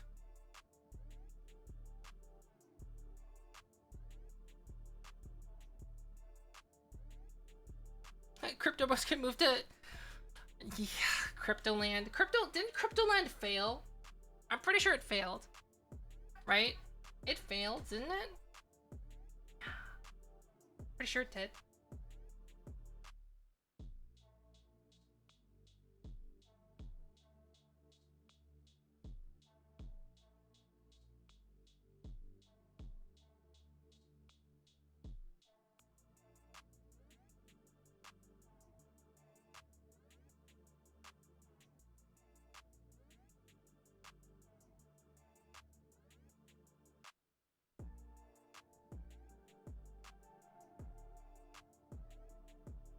You would pitch Cryptoland if it meant getting rid of the nonsense. Ah. How the Pirate Bay dude didn't get found for so long? The thing is that the Pirate Bay existed for so long because they operated within the law of the country that they existed. And then basically it took enough hounding from international governments to be like, we want them, and then their government went, okay. But the thing is, like, the way they set up the Pirate Bay, even though they're in jail, the Pirate Bay is still running because they set up Pirate Bay in such a way that, like, generally doesn't break the law. Because here's the thing, is that Pirate Bay does not host any illegal content. They don't. And the Pirate Bay, from what I remember, is small enough that it can fit on like a little tiny memory card. Like the Pirate Bay, like the website and archive is very small because it doesn't actually contain anything. The Pirate Bay itself has no torrents on it. It has no actual copyrighted content. What it does have is that it has magnet links linking to torrents externally, and the torrents themselves are links to downloadable content. So that's how the Pirate Bay still exists, because it technically doesn't break any laws. Technically. Right? There is no war in Ba Sing Se, as they say.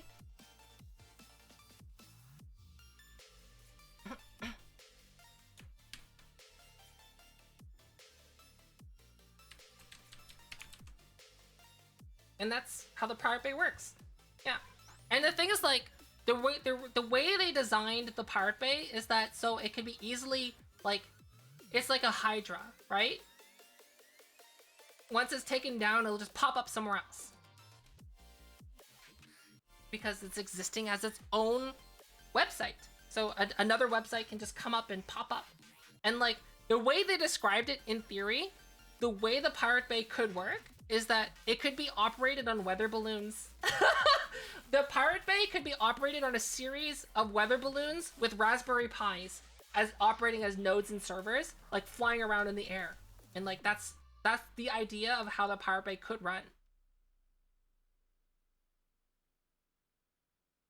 Jody? Judy? You mean Judy?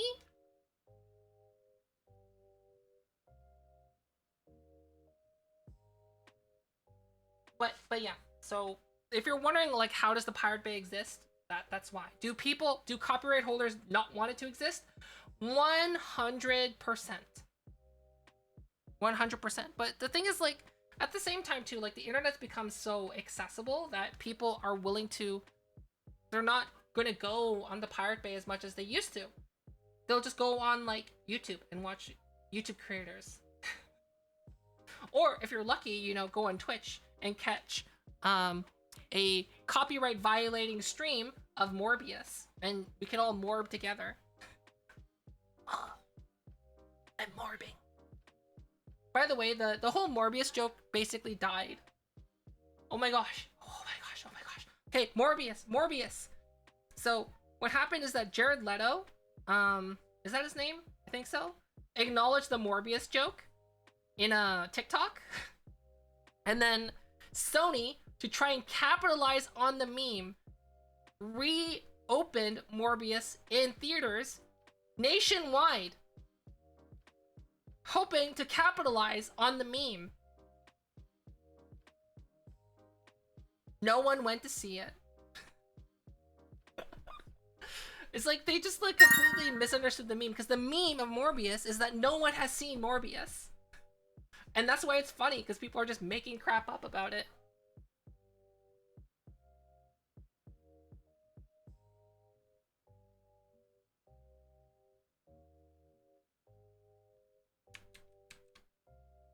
Okay, hold on. Key. Two. Okay. Oh, hold on.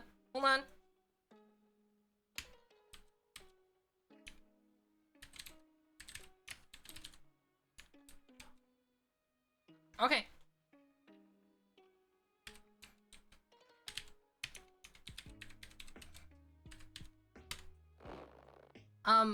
We are gonna be giving you 250 free channel points. 250 free channel points. Wow. What do you have to do to get these 250 free channel points? All you gotta do is stick around and check out my friend SugarCube. SugarCube right now, SugarCube is a fellow virtual content creator. They do a variety of streams, including just chatting. They are fluent in multiple languages. And they're also very good at Call of Duty Warzone. Right now they're doing just chatting. That's what they're doing right now. We do have a special raid message that we're gonna give to SugarCube. So let's just be on topic and let's kill the meme. Can we all copy this? Copy this raid message, please? With the 250 channel points, you can do a whole bunch of curse stuff as you've been seeing on my entire stream. But if you want to know when I'm going to be streaming again, I'm going to be streaming again on Thursday. So in 2 days, we'll stream again for Developer Thursdays, where we're going to do something developer related. Today was Virtual Tuesdays. We talked a lot about virtual reality. That was the topic. So anyways, please copy paste the message. It's morbing time. And have a good time with SugarCube and enjoy your 250 channel points. I look forward to you cursing me. There we go. In the future.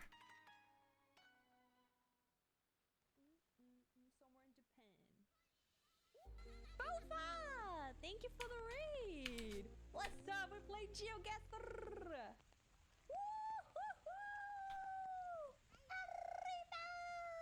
Welcome, everybody. What did you